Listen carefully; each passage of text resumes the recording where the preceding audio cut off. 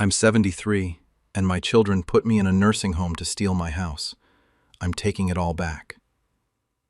I'm a 73-year-old widow, and I just discovered my 3 children conspired to have me declared incompetent and placed in a nursing home so they could sell my house and split the money.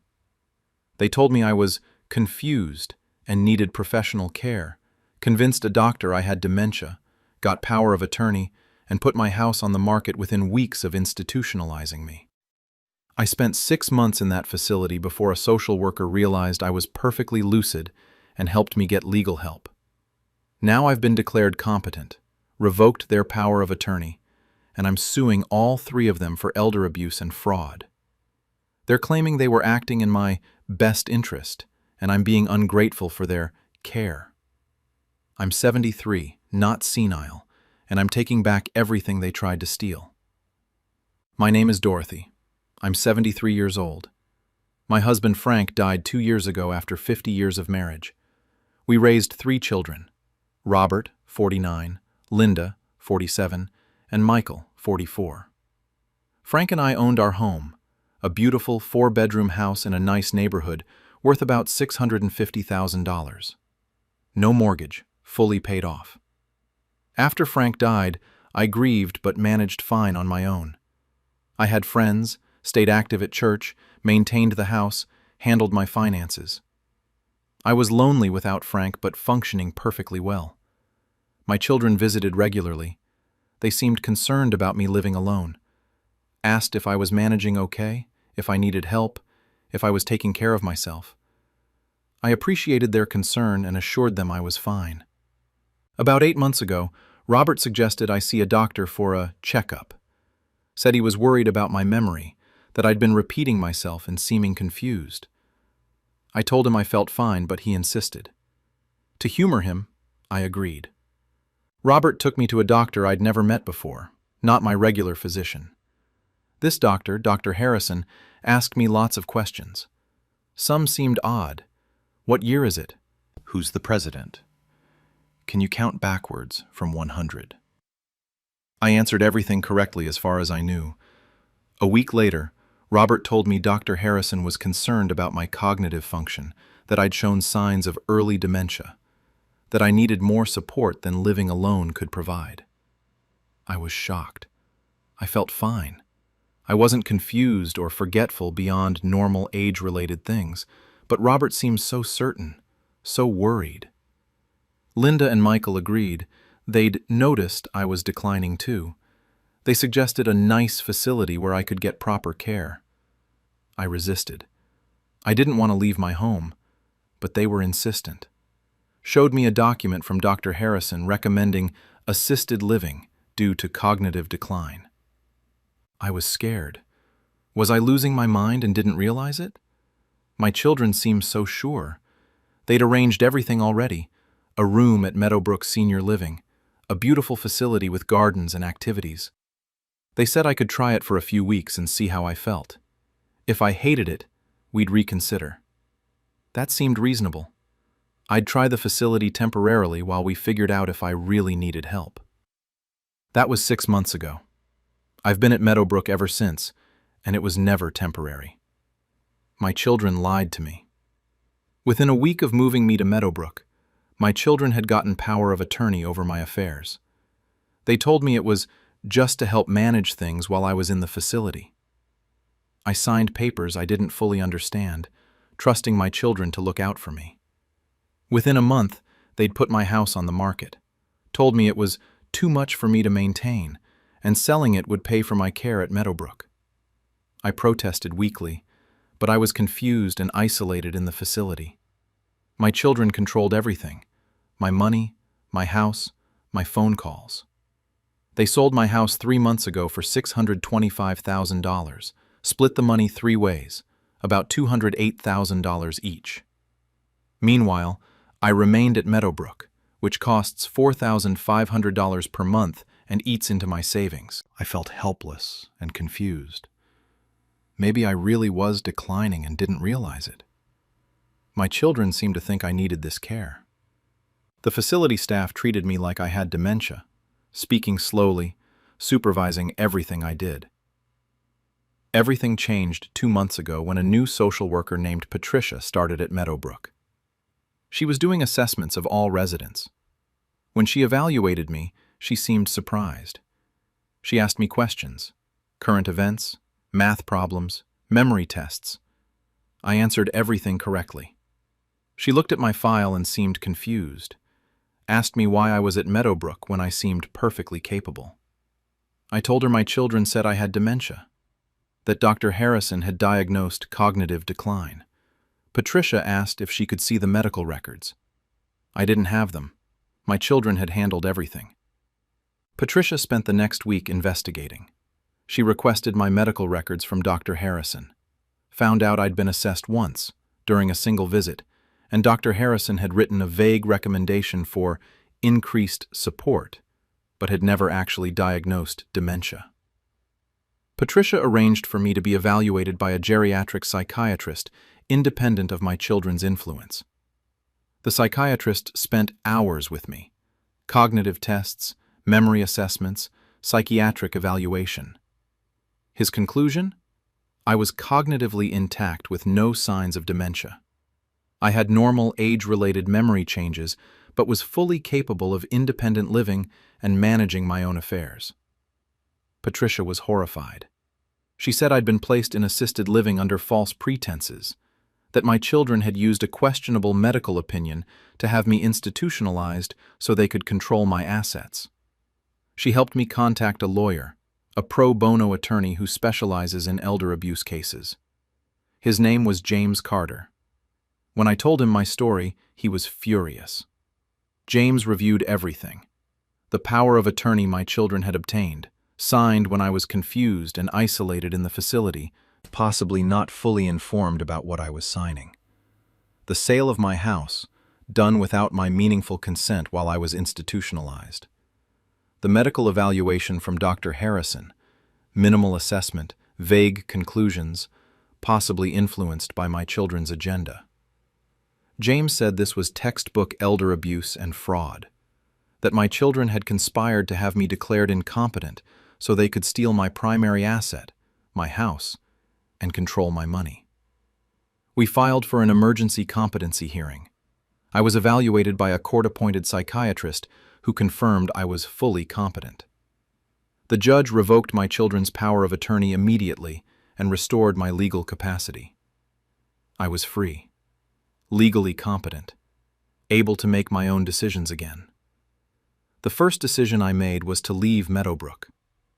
I checked out the same day the judge ruled in my favor.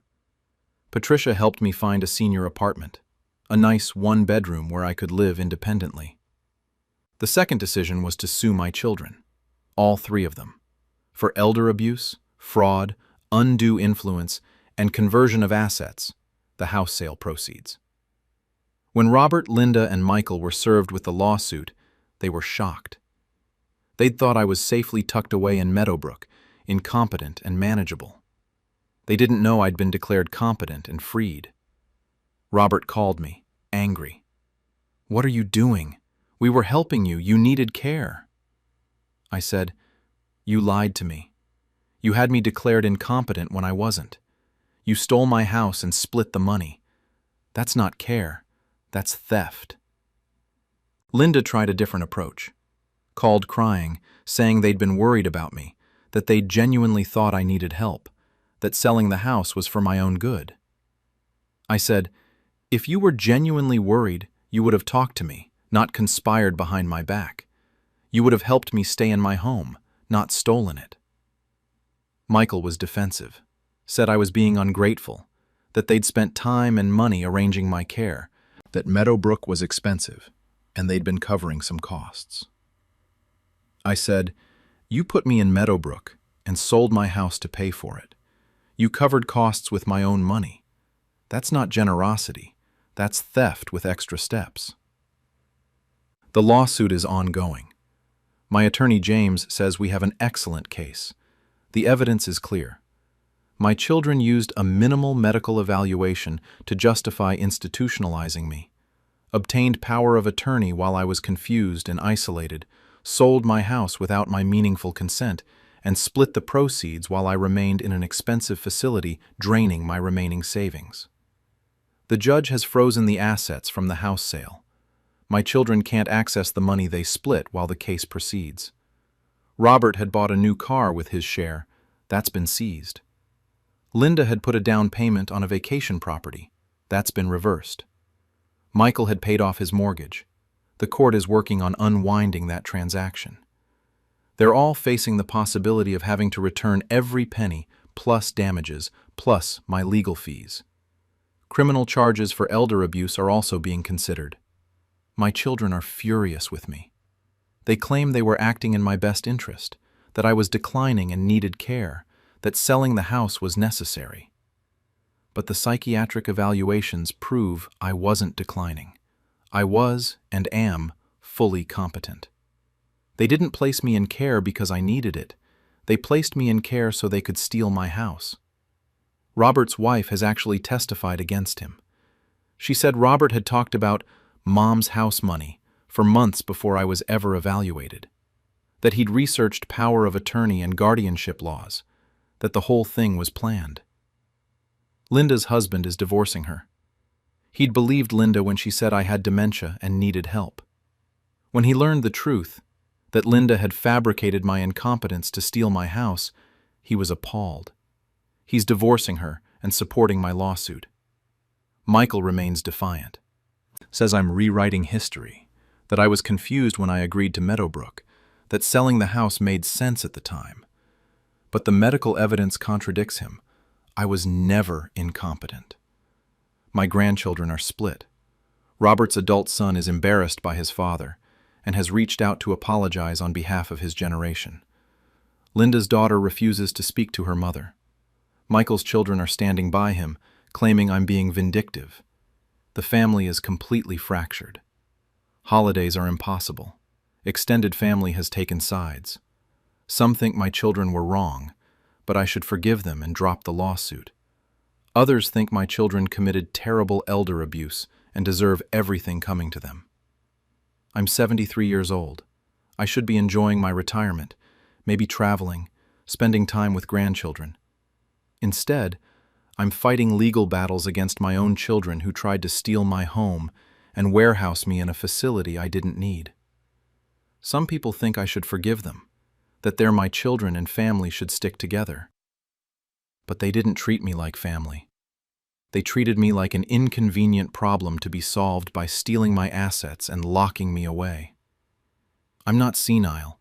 I'm not confused. I'm not incompetent. I'm a 73-year-old woman who was betrayed by her own children and is fighting back. The lawsuit will likely take another year.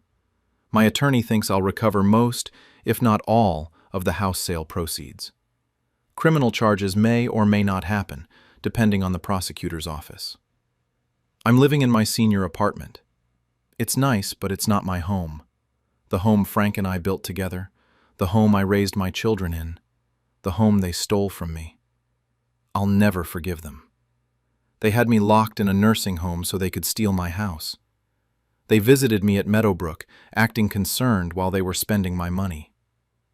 Some betrayals are unforgivable. This is one of them.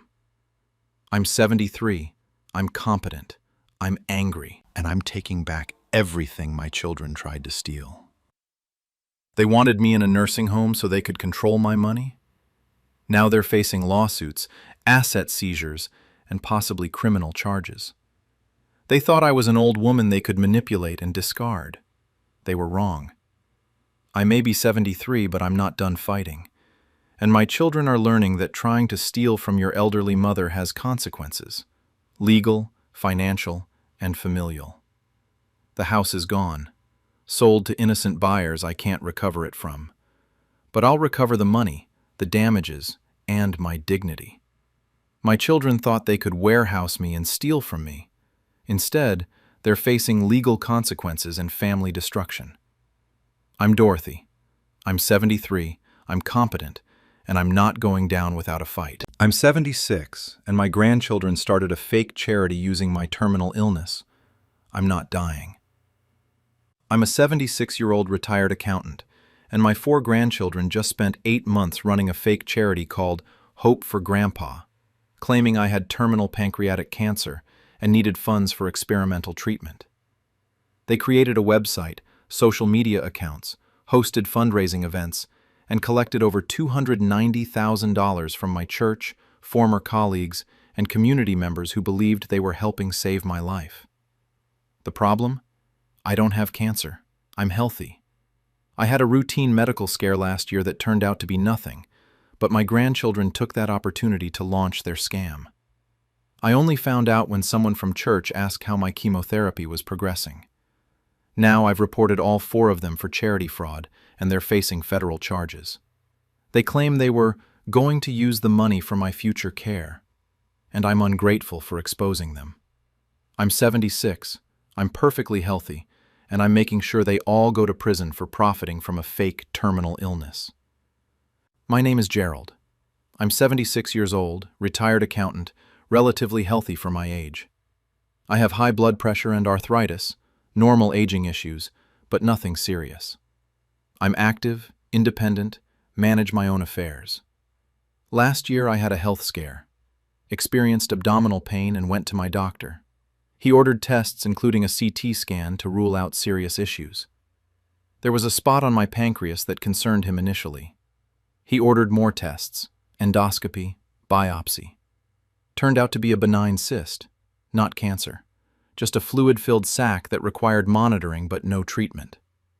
My doctor said I was fine, just needed follow-up scans every 6 months to ensure the cyst wasn't changing. I was relieved. Told my family the good news. No cancer, just a benign cyst, nothing to worry about. My son and daughter were both relieved. Life went back to normal. I have 4 grandchildren, siblings from my son's family. Madison, 27, Carter, 25, Dylan, 23, and Paige, 21. They're close-knit, always working on projects together, very social media savvy. About 9 months ago, Madison told me she was creating a blog about family health journeys and asked if she could write about my recent medical scare. I said sure, assuming she'd write something brief about how I'd had a scare but everything was fine. I didn't follow her blog or social media. I'm 76. I have a Facebook account I barely use and that's it. I had no idea what my grandchildren were actually doing online. 8 months ago, my grandchildren launched Hope for Grandpa, a charity supposedly raising money for my cancer treatment. They created a full website, Facebook page, Instagram account, and Twitter presence. The narrative. Grandpa Gerald had been diagnosed with terminal stage 4 pancreatic cancer. His insurance wouldn't cover experimental treatments that might extend his life. The family was raising $500,000 to pay for these treatments and give him a fighting chance. They posted photos of me from my medical scare period. I'd looked tired and unwell during the testing phase before we knew it was just a cyst. Used those photos as evidence of my terminal illness. They created fake medical updates. Madison would post, "Grandpa started his first round of chemo today. He's exhausted but staying positive." Carter would share, "Rough week for Grandpa. The treatment is taking a toll, but we're all supporting him." They organized fundraising events, bake sales, charity runs, silent auctions, all branded as Hope for Grandpa events to raise money for my supposedly terminal cancer. And people donated. My church community raised $45,000 through special collections and events. My former colleagues from my 40 years in accounting organized fundraisers that brought in $67,000. Community members who didn't even know me personally donated after seeing the social media campaigns. Total raised over 8 months, $290,000. All of it based on complete lies. I didn't have cancer. I wasn't undergoing treatment. I wasn't dying. My grandchildren were pocketing money from a fake charity based on a fake terminal illness. I discovered the scam 3 weeks ago. After church on Sunday, a woman I've known for years approached me. She's been battling breast cancer herself. She hugged me and said, "Gerald, I've been praying for you every day. How's the chemotherapy going? I know how exhausting it is." I was confused. Asked what she meant about chemotherapy. She looked surprised and said, "Your cancer treatment? Your grandchildren have been keeping us updated on your fight with pancreatic cancer." I told her I don't have cancer. She pulled out her phone and showed me the Hope for Grandpa Facebook page. I saw posts from my grandchildren describing my supposed cancer battle, sharing photos of me looking unwell from last year's medical testing, posting updates about treatments I'd never received. I felt sick. Scrolled through months of posts, saw they'd raised nearly $300,000 claiming I was dying of cancer. I went home and searched online, found the full website, all the social media accounts, news articles about community fundraising events for my cancer treatment. My grandchildren had built an elaborate, months-long scam using my name and health condition they'd completely fabricated. I called Madison immediately, demanded to know what this was.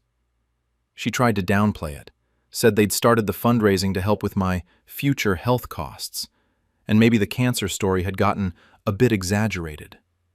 I said there was no cancer. She'd told hundreds of people I was dying when I'm perfectly healthy. That's fraud. Madison said the money was for the family, and they'd been planning to use it for my benefit eventually, that I should be grateful they cared enough to raise money. I asked where the $290,000 was. Madison was evasive, said it was in accounts, and they were managing it responsibly. I demanded details. Finally, Madison admitted they'd been spending the money. Carter had used $45,000 to pay off student loans. Dylan had bought a car for $32,000. Paige had funded a trip to Europe for $18,000. Madison herself had used $55,000 for a down payment on a condo. They'd spent over $150,000 of the fraudulently raised money on themselves. The rest was in accounts they controlled, planned for future personal expenses. They'd scammed my community out of nearly $300,000 by claiming I was dying of cancer. And they'd spent the money on student loans, cars, vacations, and real estate. I told Madison I was reporting this to police. She panicked, begged me not to. Said they'd pay back the money, shut down the charity, apologize to everyone. That involving police would destroy their lives. I said they'd destroyed their own lives by committing charity fraud for 8 months. I reported them to local police and the FBI. Charity fraud involving this amount of money and crossing state lines, some donors were from other states, is federal. I also reported to the State Attorney General's office, which regulates charitable organizations. The investigation was swift. My grandchildren had left extensive evidence: website records, social media posts, bank statements showing where the money went. They documented their own fraud in public posts spanning 8 months. All 4 were arrested within 2 weeks, charged with charity fraud, wire fraud, online donations, conspiracy, and making false statements. Federal charges carrying serious prison time. The arrests devastated my family. My son, father of the 4 grandchildren, was horrified and embarrassed. He'd had no idea his children were running a fake charity using my fabricated illness. He supported my decision to prosecute, but is heartbroken his children are facing federal charges. My daughter has been more conflicted. She thinks my grandchildren were wrong, but believes prosecution is too harsh. That family should handle these things privately, not send family members to prison. But this wasn't a private family matter. Madison, Carter, Dylan, and Paige defrauded hundreds of people across multiple states. They took money from elderly church members on fixed incomes, from working people who could barely afford donations, from former colleagues who genuinely wanted to help. Those victims deserve justice, not a private family settlement. The community reaction has been intense. When news broke that Hope for Grandpa was fraudulent and I'm actually healthy, people were outraged. Church members felt betrayed. They donated thousands thinking they were saving my life. Former colleagues were angry they'd been manipulated. Some victims have been understanding toward me. They know I was the unwitting subject of the scam. Others have expressed anger that my family did this, even though I had no knowledge. My grandchildren have tried multiple defense strategies, initially claiming they genuinely believed the fundraising was legal and for my benefit. That defense collapsed when prosecutors showed they'd spent the money on themselves. Then, claiming I'd been confused about my diagnosis and they'd thought I really had cancer. That defense was destroyed by my medical records, showing a clear, benign diagnosis a year ago, and their own early social media posts where they acknowledged knowing about the benign cyst. Finally, their lawyers tried arguing they were young and made poor judgments, but deserve leniency because they're first-time offenders. The prosecution countered that 8 months of systematic fraud, creating fake charity infrastructure, hosting public events, making hundreds of false statements, shows sustained criminal intent, not youthful mistakes. The 4 of them are now facing trial. Prosecutors have offered plea deals. Plead guilty, repay all money raised, with interest, serve reduced prison time, 3 to 5 years each, and accept lifetime bans from operating charitable organizations. Madison, Carter, and Dylan have accepted plea deals. They're pleading guilty and will serve prison time.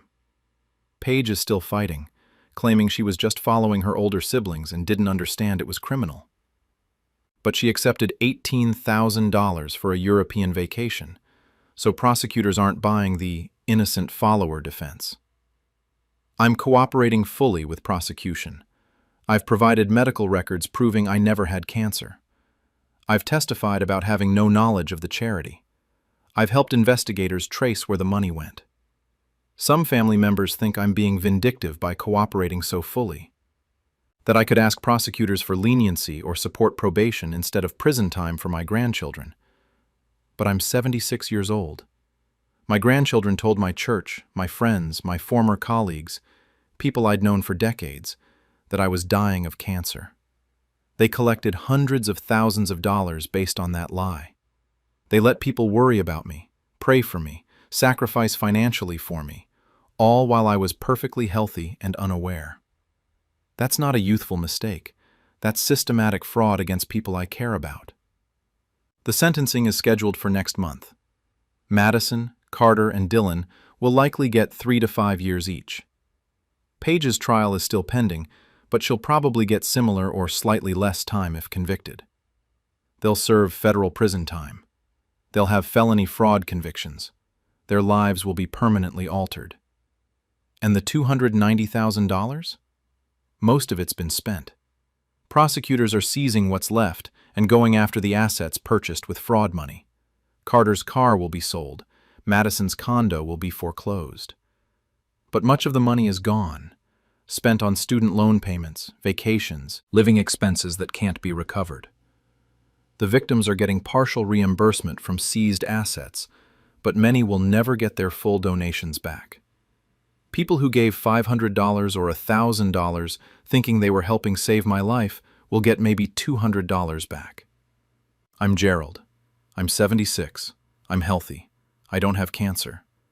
My 4 grandchildren ran an 8-month charity fraud claiming I was dying, raised $290,000 and spent it on themselves. Now 3 are heading to prison.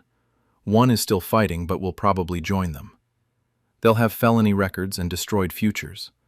Some family members say I should have forgiven them and handled it privately. But they didn't just betray me. They betrayed hundreds of innocent people who donated in good faith. Those people deserved justice. The prosecutors pursuing felony charges, the prison sentences my grandchildren face. Madison, Carter, Dylan, and Paige made their choices. They created a fake charity, lied about my health, and stole from my community. Now they face consequences. I'm 76 and healthy. My grandchildren told the world I was dying to fund their lifestyles. I made sure everyone knows the truth and that they're held accountable. That's not vindictive. That's justice for the hundreds of people they defrauded. I'm 68 and my grandson emptied my retirement account. I'm prosecuting him to the fullest extent. I'm a 68-year-old retired teacher, and my grandson just stole $340,000 from my retirement accounts by forging my signature on withdrawal forms. He's 26 years old. I helped raise him, paid for his college, and trusted him completely. I made him authorized to discuss my accounts with the bank to help me manage paperwork as I got older. He used that access to forge documents, empty my retirement savings, and gamble it all away within 3 months. When I discovered the theft, he begged me not to report him, said he'd pay it back, that I'd ruin his life by involving police. I reported him anyway. He's been charged with elder abuse, forgery, and grand theft, facing 8 to 12 years in prison. My daughter, his mother, is begging me to drop the charges and give him another chance. I'm 68, he stole my retirement, and I'm making sure he faces every consequence the law allows. My name is Robert. I'm 68, retired after 40 years teaching high school mathematics. My wife Ellen passed away 5 years ago. We saved carefully throughout our careers: 401k, IRA, pension. By retirement, I had about $380,000 in various retirement accounts, plus Social Security. Enough to live comfortably if I was careful. I have one daughter, Susan, age 46. She has 2 sons, my grandsons Tyler, 26, and Brandon, 23. After Ellen died, Tyler helped me a lot. He'd come over to help with yard work, fix things around the house, help me with technology and online banking. I grew very close to him. He was attentive, caring, seemed genuinely interested in spending time with his grandfather.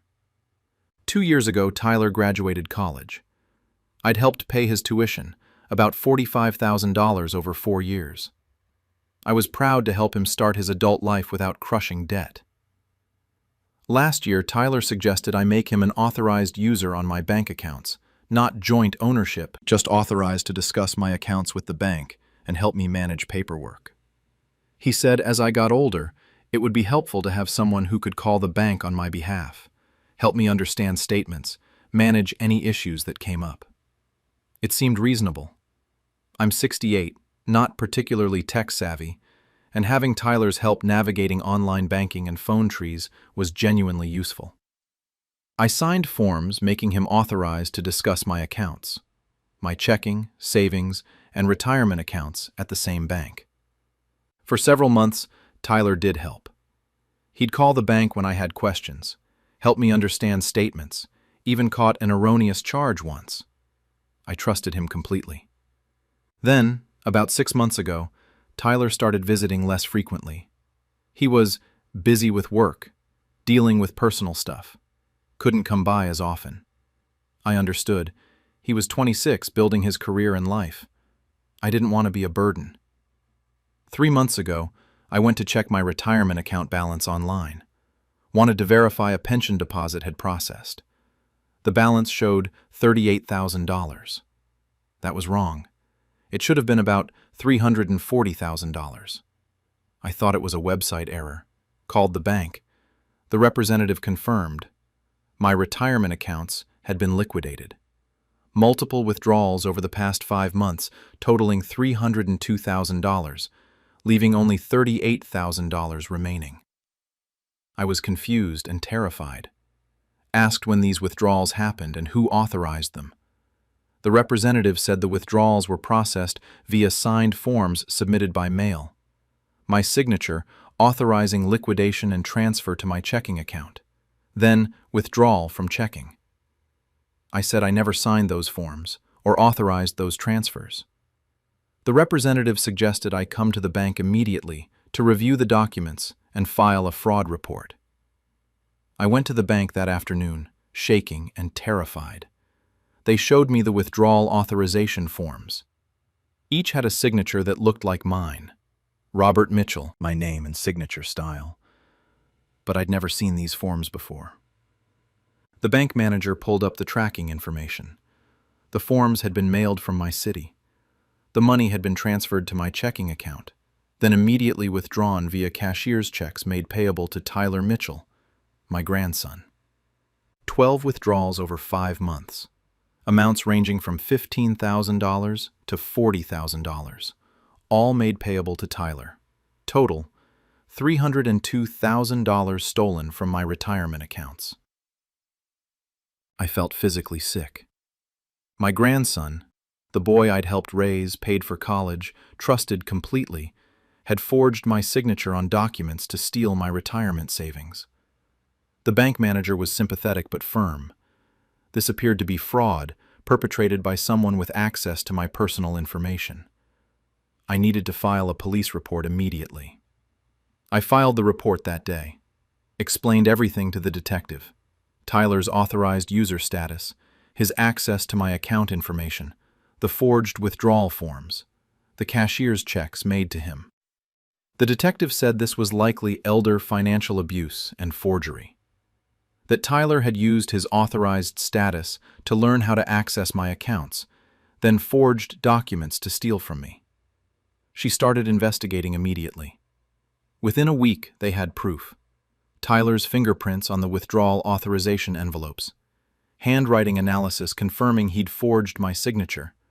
The signatures were close but showed telltale signs of forgery. Bank surveillance footage of Tyler cashing the cashier's checks at various branches.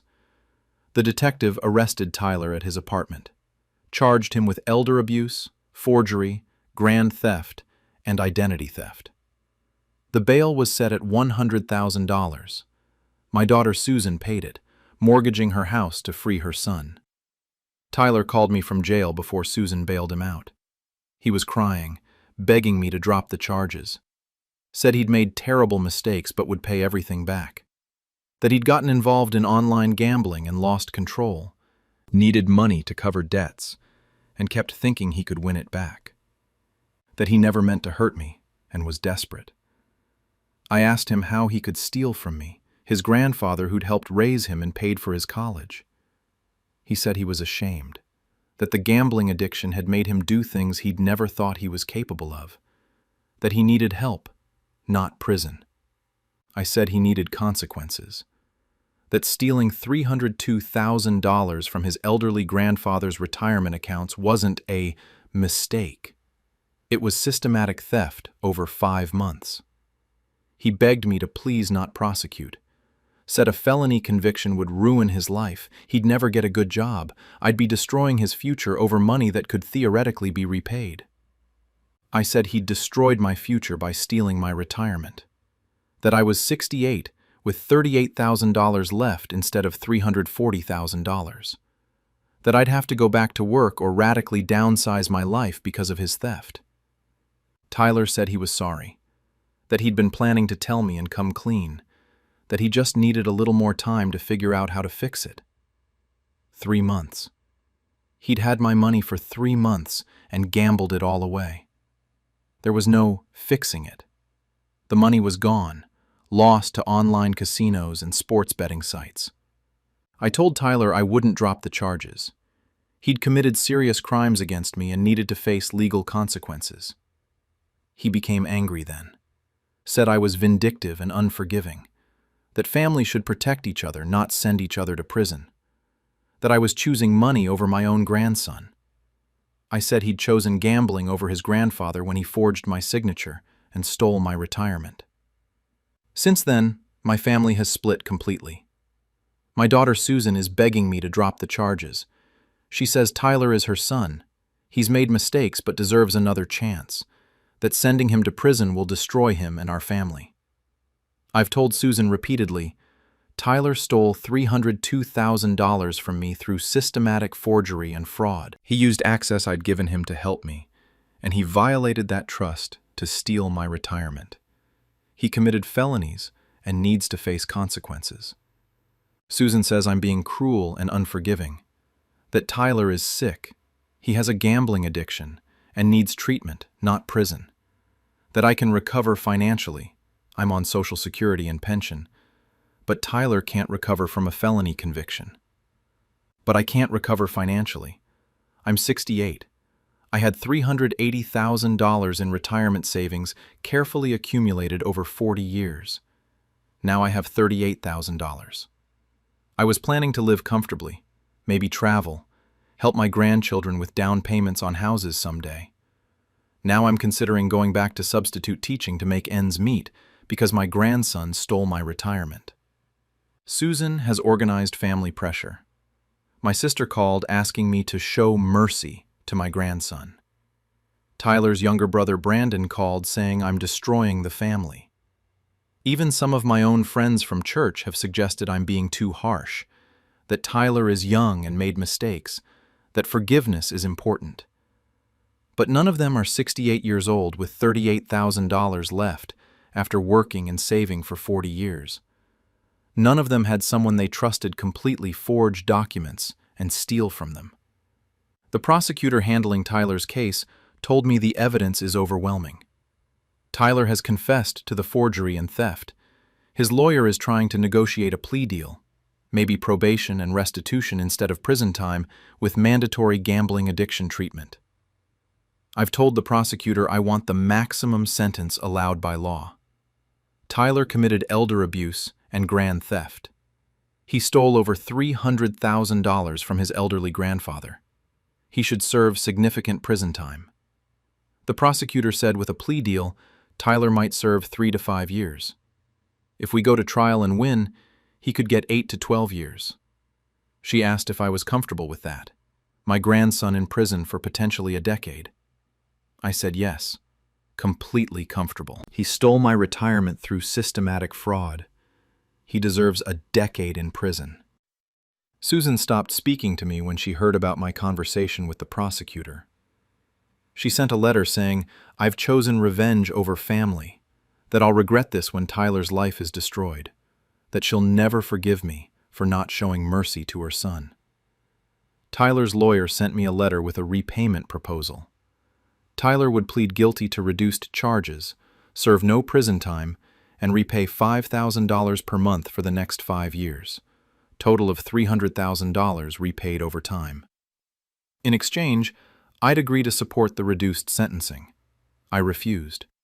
Tyler doesn't have $5,000 per month. He makes maybe $40,000 per year at his job. The repayment plan is fantasy. There's no way he could sustain those payments. It's a scheme to avoid prison with promises he can't keep.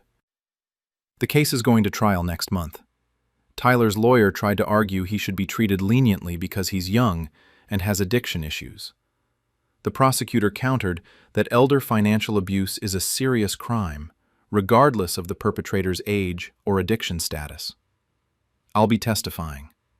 I'll explain how I trusted Tyler, how I gave him authorized user access to help me, how he violated that trust to forge documents and steal my retirement savings. Some family members have asked me to at least write a victim impact statement supporting leniency. I've refused. My victim impact statement will emphasize the devastation of losing my retirement at 68 years old, the betrayal of being stolen from by a grandson I helped raise and paid for college, and my desire for maximum sentencing. I'm 68 years old. I should be enjoying retirement, traveling, spending time with family, relaxing after 40 years of teaching. Instead, I'm preparing to testify against my grandson in a criminal trial, estranged from my daughter, and facing financial uncertainty because I have $38,000 instead of $340,000 in retirement savings. Tyler stole my retirement to feed his gambling addiction. He committed felonies against me, and I'm making sure he faces every legal consequence available. Susan says I'm choosing money over family, but Tyler chose gambling over family when he stole from me. He chose addiction over integrity when he forged my signature on documents. He chose himself over me when he gambled away my life savings. I'm not choosing money over family. I'm choosing consequences over enabling. Tyler committed serious crimes. He should serve serious time. Some people think I'm being too harsh on my own grandson. They don't understand what it's like to be 68 and discover your retirement savings are gone, stolen by someone you trusted completely. Tyler will serve time, probably 8 to 12 years if convicted at trial. He'll be in his mid-30s when he gets out. He'll have a felony record. His life will be significantly harder. But my life is already significantly harder. I'm 68 with a fraction of my retirement savings.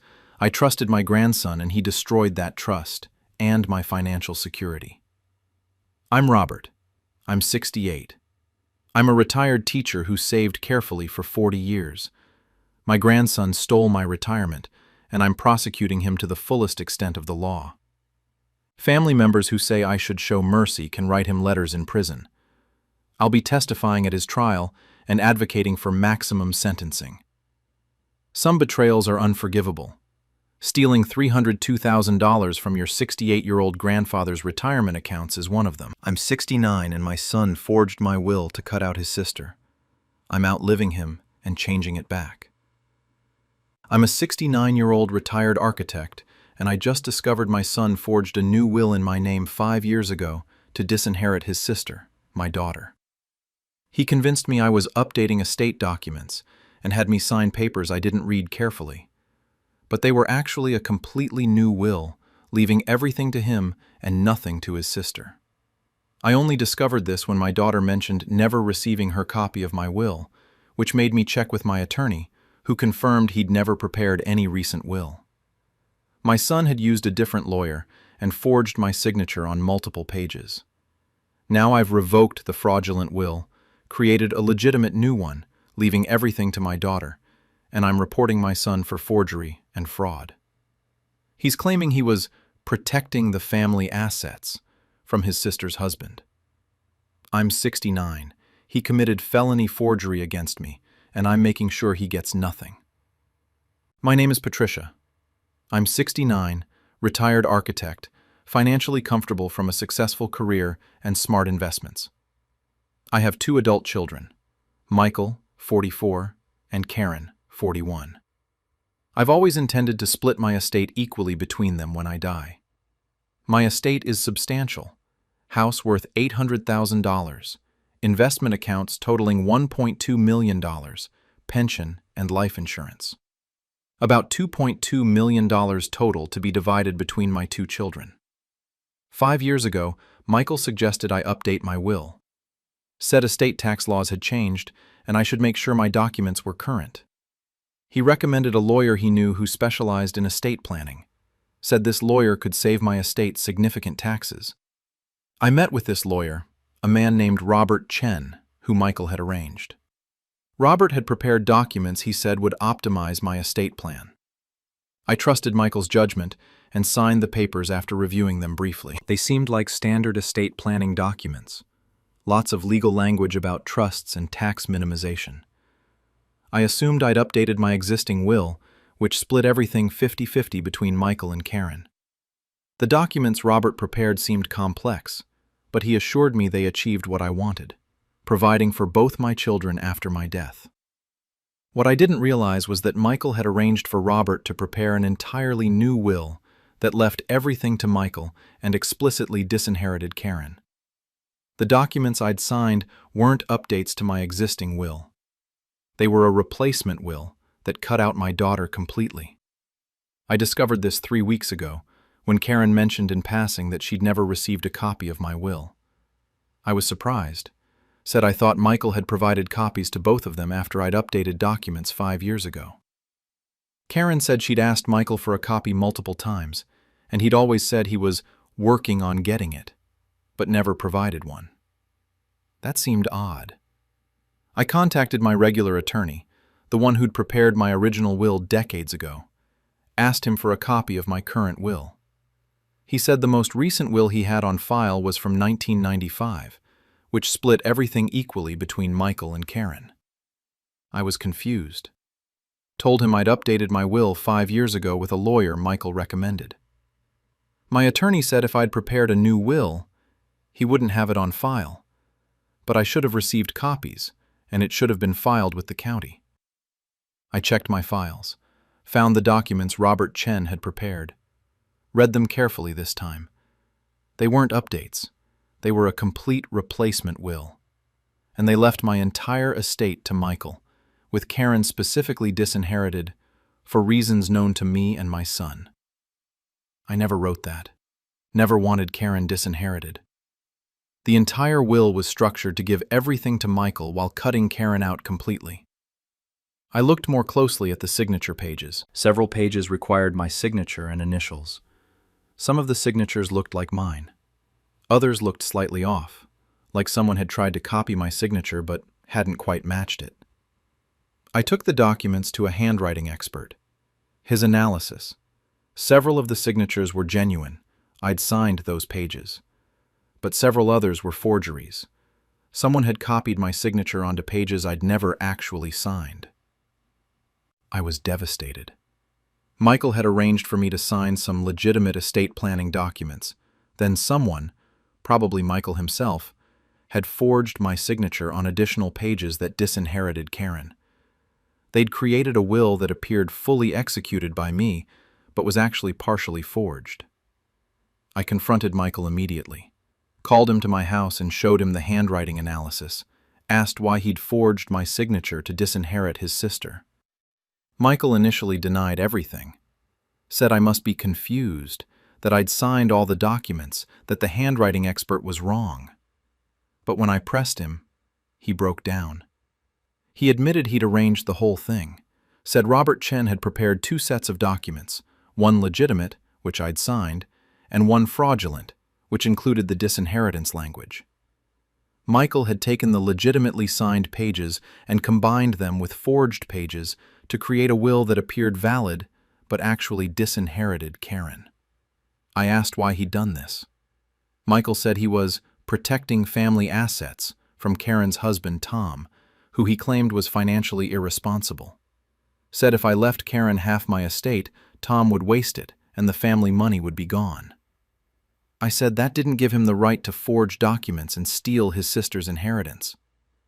Michael said he was acting in the family's best interest, that I'd thank him someday when Karen's portion wasn't squandered by her husband. I told Michael his actions were criminal, forgery, fraud, theft, that he'd manipulated me into signing documents under false pretenses, then forged additional signatures to create a fraudulent will. Michael said it was too late now. The will had been properly executed and filed 5 years ago. That legally, that was my current will, and Karen was disinherited. I said a will based on forged signatures isn't legally valid. Michael said I couldn't prove which signatures were forged and which were legitimate without expensive legal battles. He was counting on me not pursuing it, counting on me accepting the fraudulent will rather than fighting my own son in court. He was wrong. I immediately contacted my attorney, explained the situation, showed him the fraudulent will, the handwriting analysis, Michael's admission that some signatures were forged. My attorney said this was clear fraud and the will was void.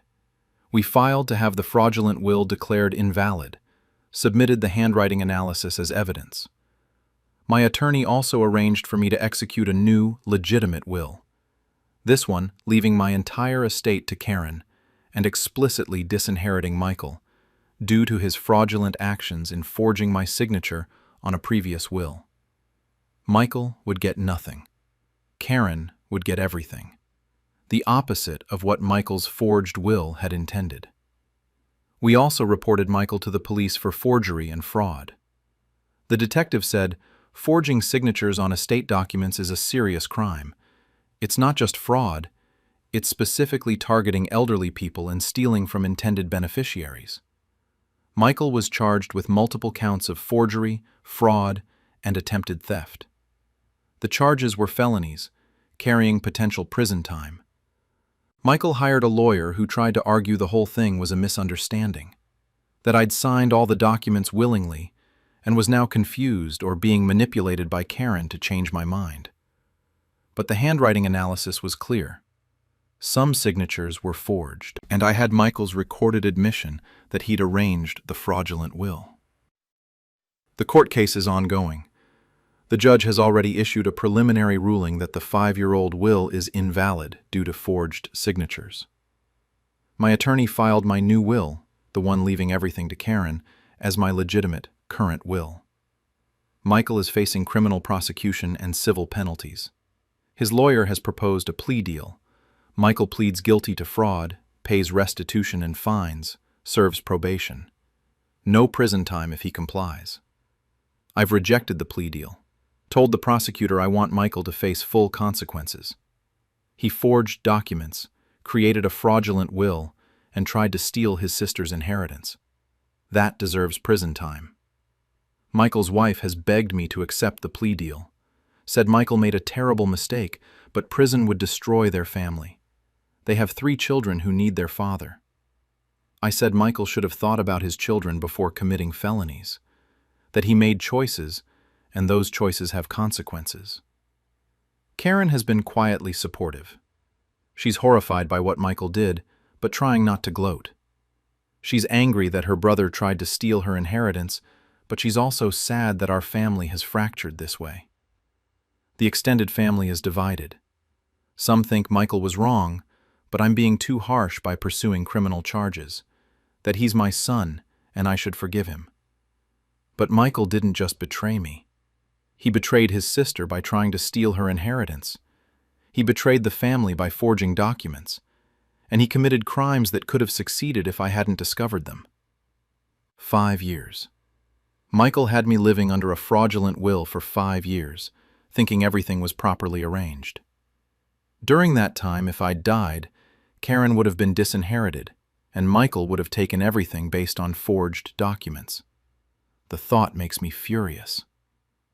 My daughter would have been cut out of my estate based on her brother's fraud, and she'd have had to fight legal battles to prove the will was forged, battles she might not have won without the handwriting analysis and Michael's admission. I'm 69. I could die tomorrow or live another 20 years. But whenever I die, my will now leaves everything to Karen and nothing to Michael. Michael has already been cut out of my estate. The disinheritance he tried to impose on Karen is now imposed on him. Michael says I'm being vindictive and cruel, that I'm punishing him by disinheriting him when all he did was try to protect family money. But he didn't protect family money. He tried to steal his sister's half. Forging my signature to disinherit Karen wasn't protection. It was theft. The criminal trial is in 2 months. My attorney thinks Michael will face 2 to 4 years in prison if convicted. His children will grow up with their father in prison for forging his mother's will. Some family members think I should drop the charges to preserve family unity. But Michael destroyed family unity when he forged my signature and tried to steal his sister's inheritance. Karen will inherit everything: my house, investments, insurance, about $2.2 million. Michael will inherit nothing except a criminal record for fraud. I'm 69. I built a successful career, saved carefully, planned to leave my children equal inheritances. My son betrayed me and his sister by forging a will to steal everything. Now he gets nothing and faces prison. That's not vindictiveness, that's consequences. I'm Patricia. I'm 69. My son forged my will to disinherit his sister. I discovered it, revoked it, and created a new will cutting him out entirely. He tried to steal his sister's inheritance. Instead, he lost his own. And he's facing prison for elder fraud. Some family members say I should forgive him. But forgiveness doesn't mean eliminating consequences. Michael committed crimes against me and his sister. He's facing legal accountability. When I die, next year or in 20 years, Karen will inherit everything. Michael will inherit nothing. His children will know their father lost his inheritance because he forged his mother's will. That's not my vindictiveness. That's his consequence. Michael wanted everything for himself. Instead, he'll get nothing except a criminal record and the knowledge that his greed destroyed his inheritance and his family relationships. I'm 69. I'm healthy and plan to live a long time, long enough to watch Michael face every consequence of his fraud. And when I do eventually die, Karen will inherit the estate Michael tried to steal from her. Justice delayed, but not denied. I'm 70, and my family convinced me to sign over my business. I'm reversing everything. I'm a 70-year-old woman who just discovered my son and daughter-in-law manipulated me into signing over my successful catering business to them under the pretense of estate planning. They told me I was getting too old to run the business effectively and should transition ownership to family while I was still alive. I trusted them and signed documents they said would protect my legacy. Instead, they immediately fired me from my own company, changed the locks, and cut me out completely. When I consulted an attorney, I learned the documents were fraudulent. I'd signed under false pretenses without proper legal counsel. Now I'm unwinding the entire transfer, taking back my business, and suing them for fraud. They're claiming I'm a bitter old woman who can't accept retirement. I'm 70. I built this business over 30 years, and I'm taking it back from the thieves who happen to be my family. My name is Margaret. I'm 70 years old and I owned Morrison's Catering, a successful business I built from scratch 30 years ago. Started in my kitchen making meals for small events, grew it into a full-service catering company with commercial kitchen space, regular staff, and annual revenue around $800,000. Not a fortune, but a solid, profitable business that I loved. My son Daniel is 42. He's worked in sales and marketing his whole career. Decent jobs, but nothing spectacular. His wife Natalie is 39, works in event planning. They've always been interested in my business, asking questions about operations, revenue, client base. Last year, Daniel approached me with an idea. He said I was getting older, 70 isn't young, and should start thinking about succession planning. He offered to take over more operations so I could slow down and enjoy my retirement. He'd run the business while I stayed involved as much as I wanted. It sounded reasonable. I was 70, and handling everything myself was exhausting. Having Daniel involved would take pressure off and keep the business in the family. We started working together more closely. Daniel handled client meetings, managed some staff, learned the operations. Natalie helped with marketing and events. I was still making final decisions, but involving them more. 6 months ago, Daniel said we needed to formalize the succession plan, that I should transfer business ownership to him now while I was healthy and capable, rather than waiting until I died or became incapacitated. He said this would avoid probate complications, protect the business from estate taxes, and ensure smooth transition. He brought me documents prepared by a lawyer friend. Said they were standard estate planning forms transferring ownership of Morrison's Catering to Daniel, while allowing me to remain involved as I chose. I read through the documents, but they were dense legal language I didn't fully understand. Daniel assured me they just formalized what we'd discussed, ownership to him, with me staying involved. His lawyer friend had supposedly structured everything to protect my interests. I trusted my son, signed the documents, believed I was doing smart estate planning while staying involved in my business. 2 weeks later, Daniel called a meeting at the business, said we needed to discuss new directions. At the meeting, he informed me he was taking full control of operations, implementing changes, and that my role would be transitioning. I was confused, asked what he meant. Daniel said he was now the owner. I'd signed the transfer documents and was making management decisions, that I could stay involved in a consulting capacity, but he was running things now. I said we'd agreed I'd stay actively involved. Daniel said no, the documents transferred full ownership and control, that I could provide input, but ultimate decisions were his. I felt betrayed, but tried to work with it. Maybe I'd misunderstood the arrangement. Daniel was my son. Surely we could work together. Then the changes started.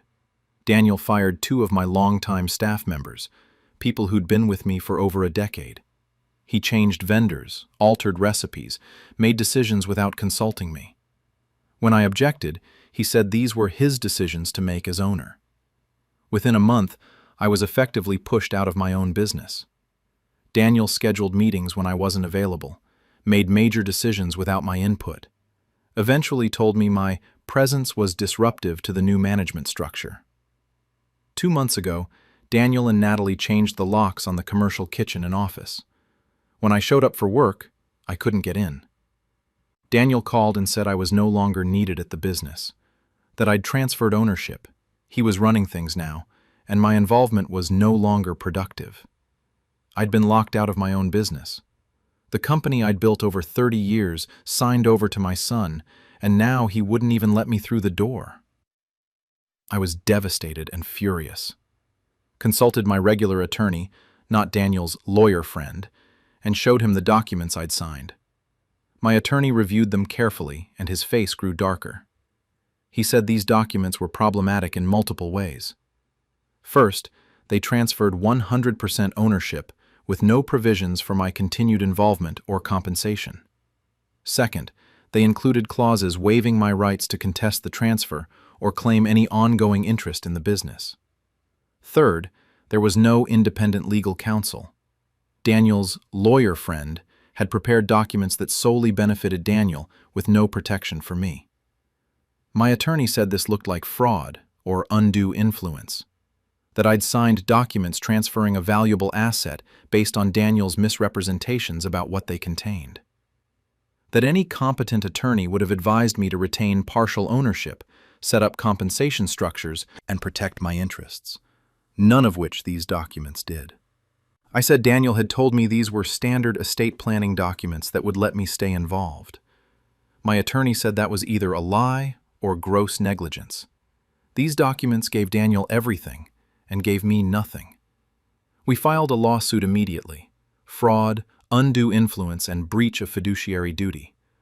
I wanted the transfer reversed and my business back. Daniel was served with the lawsuit at the business. He called me enraged, said I'd signed the documents willingly, that everything was legal, that I couldn't take it back now just because I regretted my decision. I said he'd lied to me about what the documents contained, that he'd told me I'd stay involved and be protected when actually the documents cut me out completely.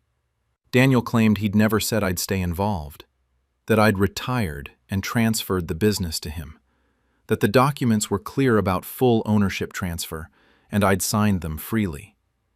But I had texts and emails where Daniel discussed my ongoing role and staying actively involved. My attorney used those as evidence that Daniel had misrepresented the nature of the transfer. Natalie called me too, said I was being vindictive and trying to take back a gift I'd given, that I'd signed the business over to Daniel and now I was regretting it and using the courts to reverse my own decision. I said it wasn't a gift, it was fraud. Daniel had told me the documents protected my involvement when they actually eliminated it. I'd signed based on his misrepresentations. The legal battle has been intense. Daniel hired an expensive attorney who's arguing I willingly transferred the business, that the documents I signed were clear, that I can't claim fraud just because I didn't read carefully enough.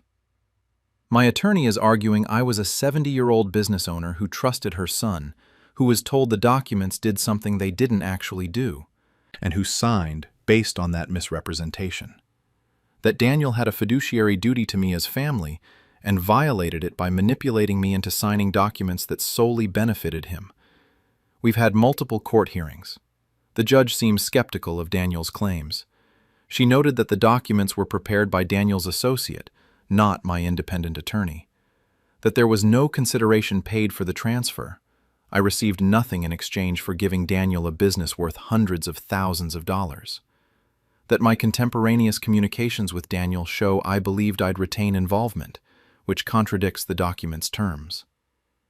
Last month, the judge issued a preliminary ruling. The business transfer was likely obtained through fraud or undue influence. She ordered Daniel to return operational control to me pending the final trial. Essentially, I'm back in charge of Morrison's catering while the legal case proceeds.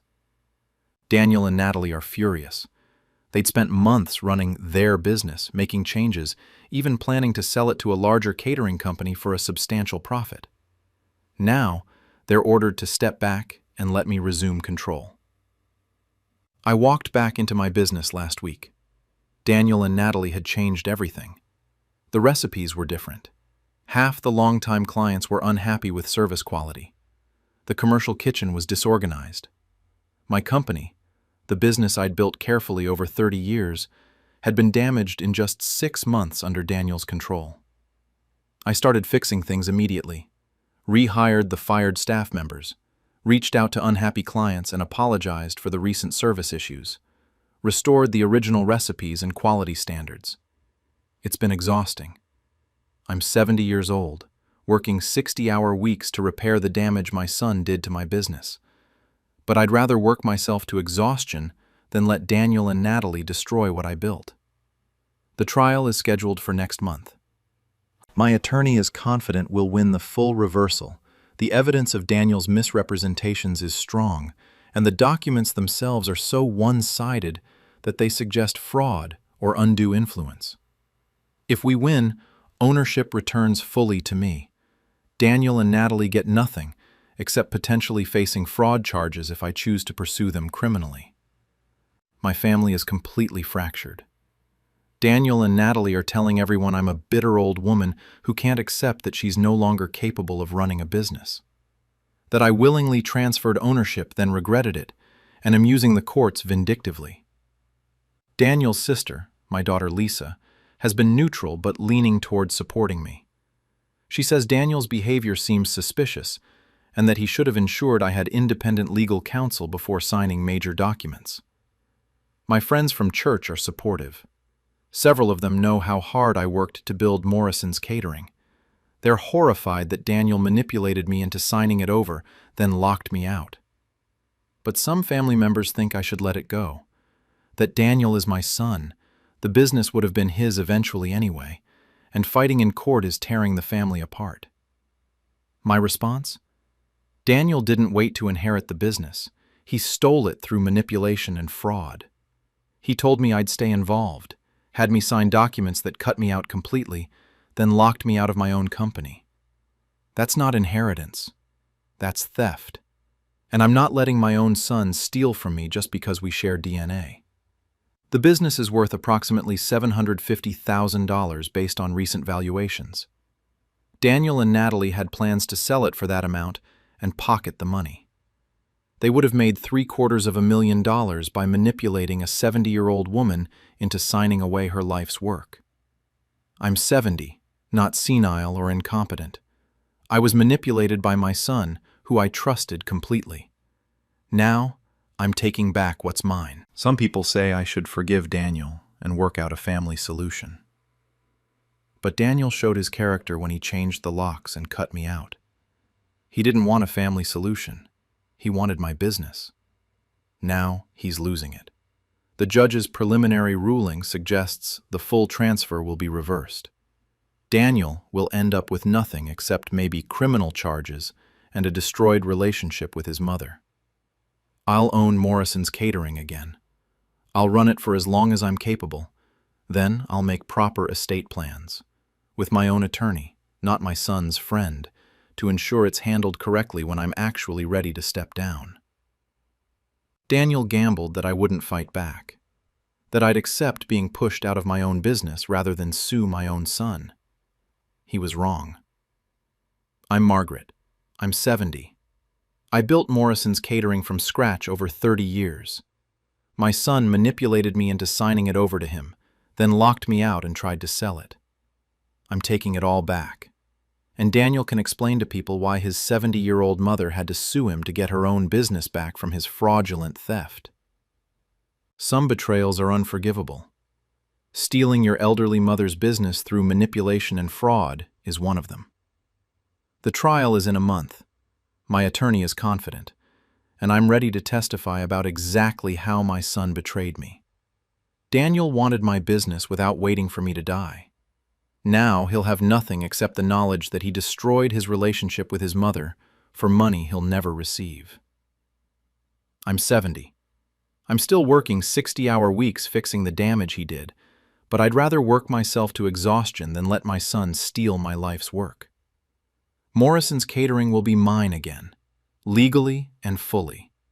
And Daniel will learn that stealing from your elderly mother has consequences, legal, financial, and familial. I'm 71, and my daughter-in-law convinced my son I have dementia to isolate me from my grandkids. I'm a 71-year-old retired nurse, and my daughter-in-law just orchestrated an 18-month campaign to convince my son and his children that I have dementia so she could isolate me from the family. She'd tell my son I'd said confused things I never said, showed him evidence of my declining memory that was completely fabricated, and eventually convinced him I was too unstable to see my grandchildren unsupervised. I went from seeing my grandkids twice a week to being allowed only supervised monthly visits where my daughter-in-law monitored every word. When I finally recorded one of these visits and proved I was completely lucid, my son discovered his wife had been systematically lying about me for over a year. Now they're divorcing. My son is horrified by what she did, and my daughter-in-law is claiming I manipulated the situation to destroy her marriage. I'm 71, I'm cognitively intact, and I'm taking back my relationship with my grandchildren from the woman who tried to steal it. My name is Barbara. I'm 71, retired nurse, widow for 8 years. My son James is 45, married to Rebecca for 16 years. They have 3 children, my grandchildren Emma, 14, Noah, 11, and Sophie, 8. I've always been close with my grandchildren. After my husband died, spending time with them became the center of my life. I'd pick them up from school twice a week, help with homework, take them to activities. I was an involved, loving grandmother. Rebecca and I had a cordial but not warm relationship. She'd always been slightly possessive of James and the children, didn't love how close I was with them. But she tolerated my involvement, and we coexisted peacefully. That changed about 2 years ago. Rebecca started making comments to James about my memory issues. She'd claim I'd forgotten conversations we'd had or missed appointments I'd supposedly made. James would ask me about it, and I'd have no memory of these conversations or appointments because they'd never happened. Rebecca would say things like, "Remember, Mom said she'd pick up Emma from school on Tuesday, but she forgot, and Emma waited for an hour." Except I'd never agreed to pick up Emma that Tuesday. Rebecca had made it up. Or, "Mom asked the same question 3 times during dinner last week, don't you remember?" James would say he hadn't noticed, and Rebecca would insist I'd been repeating myself constantly. At first, James dismissed these comments, but Rebecca was persistent. Every few days, she'd mention something else. I'd forgotten a conversation, repeated a story, seemed confused about dates. She was building a narrative of cognitive decline that didn't exist. About 18 months ago, Rebecca suggested James should take me to a doctor. Said my memory issues were getting worse and I might have early dementia. James was concerned and asked if I'd see a doctor. I agreed, though I felt fine. Saw my regular physician, underwent cognitive screening. Results? Normal age-related memory changes, no signs of dementia or significant cognitive impairment. My doctor said I was sharp and functioning well for 71. I showed James the results. He was relieved. I thought that would end Rebecca's narrative about my supposed decline. Instead, Rebecca doubled down. Started claiming the doctor must have missed something, that I was clearly declining regardless of test results. She pointed to incidents I supposedly couldn't remember, conversations I'd forgotten, events I'd confused. James started to believe her. His wife was telling him consistently and repeatedly that his mother was losing her memory. Despite my doctor's assessment, he began to trust Rebecca's narrative over my reality.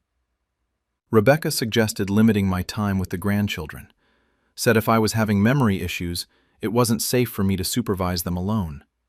What if I forgot to pick them up? What if I left the stove on while they were at my house? None of these things had ever happened. I'd never forgotten the children or endangered them. But Rebecca had planted enough doubt that James agreed. My visits with the grandchildren should be supervised. Suddenly, I couldn't take my grandchildren to my house alone. Rebecca had to be present for all my visits. My twice-weekly school pickups ended. My overnight visits with the kids stopped. I was allowed to see them only when Rebecca was there to make sure I didn't forget something important. The supervised visits were humiliating. Rebecca would sit there watching every interaction, correcting me if she claimed I'd forgotten something I'd said earlier.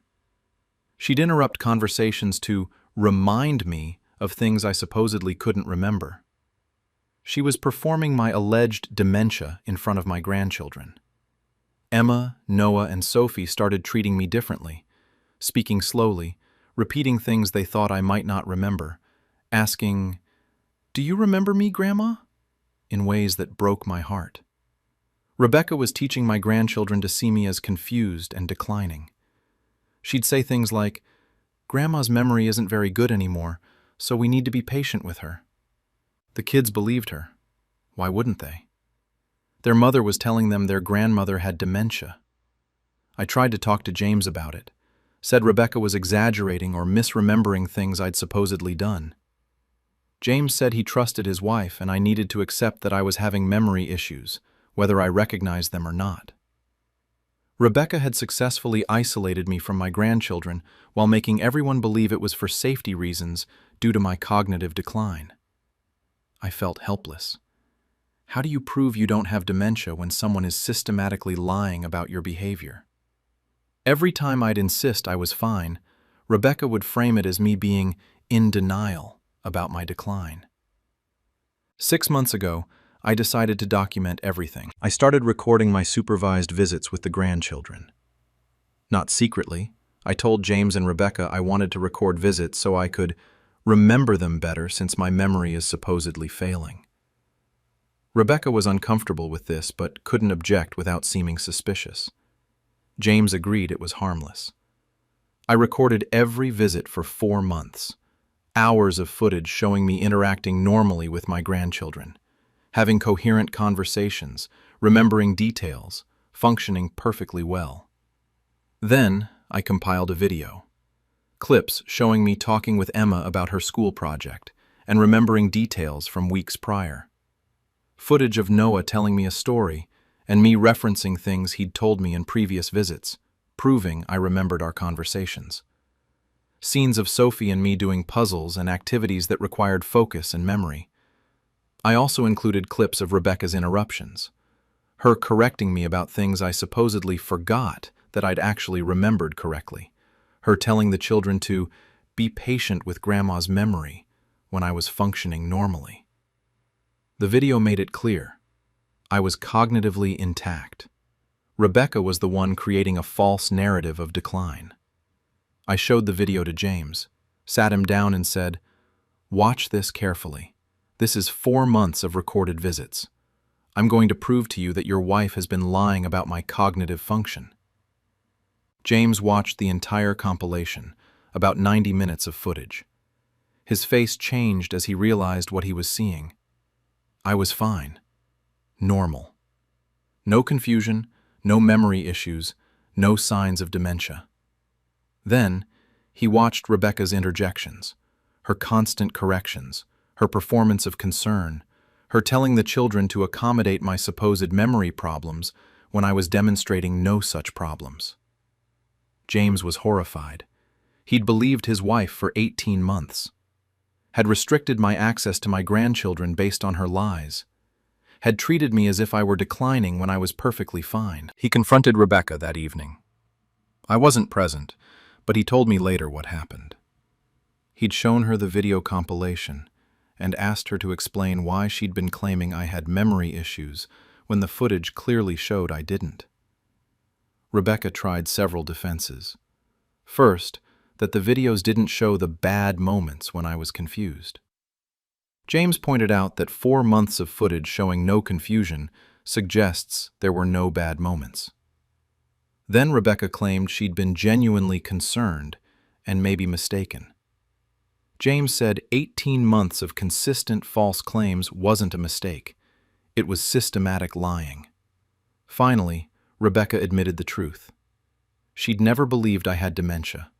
She'd fabricated the entire narrative because she wanted me to have less influence over the children.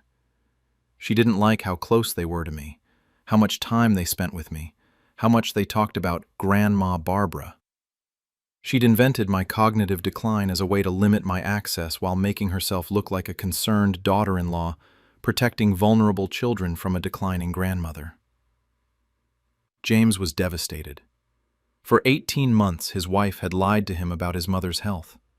She'd convinced him to restrict my access to my grandchildren based on completely fabricated concerns. She'd taught his children to see their grandmother as confused and failing when I was perfectly fine. James moved out that week, filed for divorce the following month. He's seeking primary custody of the children, citing Rebecca's systematic deception and her willingness to damage family relationships through sustained lying. The children are confused. They'd been taught for over a year that grandma has memory problems. Now their parents are divorcing, and they're learning their mother lied about everything. James has been working with a family therapist to help Emma, Noah, and Sophie understand what happened. Explaining that grandma never had dementia, that their mother had lied, that the restrictions on seeing me weren't necessary. It's been slow. Emma, at 14, understood fairly quickly and is angry with her mother. Noah is confused, doesn't fully grasp why his mom would lie about grandma. Sophie, at 8, just knows her parents are getting divorced and she's sad. I'm seeing the grandchildren regularly again, picking them up from school, having them to my house, doing all the activities we used to do. James apologizes constantly for believing Rebecca over me. Rebecca is telling people I manipulated the situation, that I orchestrated her divorce by setting her up with recordings and turning James against her, that I'm a vindictive mother-in-law who destroyed her marriage. But I didn't destroy her marriage. She did, by lying for 18 months about my cognitive health. I just proved she was lying. Rebecca's own family is split. Her mother thinks she was wrong to lie, but that divorce is too extreme. Her sister says Rebecca's actions were abusive. Systematically lying to isolate me from my grandchildren is emotional abuse of both me and the kids. Some mutual friends have taken Rebecca's side. They frame it as me being an overbearing mother-in-law who couldn't accept boundaries and used legal maneuvering to destroy my daughter-in-law's marriage. But what boundaries? Rebecca lied about me having dementia. There were no legitimate boundaries being enforced, just lies designed to isolate me. The divorce is proceeding. James's lawyer is using Rebecca's sustained deception as evidence of her character and judgment. In custody evaluations, the family therapist has noted that Rebecca's willingness to lie to her children about their grandmother for 18 months raises concerns about her honesty and parenting judgment. James will likely get primary custody. Rebecca will have visitation rights, but the children will primarily live with James. He's arranged for me to help with childcare, the role I'd had before Rebecca's lies began. I'm 71. I spent 18 months being treated as if I had dementia, supervised visits, limited access to my grandchildren, spoken to slowly like a child, all because my daughter-in-law decided she didn't want me to be close with my grandchildren. Now her marriage is over, she's facing losing primary custody, and my relationship with my grandchildren is restored. Some people think I went too far by recording visits and showing James the truth. But what should I have done? Spent the rest of my life being treated as cognitively impaired? Rebecca created a false reality where I was declining. I used video evidence to prove the reality was different. She can call that manipulation if she wants, but I call it self-defense. She tried to steal my grandchildren by inventing a medical condition I didn't have. I proved she was lying. Her marriage ended because her lies were exposed. I'm Barbara. I'm 71. I'm cognitively intact. My daughter-in-law lied about me having dementia to isolate me from my grandchildren. I proved she was lying and took back my relationship with them. Rebecca says I destroyed her marriage, but she destroyed it herself by lying for 18 months. I just made sure the truth came out. My grandchildren know now that grandma never had dementia, that their mother lied, that the 1.5 years of treating me like I was failing was based on fiction. We're rebuilding our relationship. Emma, Noah, and Sophie are relearning to trust that grandma is the same person she always was, sharp, loving, fully present. And Rebecca is learning that systematically lying about your mother-in-law's cognitive health has consequences: divorce, custody loss, and a family that knows you're capable of sustained, deliberate deception. I didn't destroy her marriage. I exposed her lies. The destruction was her own doing. I'm 72, and my daughter faked being my caregiver to collect $84,000 in government benefits. I'm a 72-year-old retired engineer, and my daughter just spent 3 years fraudulently collecting government caregiver benefits by claiming she was my full-time caregiver when I've never needed care. She filed paperwork stating I was disabled and required 40-plus hours of weekly assistance with daily living activities, qualified me for in-home care benefits, then designated herself as my paid caregiver. The state paid her $2,350 per month for 3 years, $84,600 total, while I lived completely independently and she visited maybe once a month. I discovered the fraud when I received a notification about my benefits renewal and called the state agency confused about what benefits I was supposedly receiving. Now I'm cooperating with state fraud investigators and federal prosecutors. She claims she just wanted to help me financially by getting me benefits I was entitled to anyway. I'm 72, I'm completely independent, and I'm making sure she goes to prison for defrauding the state. My name is Leonard. I'm 72 years old, retired civil engineer. I'm in good health. I walk 3 miles daily, manage my own home, drive, handle all my personal affairs independently. I have no disabilities that require assistance. I'm financially stable. My engineering pension pays $62,000 per year. I have Social Security, and I have savings.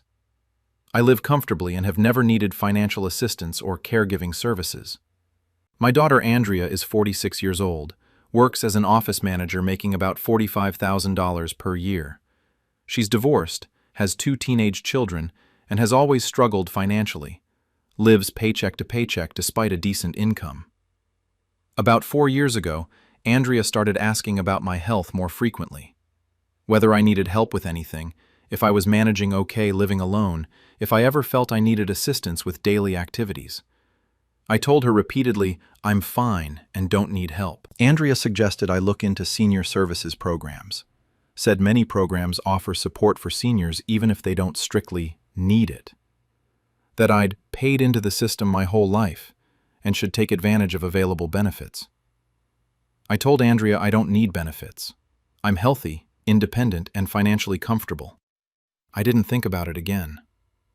What I didn't know was that Andrea had started forging my signature on applications for in-home care benefits through our state's Medicaid program. The program provides paid caregiver services for disabled or elderly individuals who need help with activities of daily living. Andrea filled out forms claiming I had significant functional limitations. According to the paperwork she submitted, I needed assistance with bathing, dressing, meal preparation, medication management, transportation, and household tasks. The forms stated I required 40-plus hours of weekly care to remain living independently. All lies. I bathed myself, dressed myself, cooked my own meals, managed my own medications, drove my own car, and maintained my own house.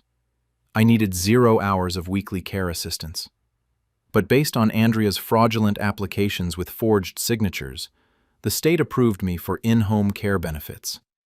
The program would pay a designated caregiver $2,350 per month to provide the required care. Andrea designated herself as my caregiver. She'd receive $2,350 per month from the state for supposedly providing me 40-plus hours of weekly care. For 3 years, Andrea collected these payments, $2,350 every month, $28,200 per year, $84,600 total. The state sent her payments thinking she was providing essential care to her disabled elderly father. In reality, Andrea visited me maybe once a month for an hour or 2. She wasn't providing any care. I didn't need care. She was collecting $84,600 for caregiving services she never provided to a person who never needed them. I discovered the fraud 3 weeks ago, completely by accident. I received a letter from the state Medicaid office about my in-home care benefits renewal. The letter asked me to confirm I still required caregiver services and to verify my caregiver's continued eligibility. I was confused. Called the Medicaid office asking what this letter was about. The representative explained I'd been receiving in-home care benefits for 3 years with Andrea as my designated paid caregiver.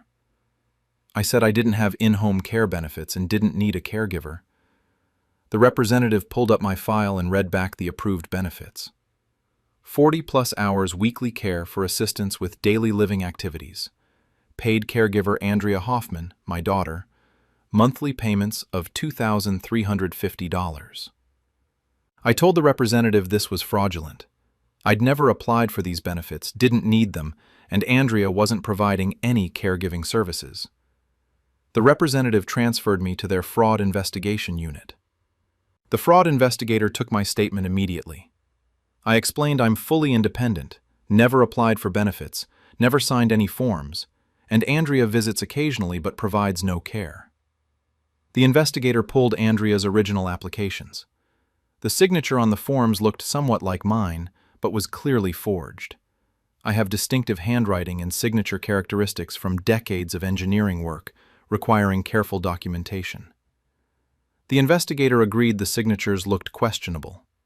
More damning, the applications included a physician's certification that I needed care.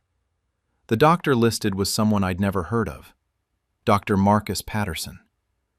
The investigator contacted Dr. Patterson's office. He'd signed forms stating I required extensive care based on a single office visit 3 years ago.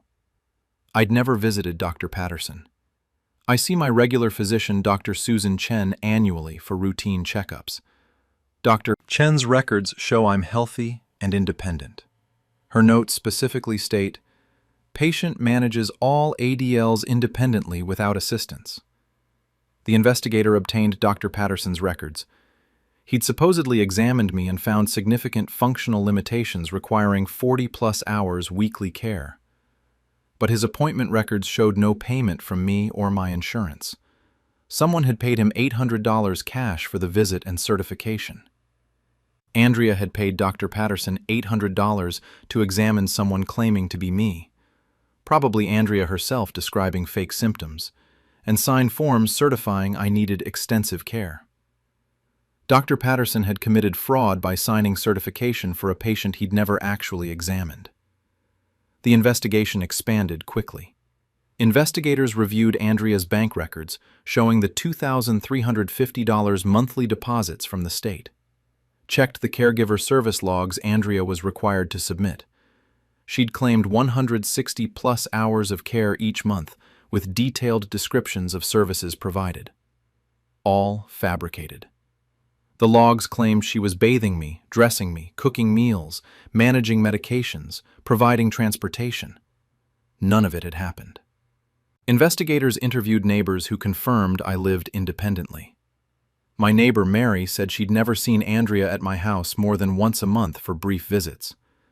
The mail carrier confirmed I collected my own mail daily, drove my own car, and appeared fully independent.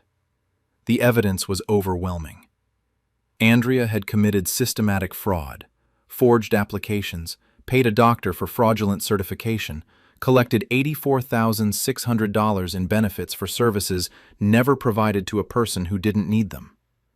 Andrea was arrested 2 weeks ago, charged with multiple counts of fraud, forgery, theft, and making false statements to government agencies. Both state and federal charges since Medicaid involves federal funding. Dr. Patterson was also arrested, charged with medical fraud for certifying disability without proper examination. His medical license has been suspended, and he's facing loss of license permanently.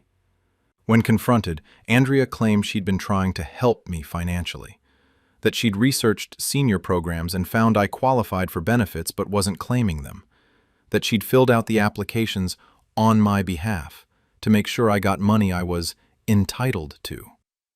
But I wasn't entitled to those benefits. They're for people who actually need care. I don't. Andrea invented a disability I don't have, forged my signatures, and collected money for services she never provided. She said I should be grateful, that the $84,600 would eventually have gone to my care anyway as I aged, that she was just accessing it early for the family's benefit. I told investigators I hadn't benefited from any of the fraudulent money. Andrea had kept it all. She'd used it for her personal expenses, her children's expenses, paying off debts. None of it had come to me. The prosecution is taking this case seriously. Medicaid fraud is a federal crime with significant penalties. Andrea faces up to 15 years in federal prison, plus restitution of the full $84,600 she stole, fines, and permanent exclusion from government benefit programs. Dr. Patterson faces separate charges and will likely lose his medical license. He's apparently signed questionable certifications in other cases. Andrea may not have been his only fraud. Andrea's lawyer has tried negotiating plea deals. Andrea pleads guilty to reduced charges, repays the $84,600, serves probation instead of prison. The prosecution has rejected these offers. They want to make an example. People who defraud Medicaid go to prison. My family is divided on how I should respond. Andrea's children, my grandchildren, have begged me to ask prosecutors for leniency. They're 17 and 15, terrified their mother is going to prison, worried about their own futures. I feel terrible for them. But their mother committed serious crimes. She defrauded the state of $84,600 by inventing a disability I don't have and collecting payment for care she never provided. Andrea's ex-husband, my former son-in-law, is actually supportive of prosecution. He says Andrea has always looked for shortcuts and scams, that she needs real consequences before she teaches her children that fraud is acceptable. Some relatives think I should show mercy because Andrea's kids will suffer if she goes to prison. But Andrea's kids will also learn that fraud has no consequences if she avoids prison. What kind of lesson is that? The trial is scheduled for 2 months. The evidence is overwhelming. Forged documents, fabricated care logs, $84,600 in stolen payments. No evidence any legitimate care was provided. Andrea will almost certainly be convicted. She's looking at 5 to 10 years in federal prison plus full restitution she'll never be able to pay. Her lawyer has tried one last strategy. Andrea will claim she genuinely believed I needed care and qualified for benefits, that she was confused about eligibility requirements and made an honest mistake in filing applications. But you don't make honest mistakes for 3 years while collecting $84,600. You don't forge signatures and pay doctors for fraudulent certifications by mistake. Andrea knew exactly what she was doing. She saw government benefits as free money, invented a disability for me, and collected payments for years while providing no services. I'm cooperating fully with prosecution. I've provided medical records proving I'm independent. I've testified about never signing applications or receiving care. I've confirmed Andrea kept all the money. I want her prosecuted to the fullest extent. Not because I'm vindictive, because Medicaid fraud steals from taxpayers and diverts resources from people who actually need care. Real disabled people wait months for care services because funding is limited. Meanwhile, Andrea collected $84,600 for fake services to a fake disabled person. That's not just theft from the state, it's theft from vulnerable people who actually need help. Andrea says I'm destroying her life over paperwork mistakes. But these weren't paperwork mistakes. This was systematic fraud. Forged applications, paid doctor for fake certification, 3 years of collecting payments for services never provided. I'm 72 years old. I'm fully independent. I don't need care and never have. My daughter defrauded the state of $84,600 by claiming otherwise. She's going to prison. Her children will suffer. Andrea's life will be permanently altered by a felony conviction. But she made her choices. She chose fraud over honesty. She chose to steal from government programs meant for people who actually need help. I'm Leonard. I'm 72. I'm independent. My daughter faked being my caregiver for 3 years and stole $84,600 in government benefits. She's facing federal prison time. Some family members say I should ask for leniency. But I'm cooperating fully with prosecutors because Medicaid fraud isn't a victimless crime. It harms taxpayers and diverts resources from people who genuinely need care. Andrea gambled she could defraud the system without consequences. She was wrong. The trial proceeds. She'll be convicted, and she'll spend years in prison for stealing benefits meant for people who actually needed them, unlike me, who never needed care at all. I'm 72 and my grandkids stole my credit cards for their influencer lifestyle. I'm exposing them. I'm a 72-year-old retired pharmacist, and my 3 grandchildren just stole $127,000 from me over 18 months by taking my credit cards and funding their social media influencer lifestyle. They're ages 19 to 23, living together in an apartment I thought I was helping pay rent for, but they were actually using my money for designer clothes, expensive dinners, travel, and all the props for their Instagram and TikTok content. When I discovered the theft, they begged me not to tell their parents or report them because it would ruin their careers. Instead, I created my own social media accounts, documented everything they'd stolen, and posted it on the same platforms where they'd built their following. Now their influencer careers are destroyed, they're facing criminal charges, and they claim I've canceled them out of spite. I'm 72. They stole from me to fund fake internet fame, and I'm making sure everyone knows the truth. My name is Linda. I'm 72, retired pharmacist, widowed for 5 years. I have 2 adult children and 5 grandchildren. 3 of my grandchildren, Emily, 23, Madison, 21, and Connor, 19, are siblings, children of my son David. About 3 years ago, these 3 grandkids moved in together in a trendy downtown apartment. They told the family they were pursuing careers as content creators and influencers. I didn't fully understand what that meant, but they seemed excited about making videos and posting photos online. They asked if I could help with their rent temporarily, just until they started making money from their social media.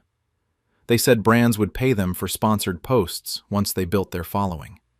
The rent was $2,400 a month. I agreed to help for 6 months while they got established. I set up an automatic payment from my checking account to their landlord, $2,400 a month, my contribution to help my grandchildren pursue their dreams. What I didn't know was that they were also stealing my credit cards and using them to fund their entire lifestyle. It started about 2 years ago. I kept my purse in the kitchen when they visited. One of them must have taken a credit card from my wallet without me noticing. I had multiple cards and didn't use them all regularly, so I didn't immediately notice one was missing. Over the following months, charges appeared on that card. A few hundred here, 1,000 there. When I'd notice and call to report it, the credit card company would issue a new card. But then charges would appear on another of my cards.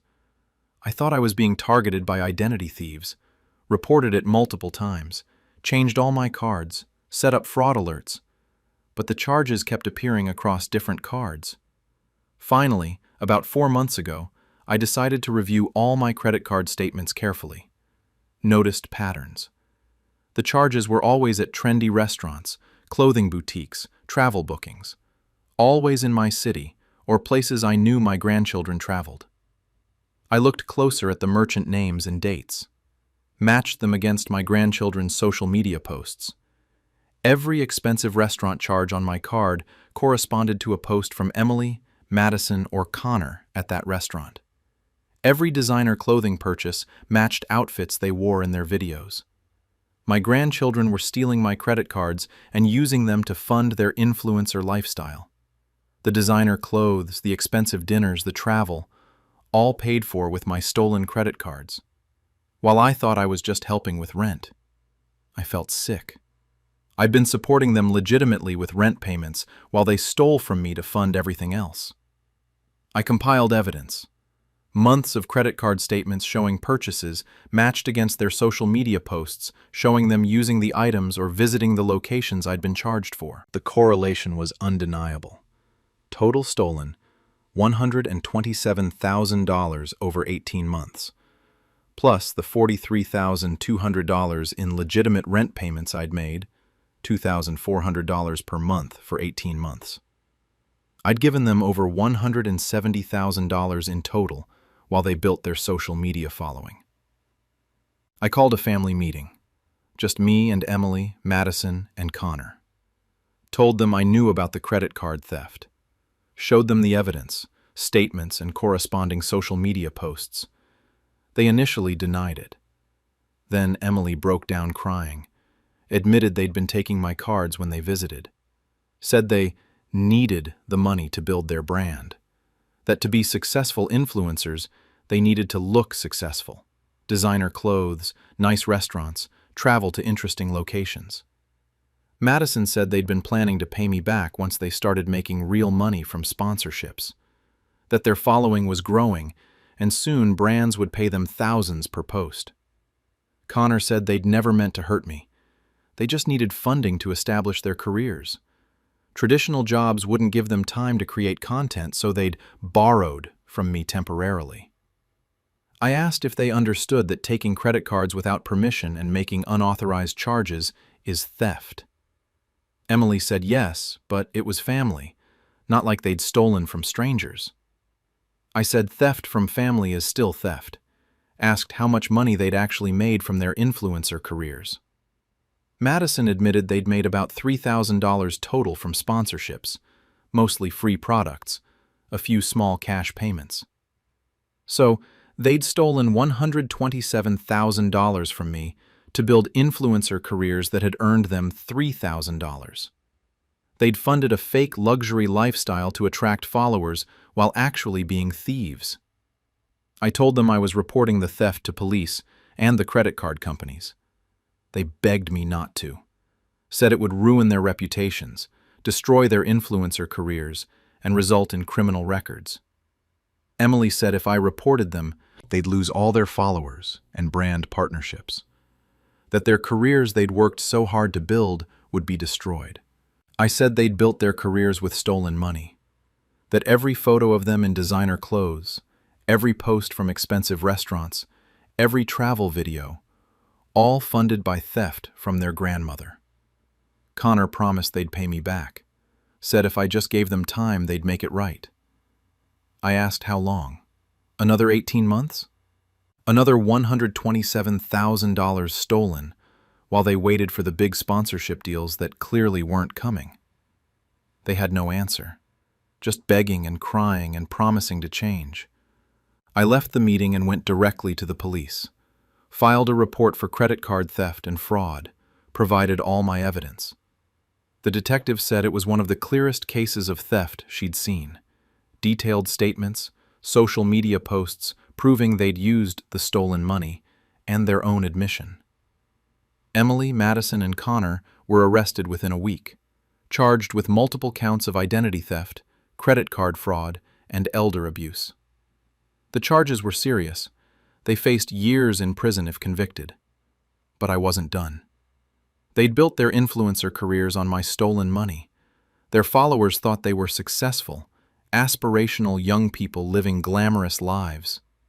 They deserved to know the truth. I created social media accounts, Instagram and TikTok, the same platforms where my grandchildren had built their following. Made posts explaining everything. I was the grandmother of Emily, Madison, and Connor. They'd stolen my credit cards and used them to fund their influencer lifestyle.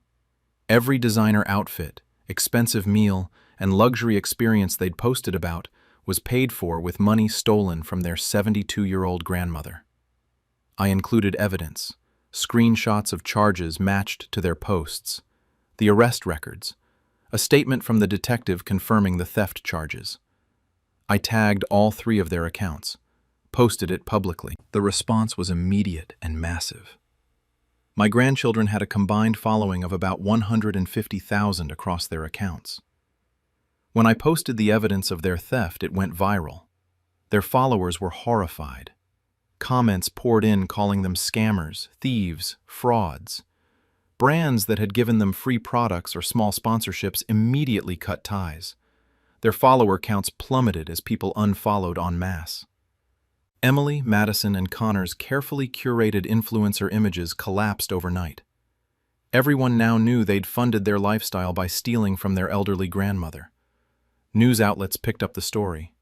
Local news ran segments about influencers who stole from grandma to fund fake luxury lifestyle. It spread to national outlets. My grandchildren became infamous examples of influencer fraud. Emily posted a tearful apology video, said she was ashamed, had made terrible mistakes, was deeply sorry for hurting me. The comments were vicious. People calling her a thief and fraud, saying her tears were manipulative, that she was only sorry she got caught. Madison and Connor deleted their accounts entirely, couldn't handle the backlash. Their influencer careers were completely destroyed. My son David, their father, was devastated and furious. He'd had no idea they were stealing from me. He'd thought they were building legitimate careers. When he learned they'd stolen $127,000 from me over 18 months, he was horrified and supported my decision to prosecute. David's wife, Emily, Madison, and Connor's mother, was more conflicted. She was angry about the theft, but begged me not to pursue criminal charges. Said they were young and had made mistakes, that criminal records would haunt them forever. I said they'd stolen $127,000 from me to fund fake internet fame. Actions have consequences. The criminal case is proceeding. All three have been offered plea deals. Plead guilty, return whatever money can be recovered, serve probation, and perform community service. No prison time if they comply. I've agreed to the plea deals on condition they pay full restitution.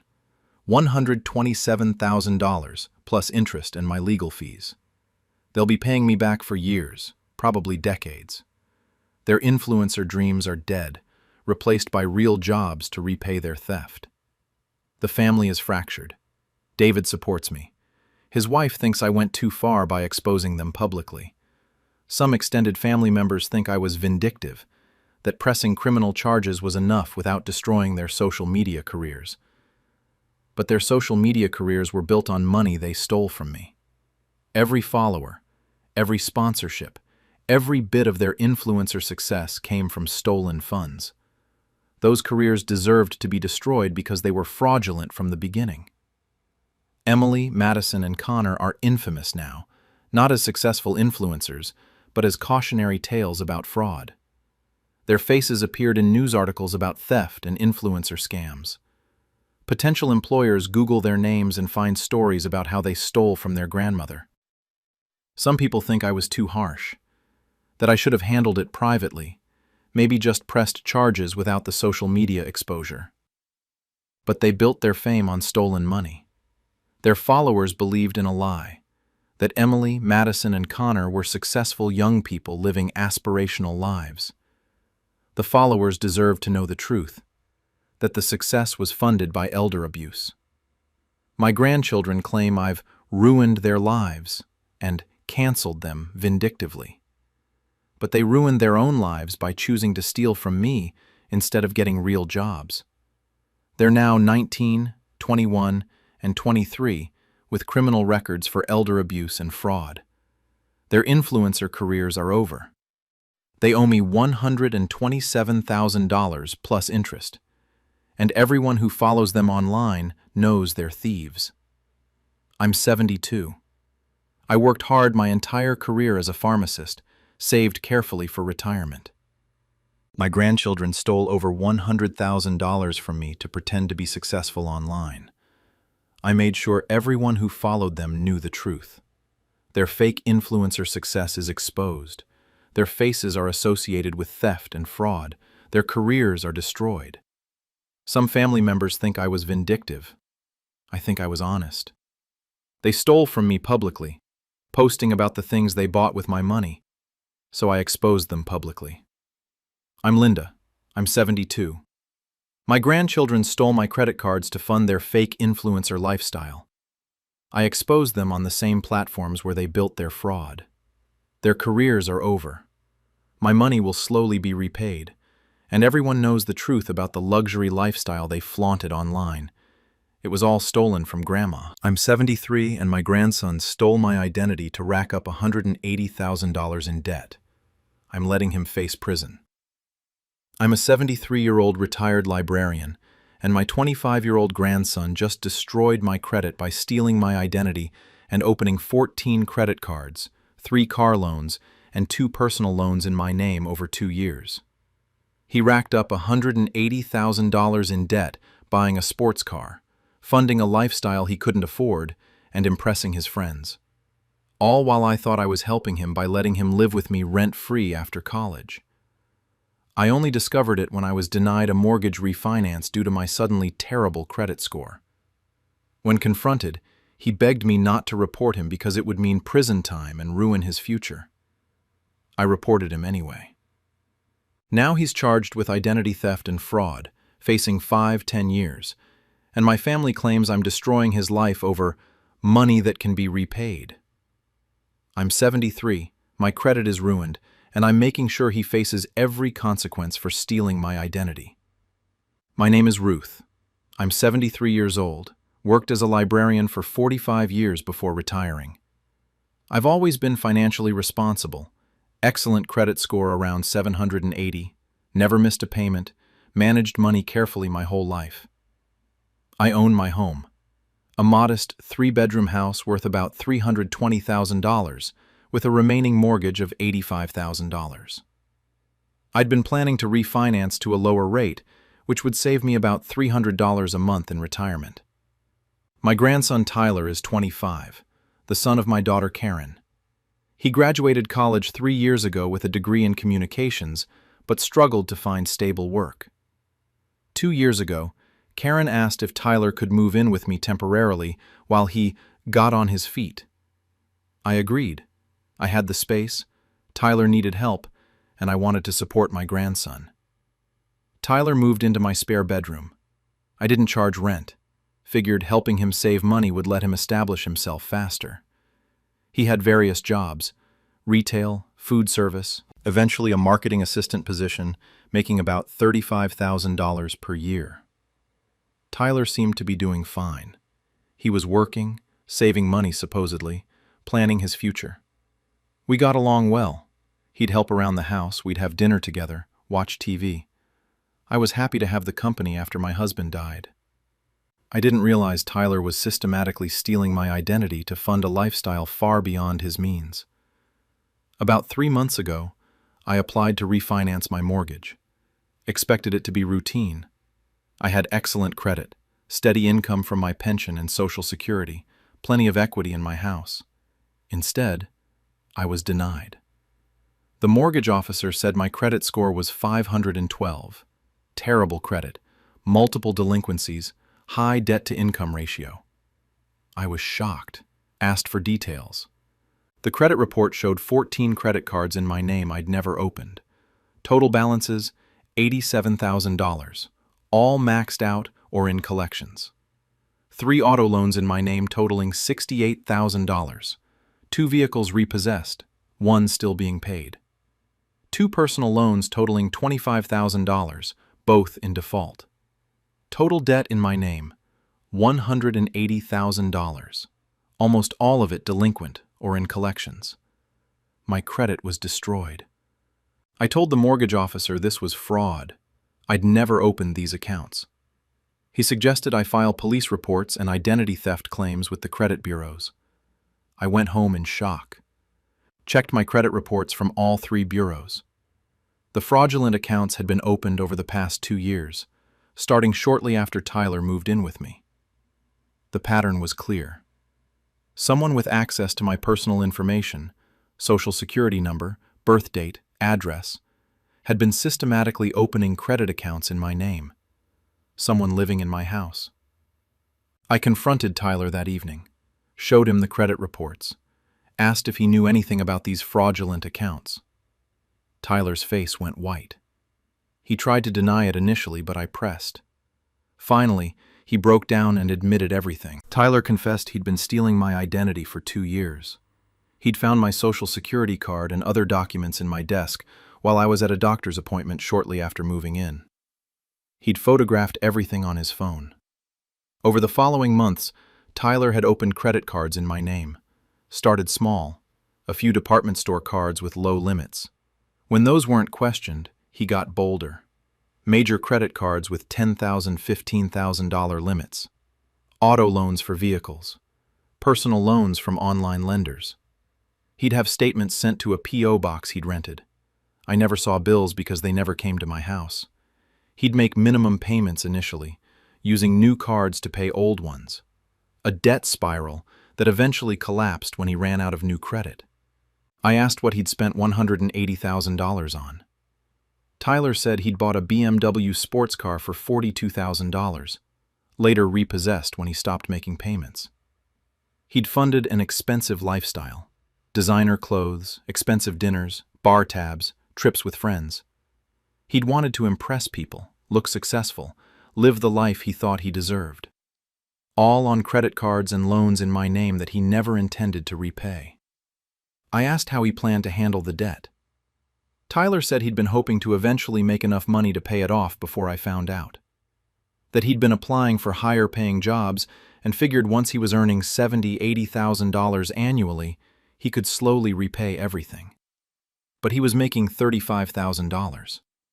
He'd destroyed my credit, accumulated $180,000 in debt, and had no realistic plan to ever repay it. I told Tyler he needed to move out immediately. He begged me to let him stay, said he had nowhere to go. I said he should have thought of that before committing identity theft. Tyler moved out that weekend, staying with friends. Then he started calling and texting, begging me not to report the fraud to police. Said if I filed reports, he'd be arrested and charged with felonies. That identity theft carries serious prison time. He pleaded for a chance to make things right. Said he'd get a second job, work overtime, pay back every penny over time. Promised he'd never do anything like this again. I said there's no way he could repay $180,000 on his salary, even if he dedicated every penny to repayment, which he wouldn't. It would take decades. Tyler said that's why he needed me not to report it. That if I just worked with him privately, he'd figure it out. But if I involved police, his life was over. Felony record, prison time, unable to get decent jobs afterwards. I told Tyler he'd made his choices. He'd stolen my identity systematically for 2 years. He'd destroyed my credit and left me with $180,000 in fraudulent debt. He deserved consequences. I filed police reports with every jurisdiction involved, my city for the initial identity theft, cities where creditors were located, federal mail fraud charges. I reported every fraudulent account to the credit bureaus and creditors, providing evidence this was identity theft. The investigation was swift. My detailed records, Tyler's admission to me, which I'd recorded on my phone, and financial records showing Tyler had purchased items with the fraudulent credit accounts made the case clear. Tyler was arrested within 2 weeks, charged with 14 counts of identity theft, multiple counts of fraud and forgery, and federal charges related to mail fraud and wire fraud. The charges are serious. The prosecutor told me Tyler faces 5 to 10 years in federal prison if convicted on all counts. Identity theft, especially involving large amounts and extended time periods, is prosecuted aggressively. Tyler's arrest devastated my family. My daughter Karen was horrified her son had stolen from his grandmother, but also heartbroken he was facing prison. She begged me to drop the charges, said Tyler had made terrible mistakes, but prison would destroy his future. I said Tyler had already destroyed his own future by committing felonies for 2 years. That he'd destroyed my credit and financial security in retirement. Karen argued I could rebuild my credit over time. That Tyler's prison sentence would be permanent. That I should show mercy because he's family. But Tyler showed me no mercy when he was stealing my identity month after month, racking up debt he knew I'd eventually discover. My son-in-law, Karen's husband, has been more supportive. He's ashamed of Tyler and agrees he needs to face consequences. But he's also asking me to consider the family impact. Karen is suffering watching her son face prison. Tyler's younger sister is struggling with the shame. Family gatherings are now impossible. Tyler's attorney contacted me with a proposed deal. Tyler pleads guilty to reduced charges, serves probation instead of prison time, and commits to a repayment plan. $500 a month for the next 30 years to repay the $180,000 plus interest. I refused. Tyler doesn't have $500 a month on his salary after rent and expenses. The repayment plan is fantasy, and probation isn't adequate consequence for 2 years of systematic identity theft. The case is going to trial. Tyler's lawyer is trying to paint him as a young man who made poor choices but deserves leniency. My lawyer and the prosecutor are presenting evidence of calculated, sustained fraud. 2 years of deliberately stealing my identity, opening accounts, hiding evidence, living beyond his means on my credit. The credit card companies and lenders are cooperating with prosecution. They've lost money on the defaulted accounts and want Tyler held accountable. I'm dealing with the financial aftermath. I've frozen my credit, filed identity theft affidavits with all creditors, and am slowly getting the fraudulent accounts removed. It's a tedious process, requiring documentation and persistence. My credit score is gradually improving as fraudulent accounts are marked as identity theft and removed from my reports. But it'll take months, maybe years, to fully restore the 780 credit score I maintained for decades. The mortgage refinance is impossible now. Banks won't refinance until my credit is fully restored. I'm losing $300 per month in potential savings while waiting for the fraud cleanup to complete.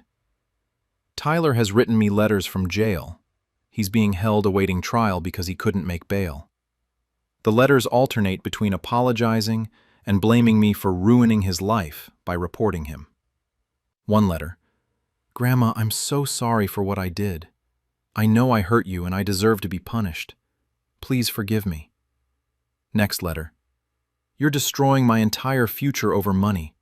I would have paid you back eventually. You didn't have to involve police and ruin my life." The contradiction shows Tyler still doesn't fully accept responsibility. He's sorry he got caught, sorry he's facing consequences, but he frames it as me ruining his life, rather than him ruining his own life through years of felonies. I'm 73 years old. I worked 45 years, maintained excellent credit, managed my finances responsibly. My grandson systematically stole my identity for 2 years, racked up $180,000 in fraudulent debt, destroyed my credit, and did all of this while living rent-free in my home. Now he's facing 5 to 10 years in prison. My family says I should show mercy because he's young and made mistakes. But 2 years of sustained identity theft isn't a mistake. It's calculated crime. Tyler didn't accidentally steal my identity. He deliberately chose to, month after month, while I trusted him and provided free housing. The trial is in 6 weeks. Tyler will almost certainly be convicted. The evidence is overwhelming. He'll go to prison for years. His future job prospects will be severely limited with a felony identity theft conviction. Karen says I've destroyed her son's life, but Tyler destroyed his own life by stealing from me. And he destroyed my credit and financial security in the process. I'm Ruth. I'm 73. My grandson stole my identity and ruined my credit. I reported him and he's going to prison. Some people say family should protect family, but Tyler didn't protect me when he was stealing my identity. He protected himself, lived rent-free in my house while destroying my financial life. Now he faces consequences: prison, felony record, destroyed future. His lawyer keeps trying to negotiate deals. I keep refusing. Tyler stole my identity for 2 years. He deserves years in prison. My family can call me harsh. I call it accountability. I'm 73. I had perfect credit. Tyler destroyed it while I provided him free housing. He's going to prison. That's not revenge. That's justice. I'm 74, and my grandchildren started a GoFundMe claiming I'm dying. I crashed their scam. I'm a 74-year-old retired electrician, and my 3 grandchildren just ran a GoFundMe scam claiming I was dying of cancer and needed money for experimental treatments. They raised $89,000 from my church community, former coworkers, and neighbors over 4 months by posting fake medical updates and photos of me looking sick that were just pictures from when I had the flu 2 years ago. I discovered the scam when a church friend asked how my chemotherapy was going. I've never had cancer. When I investigated, I found they'd created an elaborate fake illness narrative and pocketed all the donations to pay off debts and buy cars. I reported them for fraud, posted the truth on their GoFundMe page, and I'm prosecuting all 3. They're claiming I'm ruining their lives over money they were going to use to help the family eventually. I'm 74, I'm healthy, and I'm making sure they face consequences for profiting from a fake terminal illness. My name is Walter. I'm 74, retired electrician, been healthy most of my life. I have 2 children and 5 grandchildren. 3 of my grandchildren, siblings Chloe, 28, Austin, 26, and Kayla, 24, are the children of my son Eric. These 3 grandchildren have always been close. They live near each other, see each other frequently, have always been a tight unit. I'm proud they maintain such a strong sibling bond. About 6 months ago, I noticed people treating me strangely. Friends from church asking how I was really doing with meaningful looks. Former coworkers sending sympathetic messages. Neighbors offering help with yard work or groceries. I was confused but figured people were just being kind to an elderly widower. My wife passed 5 years ago. Maybe people were checking in more attentively. Then about a month ago, a friend from church named Betty pulled me aside after Sunday service. She said, "Walter, I've been praying for you every day. How is the treatment going? Are you responding to the chemotherapy?" I was baffled, asked what she was talking about. Betty looked confused and said, "Your cancer treatment. Your grandchildren have been updating everyone about your fight with stage 4 pancreatic cancer." I told Betty I don't have cancer. She pulled out her phone and showed me a GoFundMe page titled, "Help Walter Fight Stage 4 Pancreatic Cancer." The page had been created by Chloe 4 months ago. It claimed I'd been diagnosed with terminal pancreatic cancer, given 6 to 12 months to live, that my insurance didn't cover experimental treatments that might extend my life, that the family was raising money to pay for these treatments. The page had photos of me looking sick and weak. I recognized the pictures. They were from 2 years ago when I'd had a bad flu and was recovering. Chloe had taken those photos when she visited me during my illness. Now, they were being used as evidence of cancer. The GoFundMe had raised $89,000. $89,000 from people who thought they were helping me fight terminal cancer. The updates were posted by all 3 grandchildren, Chloe, Austin, and Kayla, describing my supposed treatment, my good days and bad days, my courage in fighting this disease. All of it was completely fabricated. I've never had cancer. I'm healthy for 74 years old. My last physical 3 months ago showed I'm doing well. I felt sick reading the GoFundMe page. My grandchildren had created an elaborate scam, told my entire community I was dying, and raised nearly $100,000 based on complete lies. I printed everything from the GoFundMe, the description, all the updates, the donor list, the photos. Then I called Chloe and asked her to come to my house immediately with Austin and Kayla. All 3 arrived within an hour looking nervous. They knew something was wrong. I'd sounded angry on the phone. I laid out the printed GoFundMe pages on my kitchen table. Said, "Explain this. Explain why you've been telling everyone I'm dying of cancer and raising money for fake treatments." Silence. Then Chloe started crying. Said they'd made a terrible mistake, that it had started as something small and spiraled out of control. I asked how telling people your grandfather has terminal cancer starts as something small. Chloe explained that 4 months ago, they'd all been in financial trouble. Austin had $35,000 in credit card debt. Kayla had student loans crushing her. Chloe had medical bills from a surgery. They'd been discussing ways to raise money quickly. Someone, Chloe wouldn't say who, had suggested a GoFundMe claiming a family member was sick, that people donate generously to medical fundraisers. They'd decided to use me as the supposed sick family member. Created the pancreatic cancer story, used old photos from when I'd had the flu, and posted the fundraiser targeting people who knew me, church friends, my former coworkers, neighbors. The response had been overwhelming. Within days, thousands of dollars poured in. People who loved me were sending money to help with my supposed cancer fight. Chloe, Austin, and Kayla divided the donations between them as they came in. Used the money to pay off Austin's credit cards, Kayla's student loans, Chloe's medical bills. They'd also bought things. Austin got a new car. Kayla had gone on vacation. Chloe had bought furniture. They'd raised $89,000 over 4 months, spent it all on their debts and personal purchases. Meanwhile, my community believed I was dying, and they'd helped with my treatment. I asked how they planned to explain my continued health. Eventually, people would notice I wasn't dead from this terminal cancer. Chloe said they'd been planning to post that the experimental treatment had worked, that I was in remission. People would be happy and wouldn't ask for their money back.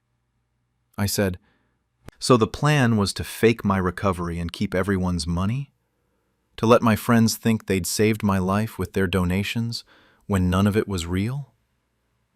Kayla said quietly, "We didn't think it through. It seemed like a victimless crime. You weren't actually sick. People felt good about helping, and we solved our financial problems." But it wasn't victimless. My church community had been praying for me, worrying about me, donating money they could barely afford to help with my fake cancer. My former coworkers had sent cards and messages of support. My neighbors had offered help thinking I was dying. All of them had been emotionally manipulated by my grandchildren's lies. I told Chloe, Austin, and Kayla I was reporting them to the police for fraud and to GoFundMe. They begged me not to, said they'd pay back every dollar, that involving police would destroy their lives. I asked where they'd get $89,000 to pay back. They'd already spent it all. Austin's car alone had cost $22,000. The money was gone. I said they'd committed fraud against hundreds of people who trusted them, that the money was raised based on lies and those donors deserved justice. Chloe said if I reported them, they'd face felony charges, possibly prison time. Their careers would be destroyed. I said they should have thought of that before committing felonies, that faking a family member's terminal illness for money isn't a mistake, it's deliberate fraud. I reported them to police that afternoon, provided all the documentation, the GoFundMe page, the updates, proof that I'd never had cancer, financial records showing how they'd spent the money. The police investigation was swift. The evidence was overwhelming. A fake medical fundraiser with elaborate fabricated updates, money received based on false pretenses, no attempt to return funds or correct the lies. Chloe, Austin, and Kayla were all charged with wire fraud, theft by deception, and conspiracy. Federal charges because GoFundMe transactions cross state lines. But I wasn't done. I also posted on the GoFundMe page itself. The grandchildren had disabled my ability to comment, but I contacted GoFundMe support with proof I was the supposed patient. They gave me access. I posted, "This is Walter. I don't have cancer. I've never had pancreatic cancer. I'm healthy. My grandchildren created this fundraiser without my knowledge and kept all donations. I've reported them to police for fraud. If you donated, please contact local authorities and GoFundMe for refund." The response was immediate and explosive. Donors were furious. People who'd given $100, $500, even $2,000 felt betrayed. They'd been praying for me, worried about me, sacrificed to donate, all for a complete lie. GoFundMe shut down the page and began refund proceedings. They have insurance for fraudulent campaigns. Most donors would be refunded, though GoFundMe would lose money on the scam. My church was devastated. Betty, who'd asked about my chemotherapy, felt embarrassed she'd been fooled. The pastor made an announcement that the Walter Cancer fundraiser was fraudulent, apologizing that the church community had been deceived. Former co-workers were angry. Many had donated and felt personally betrayed, not just by the fraud, but by my grandchildren using my good reputation to scam people who knew and liked me. My son Eric, Chloe, Austin, and Kayla's father, was horrified and furious. He'd known nothing about the GoFundMe and couldn't believe his children had done this. He supported my decision to prosecute fully. Chloe, Austin, and Kayla are facing serious consequences. Their lawyers have tried to negotiate plea deals, plead guilty to lesser charges, pay restitution, avoid prison time. But the restitution is $89,000 plus GoFundMe's costs and donor damages. They don't have it. They spent it all. They'd need to pay it back over years, decades even. The prosecutor is pushing for prison time. Wire fraud carries significant sentences, and the scheme was elaborate. 4 months of fake updates, targeting vulnerable populations, church community, and retirees, using an elderly family member as the fake patient. The trial is scheduled for next month. If convicted, they each face 5 to 10 years in federal prison. Chloe, Austin, and Kayla have been begging me through their father to drop the charges or ask the prosecutor for leniency. They've written letters saying they made terrible mistakes, they're sorry, they'll spend their lives repaying donors. But they spent 4 months updating a fake cancer page while my community worried about me dying. They bought cars and took vacations with money donated for my fake treatment. They only admitted wrongdoing when caught. They'd planned to fake my recovery and keep the money. I told Eric I won't ask for leniency. His children committed fraud against hundreds of people who trusted me. They deserve every legal consequence. Some family members think I'm being too harsh, that they're my grandchildren, they made mistakes. Sending them to prison is too extreme. But they didn't make mistakes. They committed calculated fraud. For 4 months, they maintained elaborate lies, posted fake updates, and spent donations knowing none of it was real. I'm 74. I'm healthy. My grandchildren told my entire community I was dying of cancer to scam them for $89,000. They used photos of me sick with flu as evidence of cancer. They let my friends worry and pray for my fake terminal illness. Now they're facing federal fraud charges and years in prison. Some people think I should show mercy because they're family. But they showed no mercy to the elderly church members who donated from fixed incomes. They showed no mercy to my friends who worried I was dying. They showed no mercy to me, using my name and reputation for fraud. I'm Walter. I'm 74. I don't have cancer. My grandchildren faked my terminal illness to raise $89,000. I exposed their fraud, and I'm prosecuting them fully. They say I'm ruining their lives, but they ruined their own lives by committing fraud. They ruined my reputation by telling everyone I was dying. They ruined my community's trust by scamming them.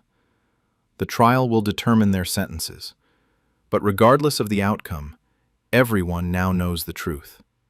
The cancer fundraiser was a fraud. Walter is healthy, and Chloe, Austin, and Kayla are criminals who exploited their grandfather's reputation for money. Some betrayals are unforgivable. Faking your grandfather's terminal cancer to scam his community out of $89,000 is one of them. I'm 74, and my son-in-law convinced my daughter I'm dangerous to get my house in the divorce. I'm a 74-year-old retired firefighter, and my son-in-law just orchestrated an elaborate scheme to paint me as a violent, unstable threat so he could use it as leverage in his divorce from my daughter. He secretly recorded, edited conversations with me, staged situations to make me look aggressive, and compiled a false evidence file, claiming I'd threatened him and was dangerously volatile. He presented this to my daughter during their divorce mediation, saying he'd only agree to favorable settlement terms if she'd help get a restraining order against me, effectively cutting me out of my grandchildren's lives unless she gave him our family beach house that I'd given her 5 years ago. My daughter almost believed him until I showed her the full, unedited recordings proving he'd manipulated everything. Now I'm suing him for defamation, intentional infliction of emotional distress, and attempted fraud. He claims I'm a vindictive old man who can't accept that people find me difficult. I'm 74. He tried to weaponize my relationship with my daughter to steal property, and I'm destroying him in court. My name is Vincent. I'm 74 years old, retired firefighter after 32 years of service. I'm a straight-talking man, spent my career in emergency services where direct communication saves lives. Some people find my bluntness off-putting. I don't sugarcoat things or play social games. I say what I think clearly and honestly. My daughter Rebecca is 46, married to Nathan for 18 years. They have 2 children, my grandchildren, Owen, 14, and Lily, 11. The marriage had been rocky for years. Nathan works in real estate development, travels frequently, and Rebecca suspected infidelity, though she'd never proven it. 5 years ago, I gave Rebecca the family beach house. My late wife and I had owned it for 40 years. A 3-bedroom cottage on the coast worth about $750,000 now due to property value increases. When my wife died, I transferred the house to Rebecca.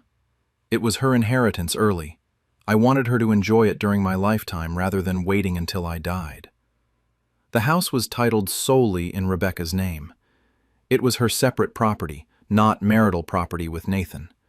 That distinction becomes important. 6 months ago, Rebecca told me she was filing for divorce. Nathan had finally admitted to multiple affairs over the years. She was done. I supported her decision completely. Nathan had always struck me as slick and dishonest. The divorce proceedings began. Nathan hired an aggressive attorney. He was fighting for a favorable property settlement despite Rebecca having clear grounds for divorce based on his adultery.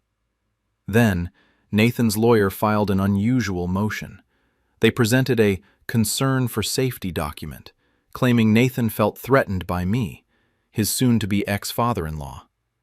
The document included audio recordings of me supposedly threatening Nathan, written accounts of times I'd been aggressive and hostile toward him, claims I'd made threats about what happens to men who hurt my daughter, allegations I had anger management issues and was potentially violent. The motion requested a restraining order, preventing me from contacting Nathan or coming within 500 feet of him. But more concerning, it argued Rebecca was influenced by her volatile father, and suggested Rebecca should be required to distance herself from me as a condition of getting favorable divorce terms. Nathan's strategy was becoming clear. He'd manufactured a narrative that I was dangerous and controlling Rebecca. He'd use that to argue Rebecca's divorce demands were really my demands, that she was being manipulated by her violent father. And there was an explicit offer buried in the motion. Nathan would drop all concerns about me and agree to a fair settlement if Rebecca would transfer the beach house to him. The house I'd given her as her inheritance.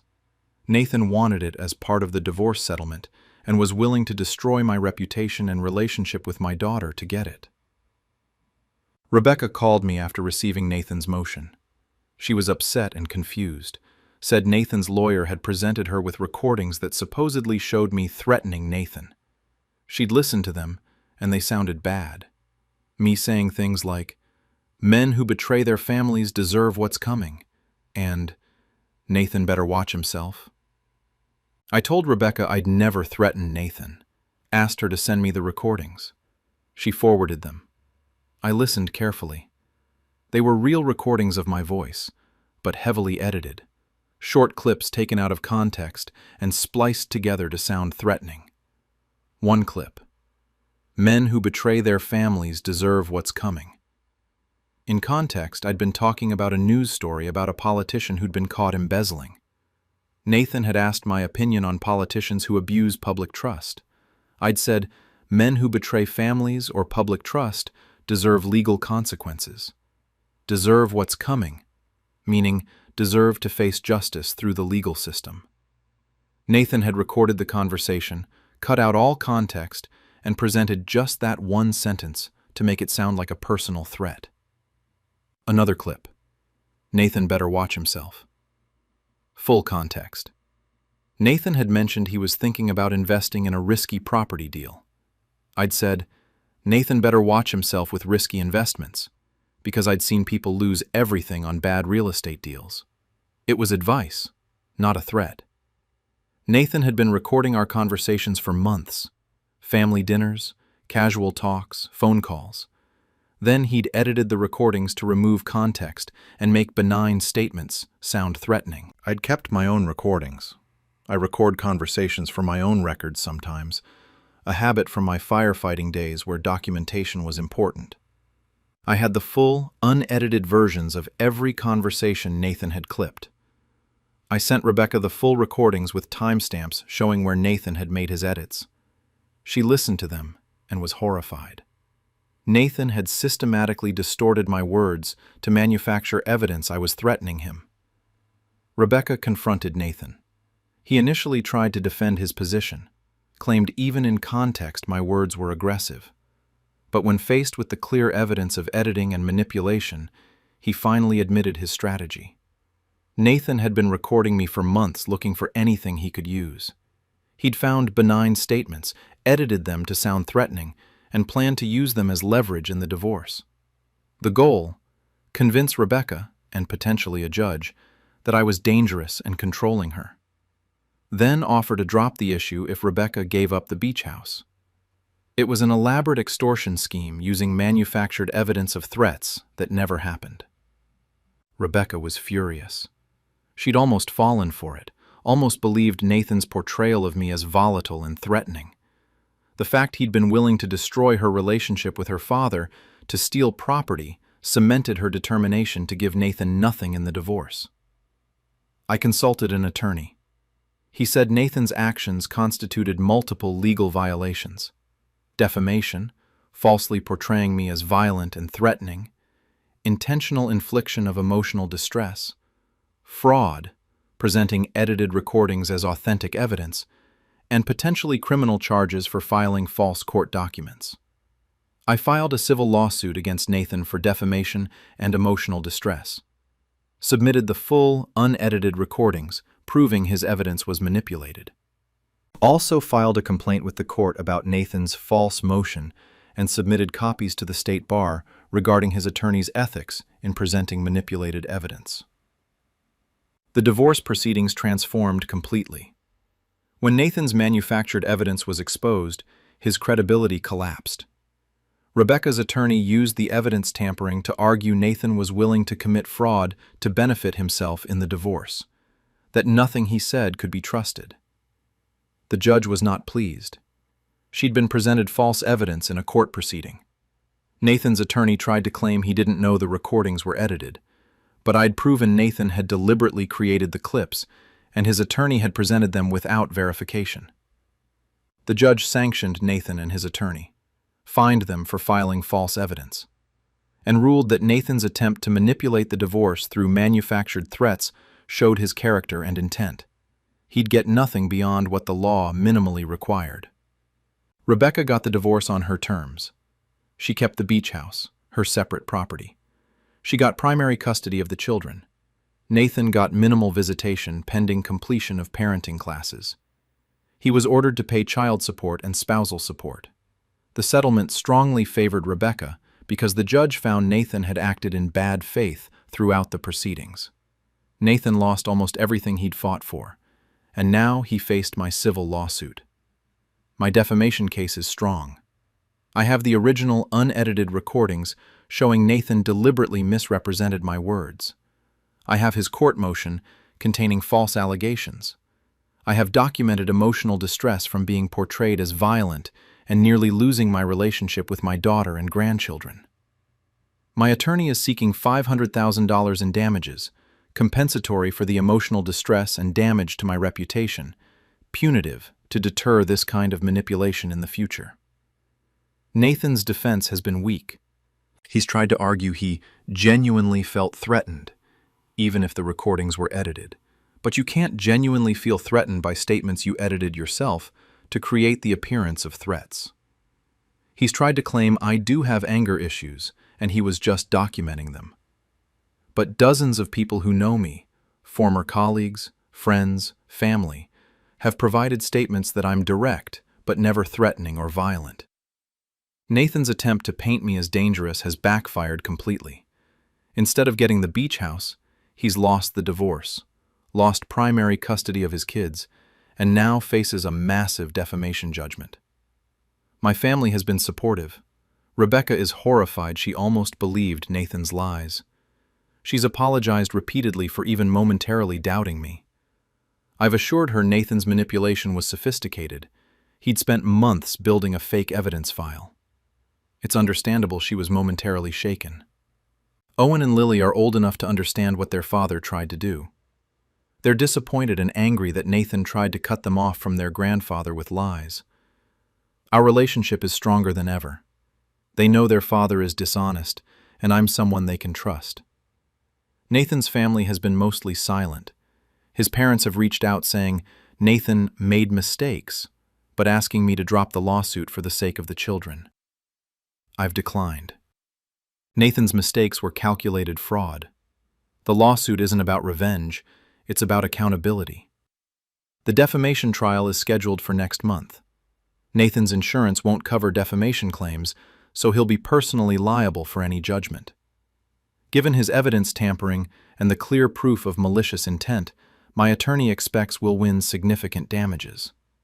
Nathan will likely declare bankruptcy to avoid paying. But the judgment will follow him, and bankruptcy doesn't discharge defamation judgments based on intentional misconduct. He'll be dealing with this debt for decades. More importantly, the court record will permanently document what he did. Any future employer, girlfriend, or business partner who searches his name will find he manufactured evidence to extort property in a divorce. His reputation is destroyed. I'm 74 years old. I'm a retired firefighter with a reputation built on 32 years of honest service. My son-in-law tried to destroy that reputation by editing recordings to make me look violent, all to steal a beach house I'd given my daughter. He failed. The divorce strongly favored Rebecca. My relationship with my daughter and grandchildren is intact, and Nathan faces a massive defamation judgment plus a destroyed reputation. Some people think I should drop the lawsuit now that the divorce is settled favorably. But Nathan tried to steal my daughter's inheritance by destroying my reputation.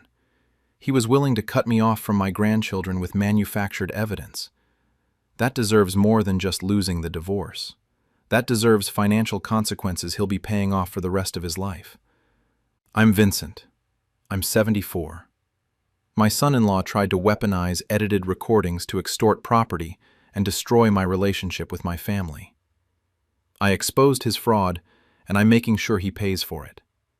Nathan can claim I'm vindictive, but vindictive would be manufacturing evidence like he did.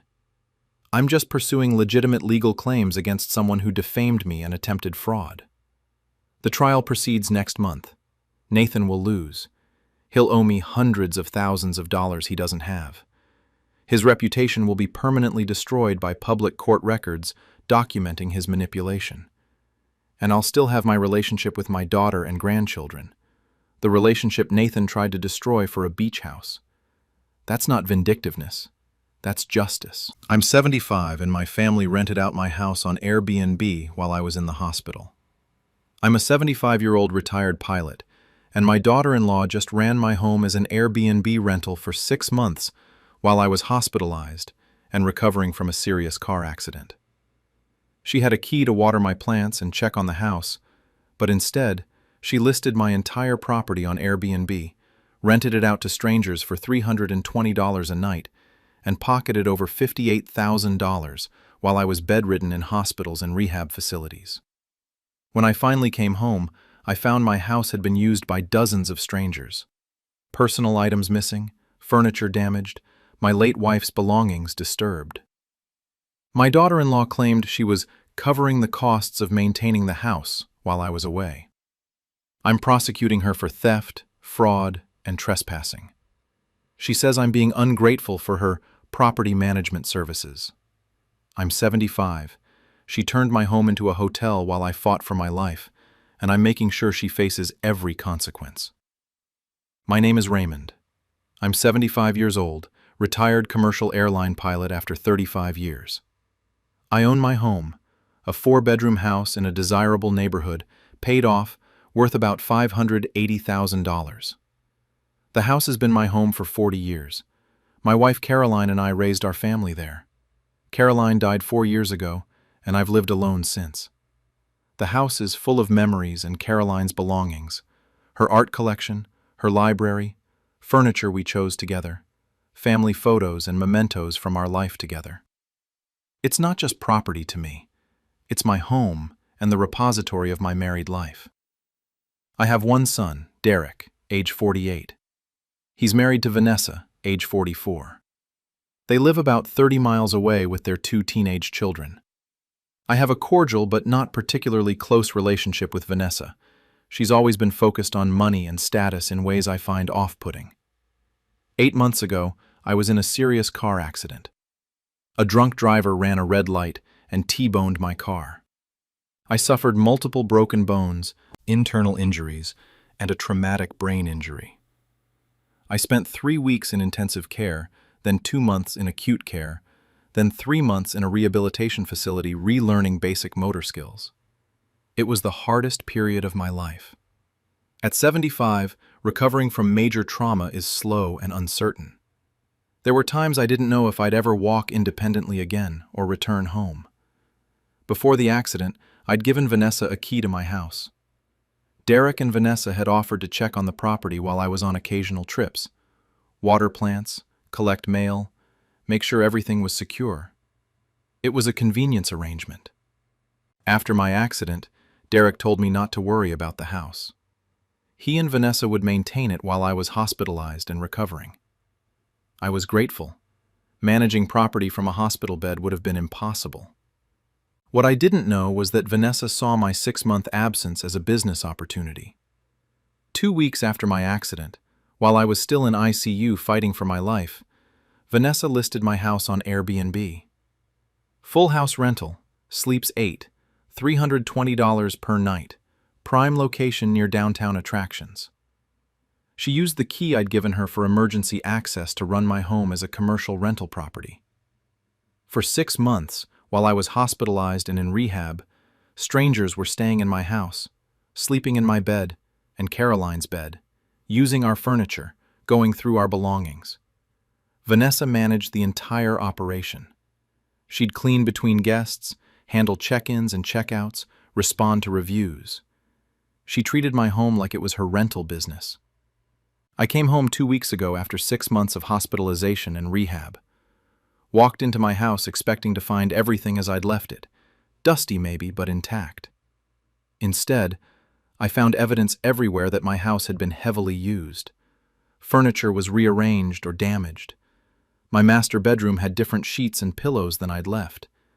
The guest bedrooms looked like hotel rooms, stripped of personal touches, basic and functional. Personal items were missing. Caroline's jewelry box, empty. Photo albums I'd kept on shelves, gone.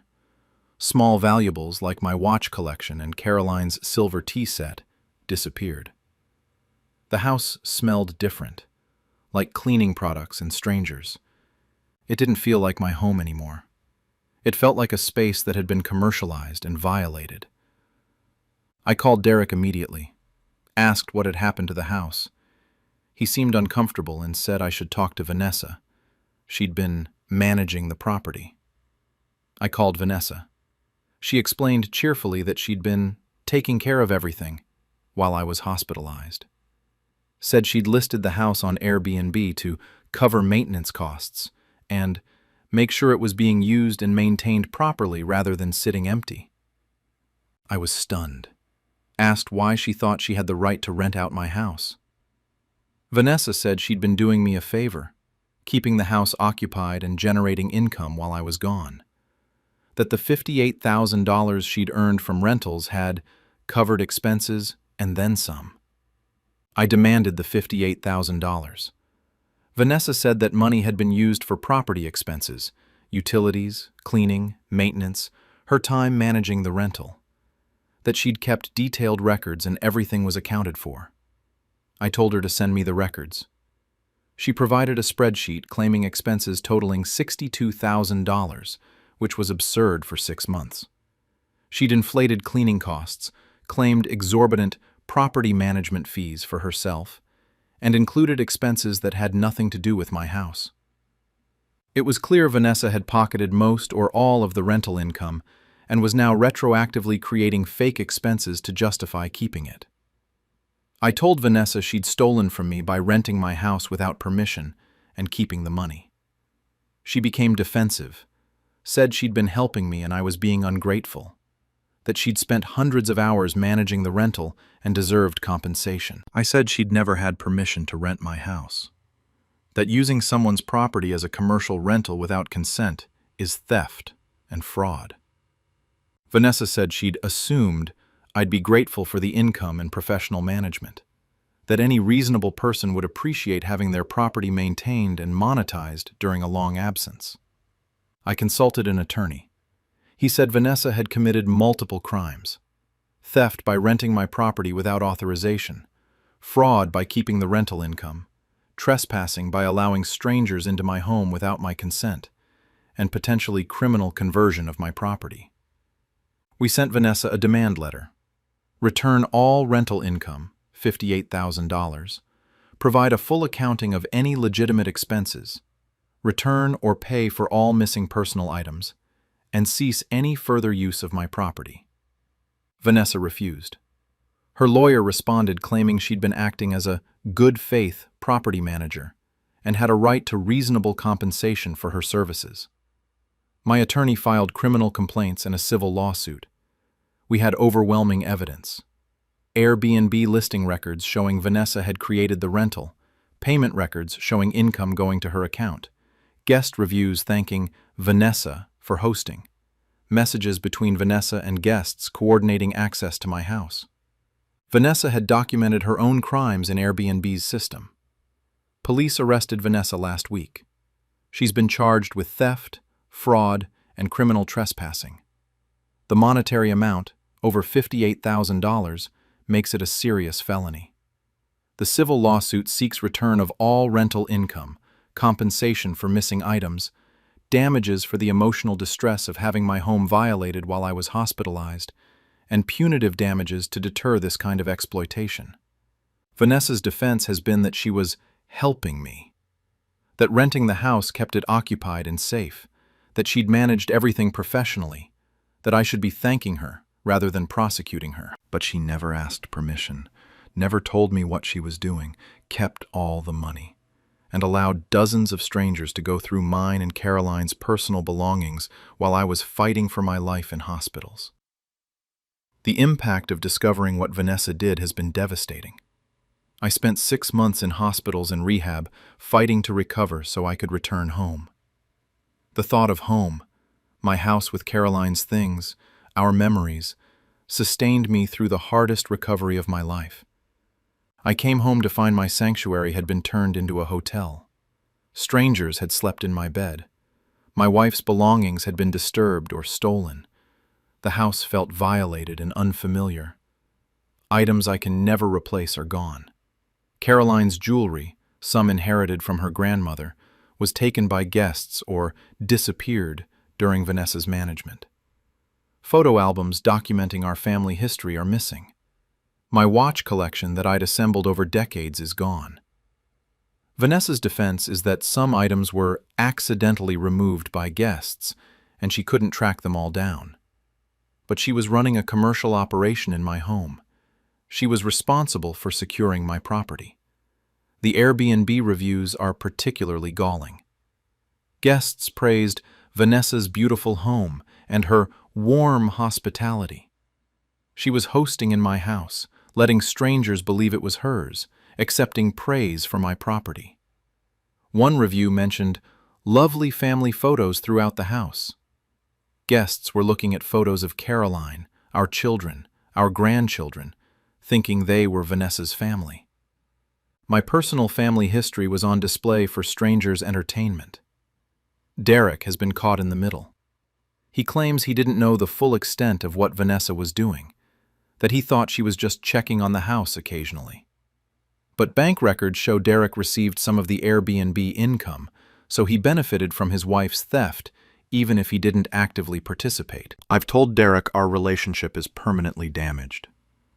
He allowed his wife to exploit my home while I was hospitalized. Whether he actively participated or just looked the other way, he's complicit. My grandchildren, Derek and Vanessa's kids, are embarrassed and angry with their mother. They've apologized to me and said they had no idea what she was doing. I believe them. They're teenagers who wouldn't have been involved in Vanessa's scheme. The criminal case is strong. Vanessa's Airbnb account shows she created the listing 2 weeks after my accident.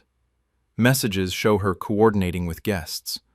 Financial records show her receiving income. There's no question she did this. The only question is whether she'll claim it was somehow authorized. My attorney has sworn statements from me that I never authorized rental of my home.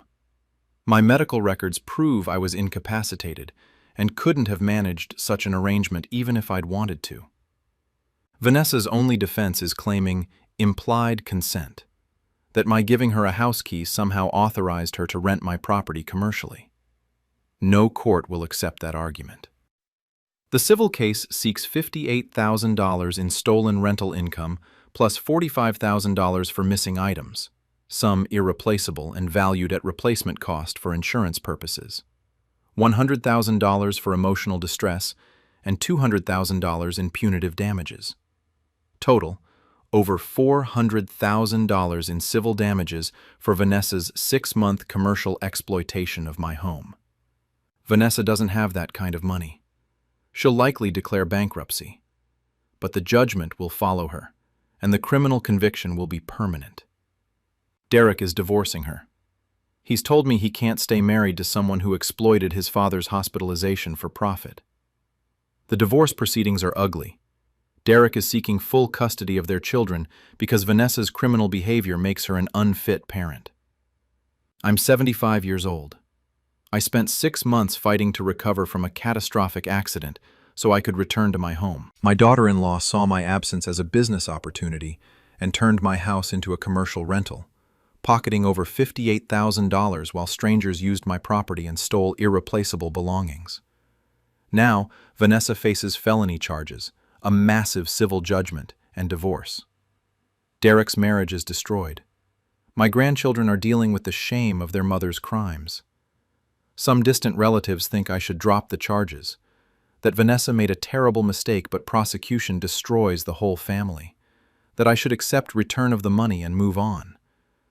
But this wasn't a mistake. For 6 months, Vanessa ran a commercial operation out of my home. She welcomed dozens of strangers into my private space, let them use Caroline's belongings, and pocketed tens of thousands of dollars, all while I was hospitalized, fighting to survive and recover.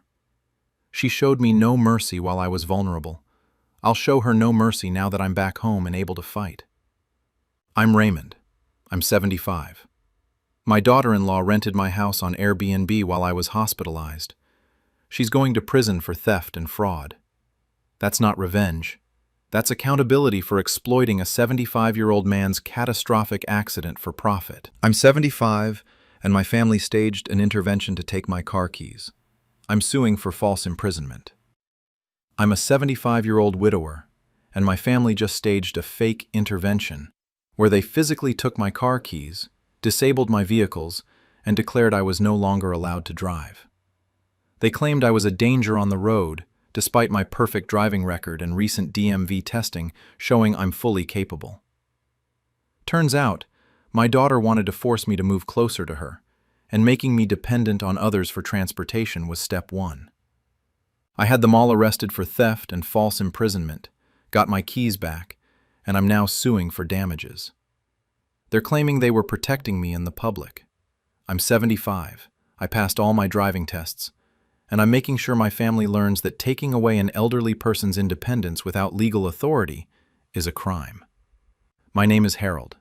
I'm 75 years old, retired engineer, living independently in my own home in the suburbs. My wife Patricia died 3 years ago.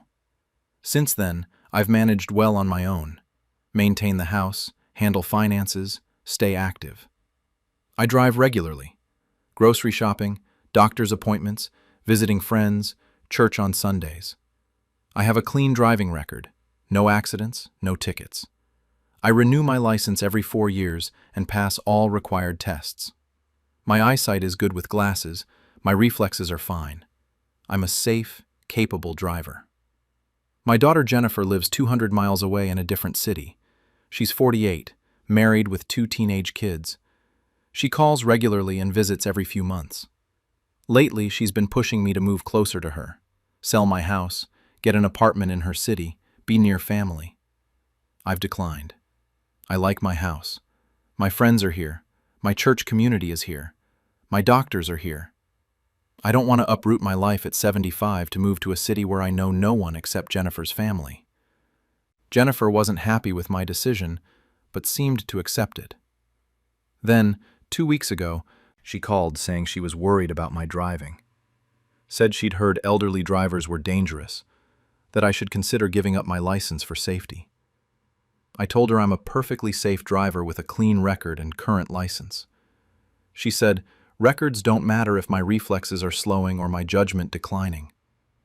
I said my last DMV test was 6 months ago, passed easily. Jennifer insisted we should at least discuss it. She wanted to come visit with my son, Mark, her brother, age 45, to talk about my safety. I agreed to the visit, not realizing what she was planning.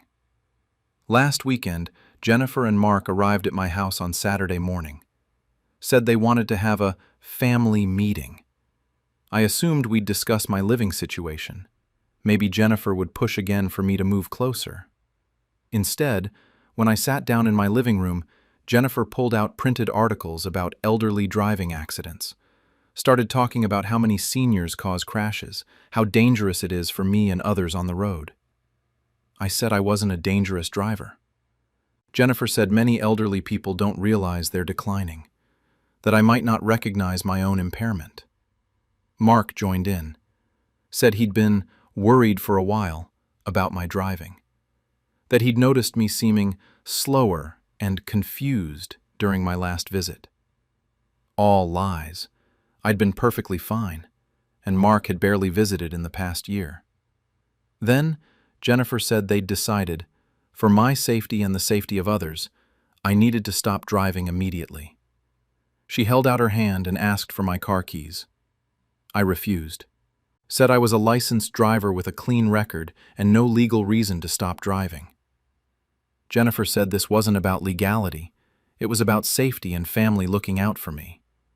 Mark said if I wouldn't give them the keys voluntarily, they'd have to take them, that they couldn't let me continue endangering myself and others.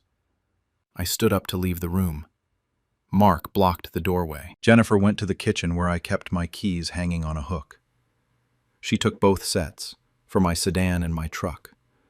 I demanded she return my keys. She refused, said they were intervening for my safety, that I'd thank them later when I realized they'd prevented me from causing an accident. I was furious and feeling trapped. My daughter and son had come to my house, taken my car keys without permission, and were refusing to return them. Mark was standing in front of the door preventing me from leaving. I said this was theft and false imprisonment. Jennifer said it was family intervention, and they were protecting me. She and Mark went outside to my garage where my cars were parked. I heard them opening the hoods.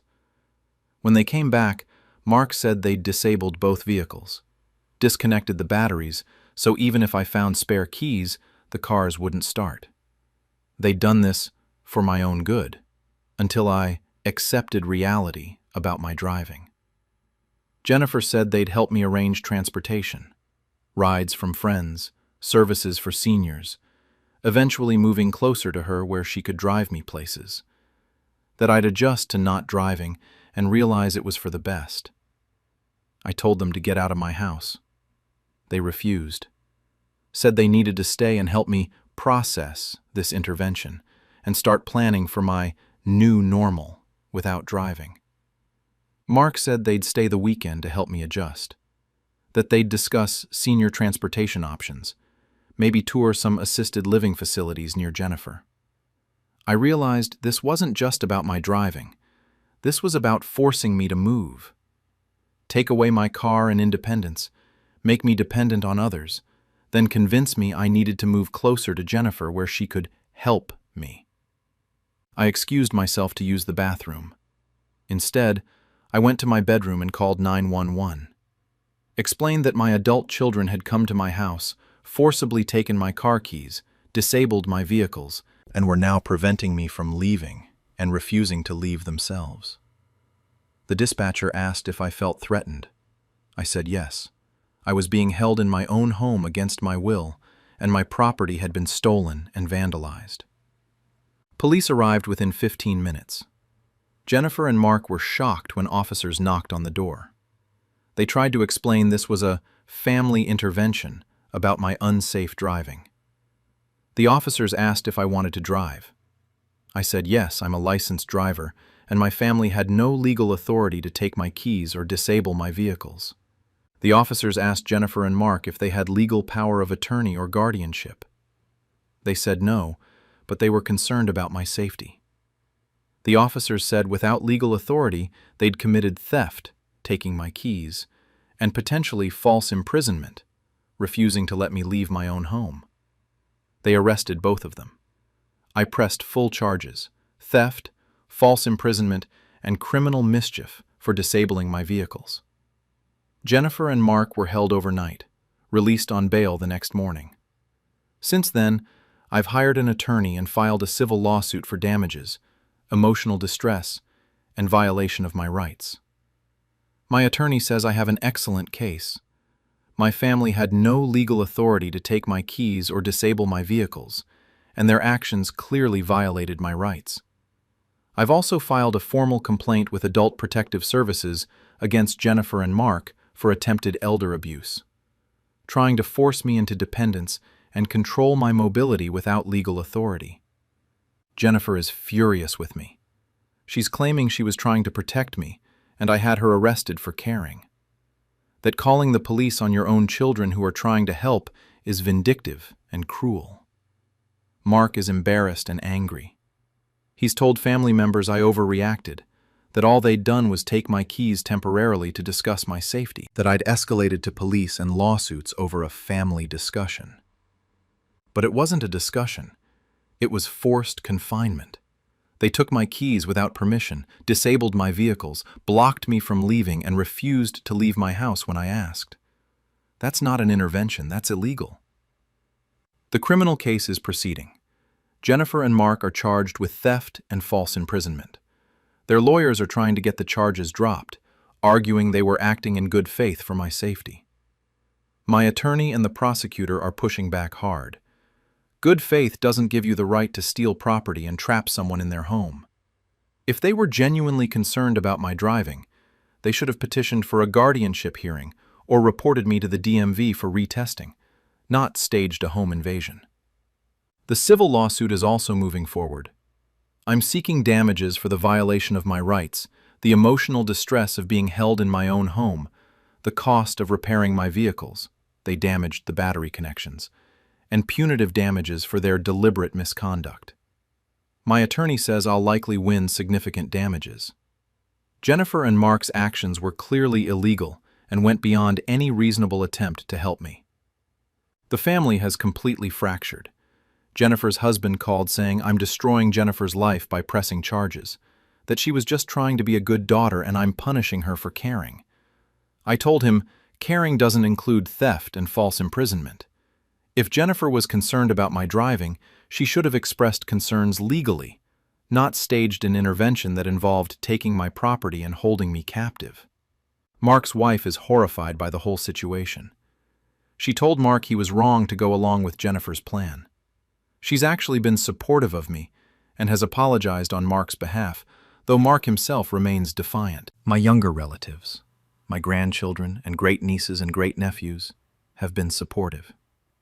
Jennifer's own teenagers called me privately to apologize for their mother's behavior. Said they were embarrassed she'd done this and they didn't think I was unsafe. Friends from church have been amazing. Several have offered to testify on my behalf about my driving competence if needed. One friend who's a retired police officer said Jennifer and Mark's actions were textbook false imprisonment, and he was glad I called 911. I've taken my vehicles to a mechanic to repair the damage Jennifer and Mark did to the battery systems. Cost $800 combined. I'm including that in my lawsuit damages. The DMV has also been informed of the situation. I voluntarily took a comprehensive driving assessment to prove my competence, not because I had to, but to demonstrate that my family's concerns were baseless. I passed with flying colors. The examiner noted I'm a safe, capable driver with no concerning behaviors.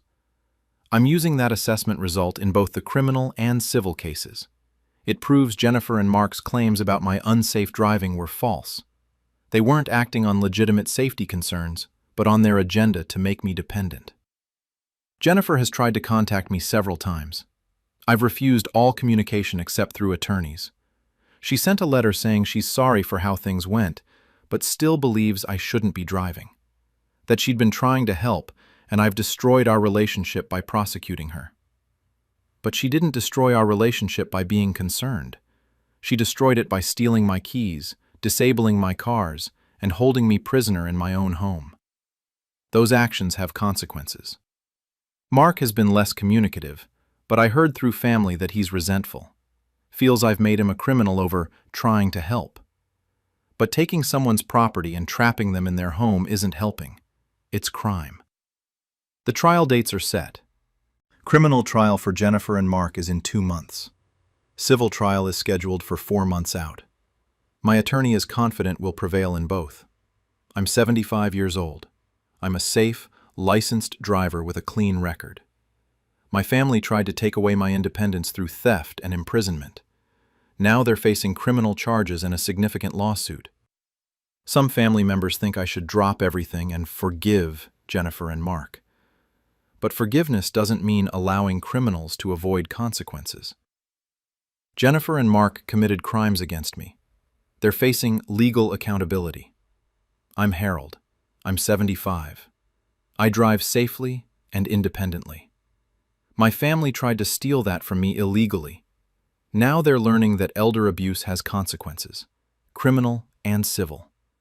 And I'm making sure they face every single one. I'm 76, and my family staged a fake burglary to steal my late wife's jewelry. I caught them on camera. I'm a 76-year-old retired postal worker, and my own family just staged a fake home invasion to steal my late wife's jewelry collection, worth over $200,000. They knew I kept her engagement ring, wedding band, and inherited pieces in a safe, jewelry I planned to pass down to my granddaughters. My daughter and son-in-law convinced me to give them my spare key for emergencies, then used it to enter my house while I was at a doctor's appointment. They ransacked my bedroom to make it look like a burglary, took the jewelry from the safe they'd watched me open before, and called the police claiming they'd discovered the break-in when checking on me. What they didn't know was I'd installed security cameras after a neighbor's house was robbed. I have footage of my daughter opening my door with a key, going straight to the safe, taking the jewelry, then messing up the room to stage the crime. Now they're facing charges for burglary, theft, and filing a false police report. They claim I'm crazy for prosecuting family over borrowed jewelry. I'm 76. They stole my dead wife's irreplaceable treasures, and I'm ensuring they go to prison. My name is George. I'm 76 years old, retired postal worker. My wife, Elizabeth, died 3 years ago after 52 years of marriage. She left behind her jewelry collection, pieces we'd accumulated over our marriage, plus heirlooms from her grandmother. The collection is valuable, approximately $200,000 according to insurance appraisal.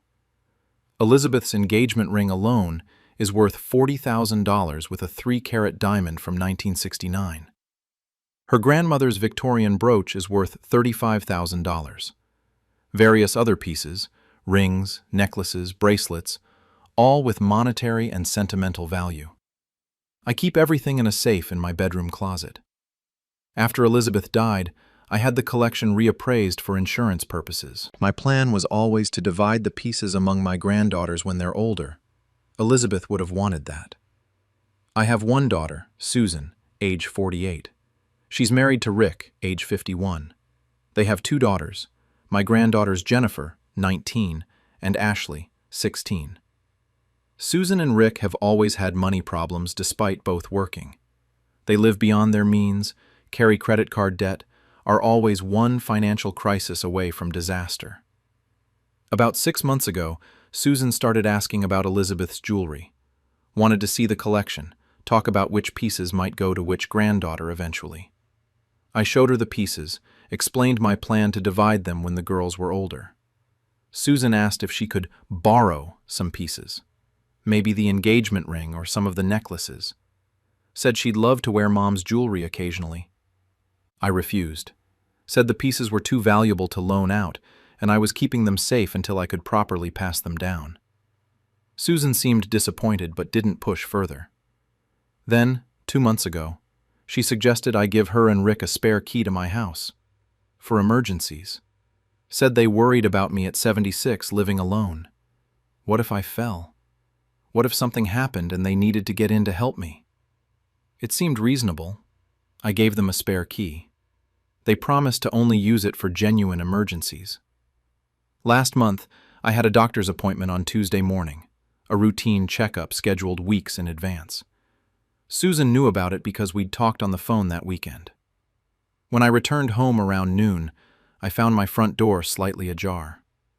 Went inside and discovered my bedroom had been ransacked. Drawers open, clothes scattered, mattress askew. Looked like a burglary. My safe was open, empty. All of Elizabeth's jewelry was gone. Over $200,000 in jewelry, decades of memories, pieces meant for my granddaughters, all stolen. I called 911 immediately. Police arrived, took a report. I explained what was missing. They dusted for prints, documented the scene, said they'd investigate. 20 minutes after police arrived, Susan and Rick showed up. They claimed they'd been driving by and saw the police cars, came to check if I was okay. Susan was distraught when she learned about the jewelry being stolen, crying, hugging me, saying how horrible this was. The police asked if anyone had keys to my house besides me. I mentioned I'd recently given Susan and Rick a spare key for emergencies. They said they'd need to account for that key to rule out anyone with access. Susan immediately produced the key, said she kept it on her keychain and it had never left her possession. Rick nodded along, confirming they'd never used the key. The police seemed satisfied, took down information and said they'd be in touch if they learned anything. Except, I had a secret the burglars and my daughter didn't know about. 3 months ago, after a neighbor's house was broken into, I'd installed security cameras. Hidden cameras inside the house, covering the front door and bedroom areas. They feed to a cloud storage system my tech-savvy nephew had set up for me. After police left, I logged into the camera system on my computer, reviewed footage from Tuesday morning while I'd been at my doctor's appointment. 9:47 a.m. My front door opens. Susan enters using a key. She's alone. She walks directly to my bedroom, no hesitation, knows exactly where she's going. 9:51 a.m. Susan is in my bedroom closet. She opens the safe, knows the combination because I'd shown her once when discussing the jewelry. She removes all the jewelry, puts it in a bag she brought. 9:54 a.m. Susan begins ransacking the bedroom, pulls out drawers, scatters clothes, messes up the mattress. She's staging a burglary scene. Takes about 10 minutes to make the room look convincingly robbed. 10:07 a.m. Susan leaves through the front door with the bag of jewelry. I watched in horror. My daughter had used the spare key I'd given her for emergencies to enter my house while I was at the doctor. She'd stolen her mother's jewelry, my late wife's most precious possessions, and staged a fake burglary to cover it up. Then she'd shown up after police arrived, pretending to have just found out about the break-in, producing the unused spare key to prove she couldn't have been involved. It was calculated, premeditated theft by my own daughter, and she'd counted on me never suspecting family. I called the detective assigned to my case, asked if she could come back to my house. I had something important to show her. She arrived within an hour. I showed her the security camera footage. Her expression changed from skeptical to shocked as she watched Susan enter with the key, go straight to the safe, remove the jewelry, then stage the burglary scene. The detective asked for copies of all the footage. I provided everything: cloud storage access, timestamps, clear video of Susan committing the theft. The detective said this changed everything. Instead of an unsolved burglary, this was now theft by family member with video evidence. She'd be arresting Susan and possibly Rick as an accomplice if investigation showed he was involved. I asked if I was sure I wanted to pursue this, pressing charges against my own daughter. I said absolutely. Susan had stolen her mother's jewelry meant for her own daughters, and staged a crime to frame an unknown burglar. The next day, police arrested Susan at her home, charged her with burglary, grand theft, and filing a false police report. They recovered most of the jewelry. Susan had hidden it in her garage, planning to wait months before trying to sell pieces gradually. Rick was also arrested as an accomplice. Evidence showed he'd helped plan the theft. Text messages between them discussing the safe combination and when I'd be at my doctor's appointment. Both are facing serious felony charges. Their lawyers tried to argue this was a family misunderstanding, that Susan believed she had permission to take the jewelry. The security footage disproved that. Susan clearly staged a burglary scene to cover the theft. The fallout has been devastating. Susan and Rick made bail but are facing trial. If convicted, they're looking at 5-8 years in prison each. My granddaughters Jennifer and Ashley are devastated. Their parents are facing prison for stealing from their grandfather. Jennifer, at 19, understands the seriousness and is horrified by what her parents did. Ashley, at 16, is confused and angry. Susan has tried to contact me multiple times. Letters, calls through third parties, attempts to visit. I've refused all contact. She stole her mother's jewelry, pieces Elizabeth wore for 52 years, heirlooms from Elizabeth's grandmother, and staged a crime scene in my bedroom. Through her lawyer, Susan has sent messages saying I'm crazy for prosecuting her, that the jewelry would eventually be hers and her daughter's anyway, that taking it early was just borrowing from inheritance, that turning in your own daughter to police over borrowed family jewelry is vindictive and cruel. But it wasn't borrowing. It was theft. Susan broke into my house, stole $200,000 in jewelry, and staged a fake burglary. She filed a false police report claiming a stranger had robbed me. She would have let me believe a burglar had violated my home and stolen Elizabeth's treasures. The only reason she got caught was security cameras she didn't know existed. Without that footage, I'd have never recovered the jewelry and never known my daughter was the thief. Susan's lawyer has proposed a plea deal. Susan pleads guilty to reduced charges, serves probation instead of prison time, and pays restitution. In exchange, I'd agree to not pursue full prosecution. I've refused. Told the prosecutor I want Susan and Rick to face full consequences. They committed serious crimes against me, their father and father-in-law. They deserve serious penalties. Some family members think I'm being too harsh. Susan's brother, my son, called saying yes, Susan was wrong, but sending her to prison destroys the family. That I should show mercy to my own daughter. But Susan showed no mercy to me when she stole her mother's jewelry. She showed no mercy when she ransacked my bedroom to fake a crime. She planned to let me believe a stranger had robbed me while she kept the jewelry hidden. My granddaughters have been collateral damage. Jennifer has been crying every time we talk. Says she's ashamed of her parents and sorry for what they did. Ashley is angry with everyone, including me for sending mom to prison. I'm trying to help them understand. Their parents committed crimes, serious crimes. They stole from family, staged a burglary, lied to police. Those actions have consequences regardless of family relationships. The trial is scheduled for 2 months from now. The prosecution's case is strong. Security video evidence is compelling. Susan's lawyers know they'll likely lose at trial, which is why they keep trying to negotiate pleas. But I won't negotiate. Susan carefully planned this theft, got a spare key under false pretenses, waited for me to have a scheduled appointment, entered my house, opened the safe, took everything, and staged a burglary scene. That level of calculation deserves serious consequences. I'm 76 years old.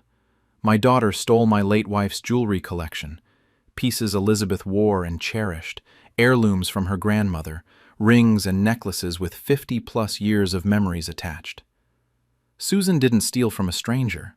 She stole from her father, pieces meant for her own daughters eventually. She violated my home, my trust, and her mother's memory. Now she's facing prison. Some family members say I should forgive her because she's my daughter. But being my daughter didn't stop her from stealing from me. Why should it stop her from facing consequences?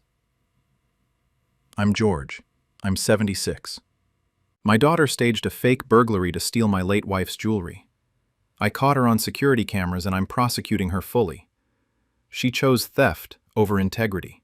She chose staged crimes over honesty. She chose immediate financial gain over family relationships. Now she's facing 5 to 8 years in prison, a felony record, and the permanent destruction of our relationship. The jewelry has been returned to my safe. It's back where Elizabeth wanted it, waiting to eventually go to Jennifer and Ashley when they're older and hopefully wiser than their parents. Susan says I've destroyed our family by prosecuting her, but she destroyed our family when she used her emergency key to rob my bedroom while I was at the doctor.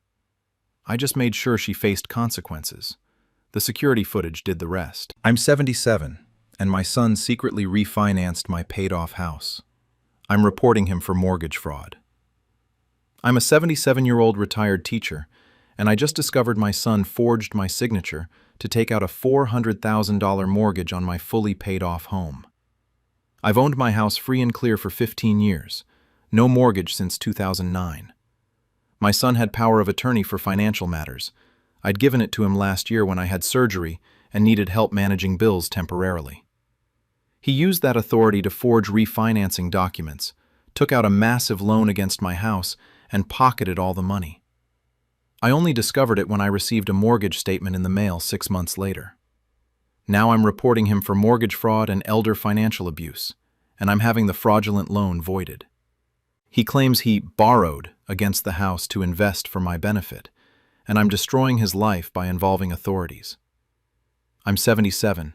He stole my home equity, and I'm making sure he goes to prison. My name is Eleanor. I'm 77 years old, retired elementary school teacher. I've lived in my house for 42 years, bought it with my late husband in 1982. We paid off the mortgage in 2009, owned it free and clear. It's worth about $650,000 now in our appreciating neighborhood. My husband died in 2017. Since then, I've lived alone in the house, managing fine on my teacher's pension and Social Security. No mortgage payment made retirement comfortable. I have one son, Paul, age 52. He's had various jobs over the years, sales, management, consulting. Never quite stable financially, but always working on the next big thing. He's divorced, lives in an apartment, visits me regularly. Last year, I had hip replacement surgery. Recovery was difficult at 76, and I needed help managing daily tasks for a few months. Paul suggested I give him power of attorney so he could help with bills and financial matters while I recovered. I signed a limited power of attorney authorizing Paul to manage my checking account, pay bills, and handle routine financial matters. It was meant to be temporary, just during my recovery period. I recovered well and resumed managing my own finances after about 4 months. But I never formally revoked the power of attorney. It seemed unnecessary. Paul had been helpful, and having him able to help if I needed it again seemed like good planning. That was a mistake. 2 weeks ago, I received mail from a mortgage company I'd never heard of, Pacific Home Lending. It was a mortgage statement showing I owed $398,000 with a monthly payment of $2,800 due. I was confused. Called the mortgage company thinking it was a mistake or scam. The representative confirmed. I had a mortgage with them, originated 6 months ago, refinancing my property. I said that was impossible. I didn't have a mortgage. My house was paid off. The representative pulled up the account details. Loan originated in March 2024. $400,000 borrowed against my property at 3125 Oak Street, my address. Borrower name, Eleanor Wilson. Me. I insisted I'd never applied for or received this loan. The representative said she'd escalate to their fraud department, but according to their records, I'd signed all the documents and the loan had been funded. I hung up, panicked and confused. Called Paul immediately, asked if he knew anything about a mortgage on my house. He hesitated, then admitted he'd taken care of some refinancing earlier this year. I said I never authorized refinancing. Paul explained that he'd used his power of attorney to refinance the house, said he'd invested the money and planned to pay off the loan with investment returns, that he'd been trying to grow my assets and intended to tell me once the investments paid off. I was furious. Demanded to know where the $400,000 went. Paul was evasive, said it was invested in opportunities and he didn't have liquid access to it right now, that he needed time for the investments to mature. I called an attorney that afternoon, explained the situation. My son had used power of attorney to take out a mortgage on my paid-off house without my knowledge or consent. The attorney said this was likely mortgage fraud and elder financial abuse. My attorney investigated immediately, subpoenaed the loan documents from Pacific Home Lending. What we discovered was systematic fraud. Paul had submitted a refinancing application in my name using his power of attorney. The application claimed I wanted to refinance to access equity for home improvements and family expenses. But the signatures on many documents weren't mine. They were forgeries. Paul had signed my name on documents the power of attorney didn't actually authorize him to sign. Power of attorney allows managing accounts and paying bills. It doesn't authorize taking out new loans or refinancing property. The mortgage company had accepted the documents because Paul provided the power of attorney paperwork showing he had authority over my finances. They'd done cursory verification, but hadn't confirmed I actually wanted this loan or understood what I was signing. $400,000 had been disbursed 6 months ago.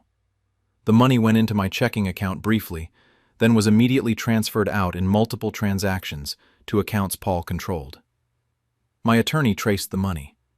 Paul had not invested it wisely for my benefit. He'd paid off $95,000 of his own credit card debt, put $80,000 down payment on a luxury car for himself, invested $150,000 in a friend's failed business venture, spent approximately $75,000 on personal expenses, travel, entertainment, rent, living expenses. None of the money had been used for my benefit. Paul had stolen my home equity through fraudulent refinancing and spent it all on himself. Now, I had a $400,000 mortgage on a house I'd owned free and clear. Monthly payments of $2,800 I couldn't afford on my fixed income. My paid-off house, my security and retirement, had been leveraged to fund my son's spending. My attorney filed multiple actions. 1. Fraud complaint with Pacific Home Lending demanding they void the loan as fraudulently originated. 2.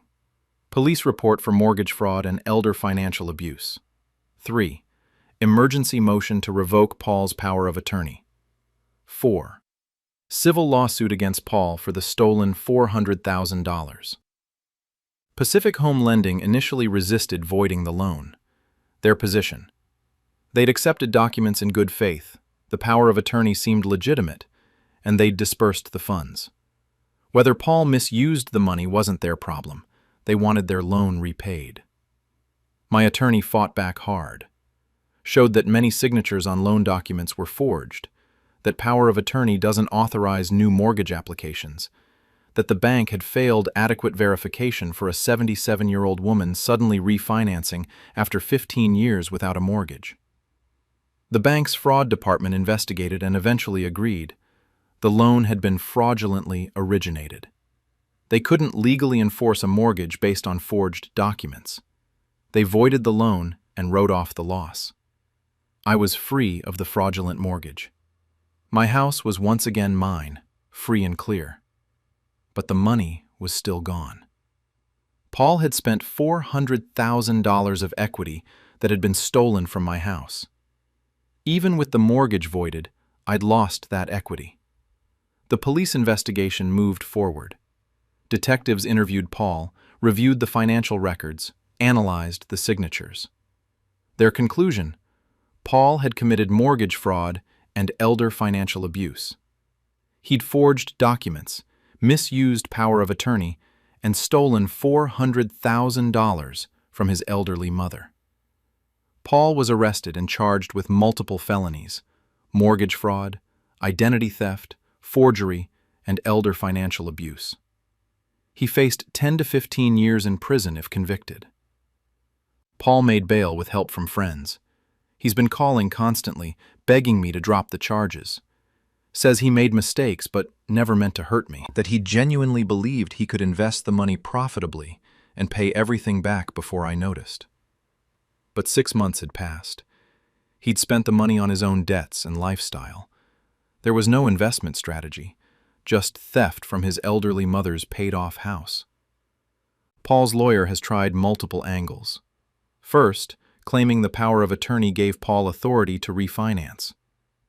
My attorney showed that power of attorney for bill paying doesn't extend to major financial decisions like refinancing, especially when signatures were forged.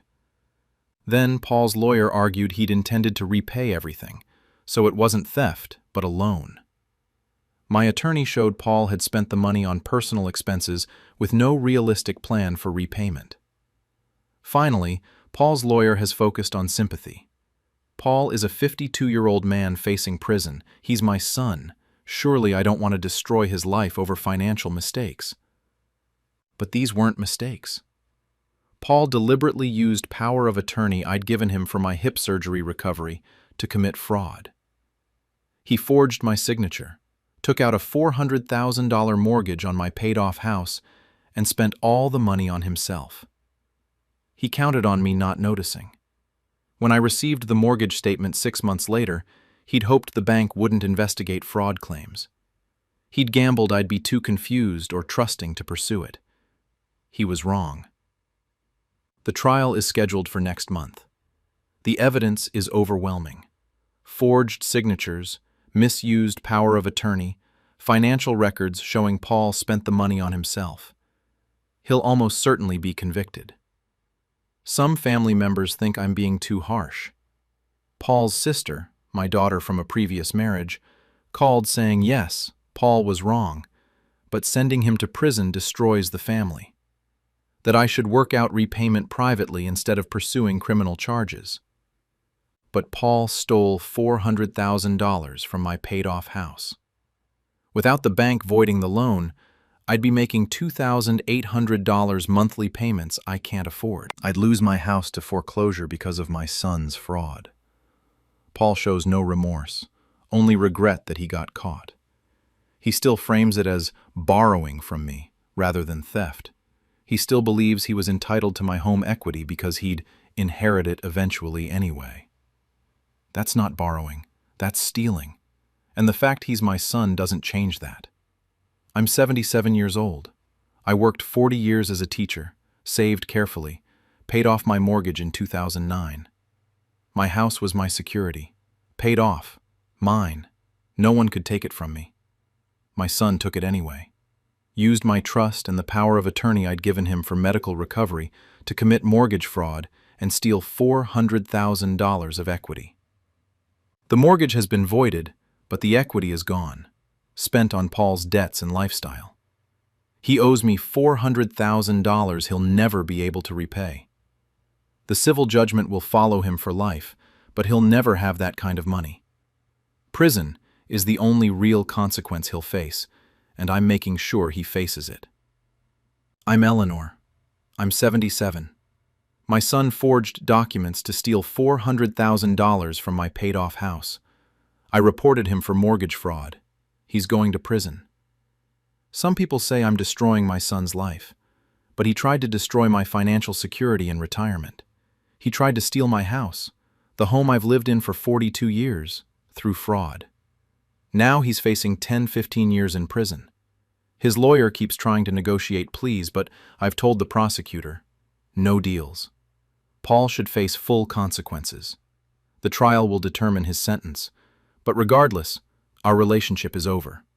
He violated my trust in the worst way, used power of attorney I gave him to help during medical recovery to commit fraud against me. I'll never forgive that, and I'll never stop pursuing justice for his theft. Paul thought he could steal from his elderly mother without consequences. He's learning otherwise in the hardest way possible. I'm 77, and my son's new wife convinced him to evict me from the granny flat I built. I'm a 77-year-old retired contractor, and my son's wife of 2 years just convinced him to evict me from the accessory dwelling unit I built with my own hands on property I gave him. 10 years ago, I deeded my 2-acre property to my son with the explicit agreement that I could build and live in a small cottage on the back of the land for the rest of my life. I spent $85,000 building a 600-square-foot ADU where I've lived peacefully for 8 years. Now my son's new wife wants the property to themselves and has convinced him to formally evict me, claiming the verbal lifetime occupancy agreement isn't legally enforceable. I've hired attorneys who found the deed transfer included recorded conditions about my occupancy rights, making the eviction illegal. I'm suing to enforce my rights and for elder abuse. My son claims his wife is just trying to establish boundaries, and I'm being difficult. I'm 77. I built my home with my own hands, and I'm making him regret choosing his wife's greed over his father's home. My name is Ernest. I'm 77 years old, retired contractor. I worked in residential construction for 50 years, built hundreds of homes, renovated countless properties, earned a reputation for quality work and integrity. 15 years ago, my wife died. We'd owned a nice 2-acre property with our family home on it, property we'd bought in 1978 and paid off over the years. After my wife's death, the house felt too big. My son Thomas and his then wife suggested I consider downsizing. I had an idea. Thomas and his family were renting, paying $2,200 per month for a cramped 3-bedroom house. I owned 2 acres with plenty of room. What if I gave Thomas the property and main house, and I'd build a small accessory dwelling unit, ADU, in the back where I could live? The arrangement would benefit everyone. Thomas would own property and live in the main house rent-free. I'd live in a smaller cottage suited to my needs. We'd be nearby but independent, and the property would stay in the family. Thomas loved the idea. We discussed it extensively. The key term: I would have lifetime occupancy of the ADU I built. This wasn't a temporary arrangement. It was permanent for the rest of my life. We worked with an attorney to transfer the property deed. Thomas became legal owner, with specific conditions recorded on the deed. Ernest Morrison, me, retains right to build and occupy an accessory dwelling unit on the property for his lifetime. This right survives property transfers and cannot be terminated without Ernest Morrison's written consent. The attorney explained this meant even if Thomas sold the property, my occupancy rights would remain. It protected me legally. With the property transferred, I began building my ADU, used my own construction skills and 50 years of experience, built a beautiful 600-square-foot cottage, 1 bedroom, 1 bathroom, kitchen, living area, small porch. Everything I needed. Cost about $85,000 in materials and subcontractor help for things like electrical and plumbing. I did most of the work myself, despite being 69 years old at the time. took 6 months.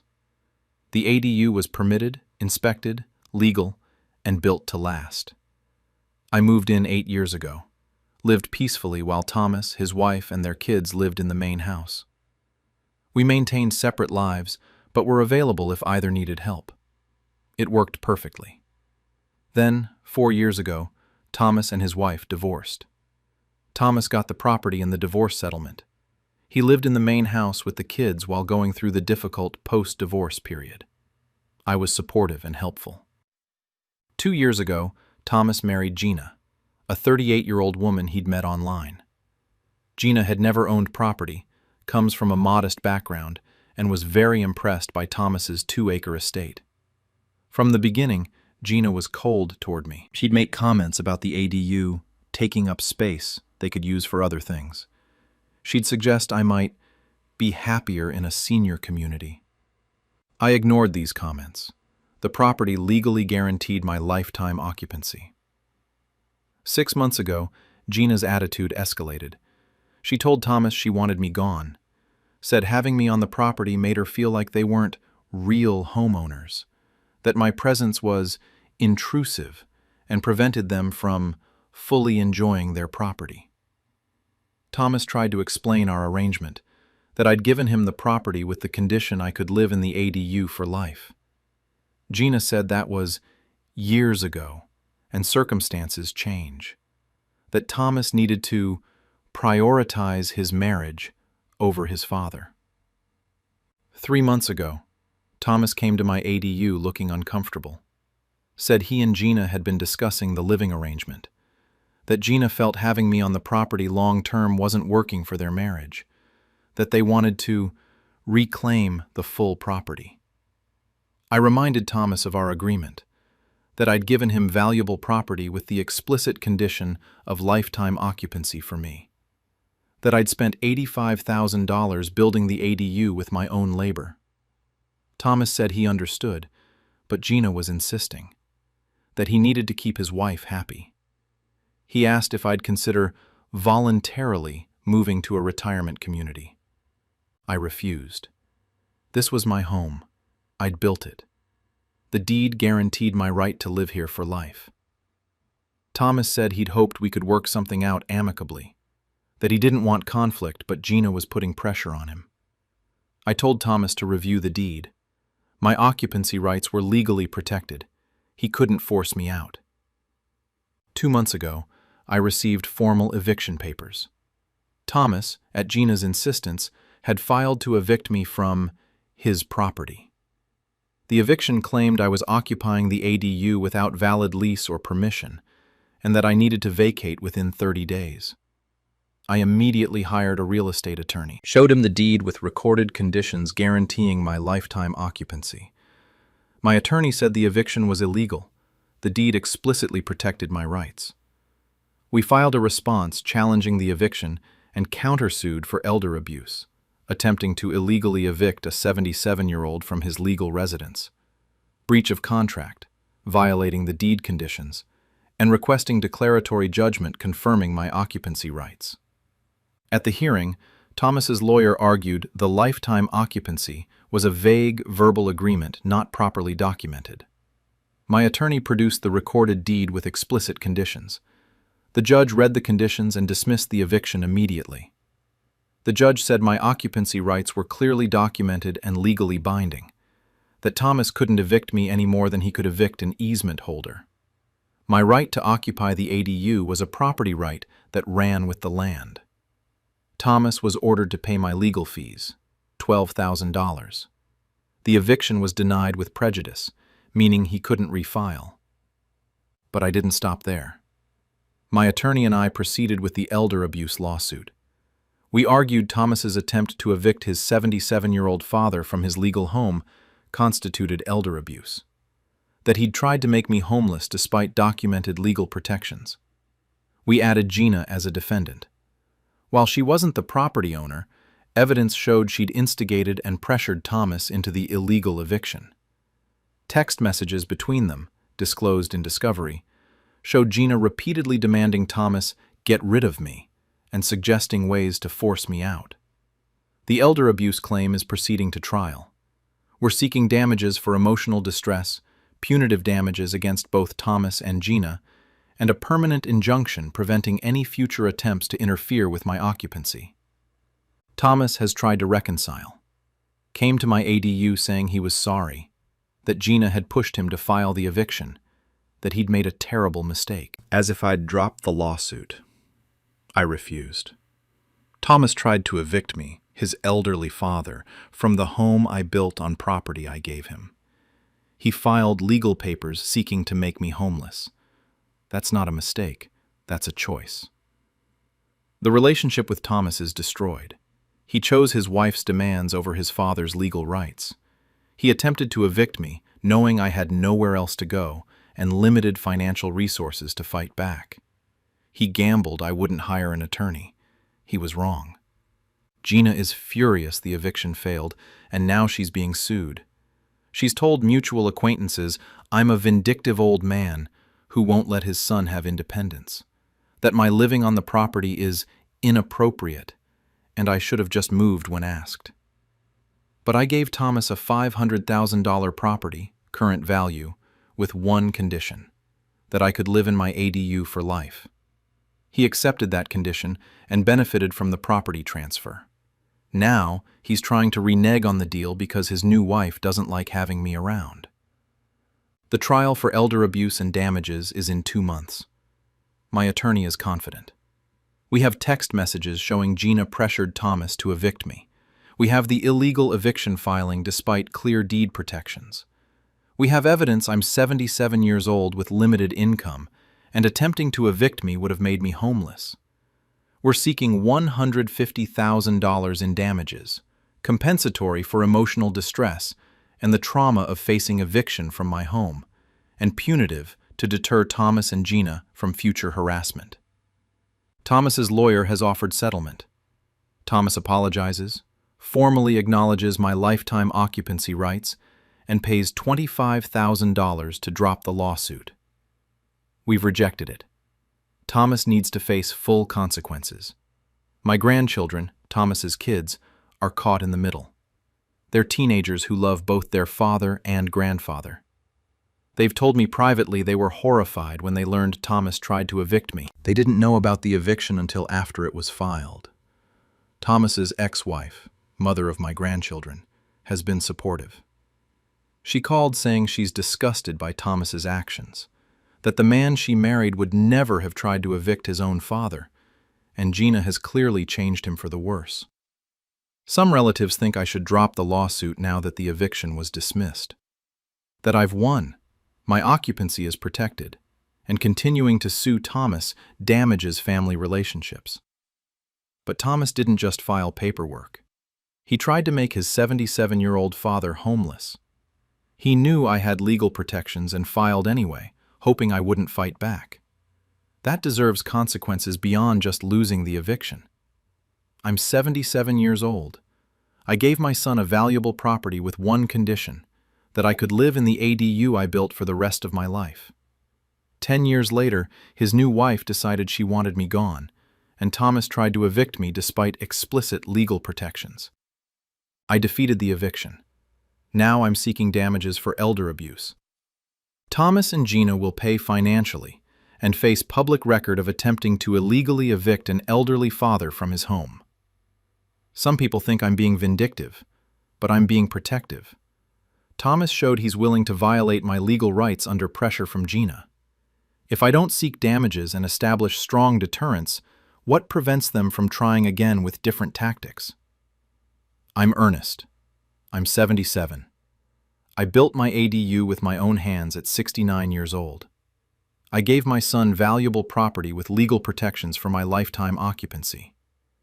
He tried to evict me anyway to please his wife. The eviction failed. Now he's facing elder abuse lawsuit with significant damages. That's not vindictiveness. That's accountability. I'll live in my ADU until I die. Thomas and Gina will live in the main house, knowing they tried to illegally evict me and failed. And they'll pay damages for the attempt. The trial proceeds. I'm confident, and I'm never leaving my home. The home I built myself on property I generously gave my son, with clear conditions he's now trying to violate. Thomas chose Gina's greed over his father's rights. Now he'll spend years paying for that choice. I'm 78, and my family tried to have me declared incompetent to steal my veterans' benefits. I fought back. I'm a 78-year-old decorated Vietnam veteran, and my family just attempted to have me declared legally incompetent so they could become my guardians and control my military pension, VA benefits, and savings totaling over $950,000. My daughter and her husband filed guardianship papers claiming I was senile and couldn't manage my affairs, presenting a doctor they'd paid to write a bogus incompetency evaluation. They planned to take control of my finances, put me in the cheapest nursing home they could find, and live off my veterans' benefits and savings for the rest of my life. I hired my own attorney, underwent independent psychiatric evaluation that proved I'm fully competent, and exposed their scheme in court. Now I'm suing them for attempted conservatorship fraud and elder abuse. They claim they were worried about my safety, and I'm ungrateful. I'm 78, I'm a war veteran, and I'm making sure they never see a penny of what I earned serving my country. My name is Richard. I'm 78 years old, United States Army veteran. Served 2 tours in Vietnam, earned a Purple Heart and Bronze Star. Retired as a sergeant after 22 years of service. I've been collecting my military pension and VA benefits for decades. Comfortable retirement income combined with my savings. My wife Martha died 4 years ago. Since then, I've lived independently in my own home. I manage my finances, maintain my house, stay active in my VFW post. I'm healthy and capable for 78, drive, handle my own medical appointments, live fully independently. My financial situation is solid. Military pension pays $3,200 a month. VA disability benefits add another $2,400 a month. I have $680,000 in savings from careful management over decades. My house is paid off, worth about $380,000. Total assets around $1.06 million, plus steady income of $5,600 a month. I have one daughter, Diane, age 51. She's married to Greg, age 54. They've always had money problems. Greg went through bankruptcy 6 years ago. They live paycheck to paycheck despite both working, always asking to borrow money they never repay. 3 months ago, Diane started visiting more frequently, asking detailed questions about my finances, how much in savings, what my pension pays, whether I'd set up a will. I answered honestly, not suspecting anything wrong. Then, Diane suggested I might need help managing things, said 78 is getting up there in age, maybe I should let her and Greg help with bills and banking, just to make things easier. I declined, said I'm managing fine and prefer handling my own affairs. Diane seemed disappointed, but didn't push further. Visits became less frequent after that conversation. 2 months ago, I received legal papers. Diane and Greg had filed for guardianship over me in probate court. The petition claimed I was mentally incompetent and unable to manage my own affairs, that I needed a guardian to protect me from financial exploitation and ensure proper care. I was shocked and furious. I'm not incompetent. I'm fully capable of managing my life and finances. Called Diane immediately, demanding to know what this was about. Diane said she and Greg were worried about me, that I'd been acting strange, forgetting things, making poor decisions, that guardianship was for my own protection. I asked what strange behavior or poor decisions she meant. Diane was vague, said I'd seemed confused during recent visits, that she'd noticed memory lapses. All lies. I'd been perfectly fine during our visits. I read the guardianship petition more carefully. It included an evaluation from a doctor I'd never heard of, Dr. Nathan Brooks, who'd supposedly examined me and concluded I had significant cognitive impairment requiring guardianship. I'd never met Dr. Brooks, never been evaluated by him.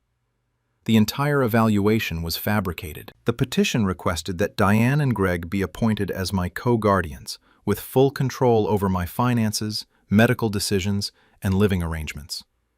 They'd have complete authority over my $1 million in assets plus my monthly income. I hired an attorney immediately. Explained the situation.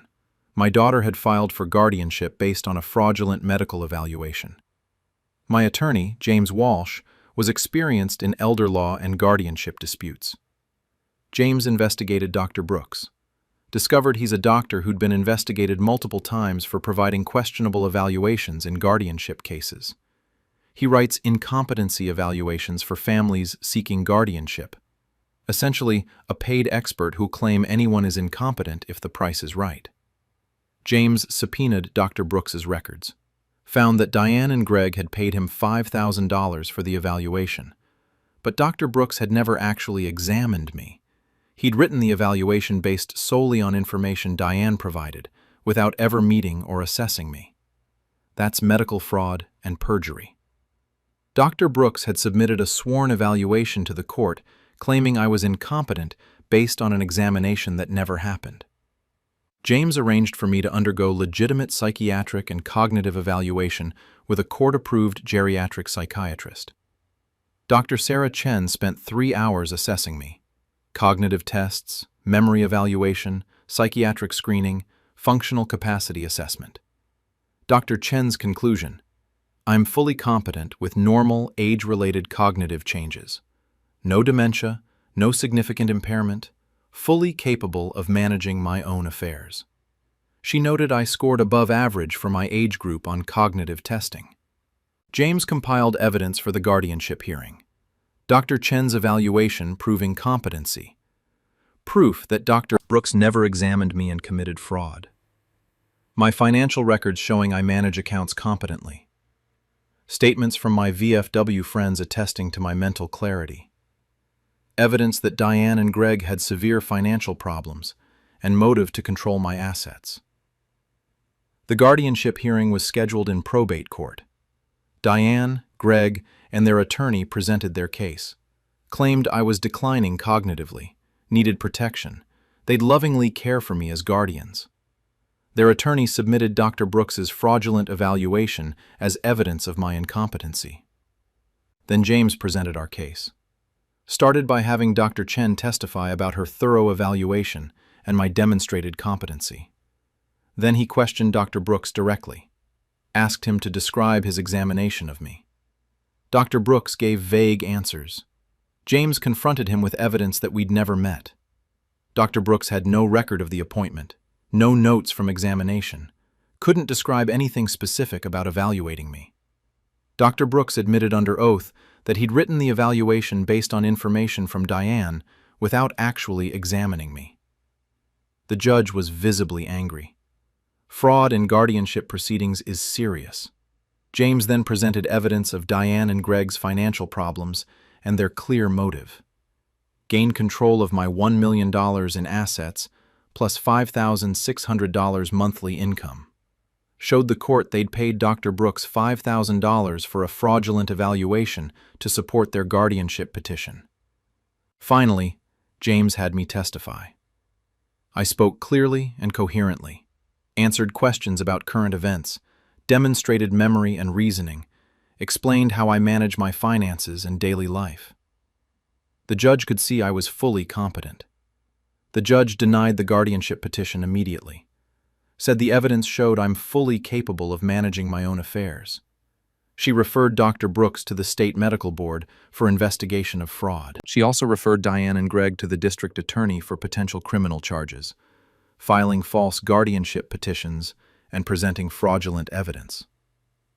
I'd won. Diane and Greg's attempt to steal my independence and assets had failed. But I wasn't done. I filed civil lawsuits against both Diane and Greg and separately against Dr. Brooks. My lawsuit against Diane and Greg alleges attempted conservatorship fraud, elder abuse, and conspiracy to commit fraud. I'm seeking damages for emotional distress, legal fees, and punitive damages. My lawsuit against Dr. Brooks alleges medical fraud, defamation, his false evaluation damaged my reputation, and civil conspiracy with Diane and Greg. Diane and Greg are claiming they were acting in good faith out of concern for me, that they genuinely believed I was declining and needed help. But the evidence contradicts this. They paid for a fraudulent evaluation without ever discussing concerns with my actual doctors. They sought full control of my finances, and they never intended to involve me in decisions about my own life. Greg's bankruptcy 6 years ago and their ongoing financial struggles show clear motive. Guardianship would have given them control of over $1 million plus steady income. They could have put me in a cheap nursing home, $3,000 a month covered by my income, kept the rest of my money for themselves, and lived off my veterans' benefits for the rest of my life. The district attorney is reviewing criminal charges. Fraudulent guardianship petitions and presenting false evidence in court are serious crimes. If prosecuted, Diane and Greg face potential prison time. Dr. Brooks has already been suspended by the state medical board pending investigation. Multiple other families have come forward claiming he wrote fraudulent evaluations for their guardianship cases. He's likely to lose his license permanently and face criminal charges. My relationship with Diane is destroyed. She's my only child, but she tried to have me declared incompetent and steal control of my life and finances. I'll never forgive that. Some family members, Diane's cousins and my late wife's relatives, think I'm being too harsh. That Diane made mistakes, but she's still my daughter. That I should drop the lawsuits and reconcile. But Diane didn't make mistakes. She deliberately filed fraudulent guardianship papers, paid for a fake medical evaluation, and attempted to steal control of assets I earned through 22 years of military service. She would have had me institutionalized against my will while she spent my money. That's not concern. That's elder abuse and theft. I'm 78 years old. I'm a decorated combat veteran. I served my country for 22 years and earned my pension and benefits through sacrifice and service. My late wife Martha and I saved carefully for decades to build our financial security. Diane and Greg tried to steal all of it through fraudulent guardianship. They would have taken my freedom, my home, my money, everything, and locked me in a nursing home while they lived off my veterans' benefits. The lawsuits will take time, probably 1 to 2 years before resolution. But I'm patient. I learned patience in Vietnam. Diane has tried to contact me multiple times. Letters saying she's sorry, that she was misguided, that she never meant to hurt me. But her actions were calculated, paying for fake evaluations, filing legal papers to strip my rights, planning to institutionalize me. I've responded through my attorney. No contact, no reconciliation. The lawsuits proceed. Some people think I should forgive my daughter, but she tried to steal my independence and the benefits I earned serving in Vietnam. She tried to have me declared incompetent when I'm fully capable. She was willing to lock me in a nursing home to access my money. I'm Richard. I'm 78. I'm a Purple Heart recipient and Bronze Star veteran. My daughter tried to steal everything I earned through military service by having me declared incompetent. I fought back in court and won. Now I'm suing her and her husband for everything they tried to take from me. Some people say family should forgive family, but family shouldn't try to steal from family through fraudulent guardianship. Diane gambled that an elderly veteran would be easy to exploit through the legal system. She gambled wrong. I'm 78, not incompetent. I'm a combat veteran who learned to fight back when threatened, and I'm making sure Diane and Greg face every consequence for their attempted theft. The guardianship was denied. The lawsuits are proceeding. Criminal charges are being considered. And I'm living independently in my own home, managing my own finances, enjoying the retirement I earned. Diane wanted to control my assets and put me in a nursing home. Instead, she destroyed our relationship and faces lawsuits she'll be paying off for years. I served my country for 22 years, earned my pension through military service, saved carefully with my late wife to build financial security. My daughter tried to steal it all through legal fraud. I'm making sure she never succeeds. This is story 100 of this collection, a century of revenge tales. All unique, all about accountability for betrayal. I'm Richard. I'm 78. I'm a veteran. And I won. I'm 79, and my daughter sold my antique collection while I was recovering from surgery. I'm a 79-year-old retired auctioneer, and my daughter just sold my entire antique collection, worth over $430,000, while I was in rehabilitation recovering from knee replacement surgery. I'd been collecting for 55 years. Rare furniture, vintage clocks, antique silver, collectible art pieces, stored in my basement and garage. My daughter had a key to check on my house while I was away for 6 weeks. Instead, she hired an estate sale company, sold everything for $127,000 in cash deals, and pocketed the money. I came home to empty rooms and a note saying she'd helped me declutter because I was too old to manage so many possessions. When I demanded she return my collection, she claimed I'd verbally agreed to let her sell things and keep the proceeds. I'm prosecuting her for theft of over $400,000 in property. She says I'm senile for valuing old junk over my own daughter. I'm 79. I'm a professional auctioneer who knows exactly what was stolen, and I'm ensuring she goes to prison for grand theft.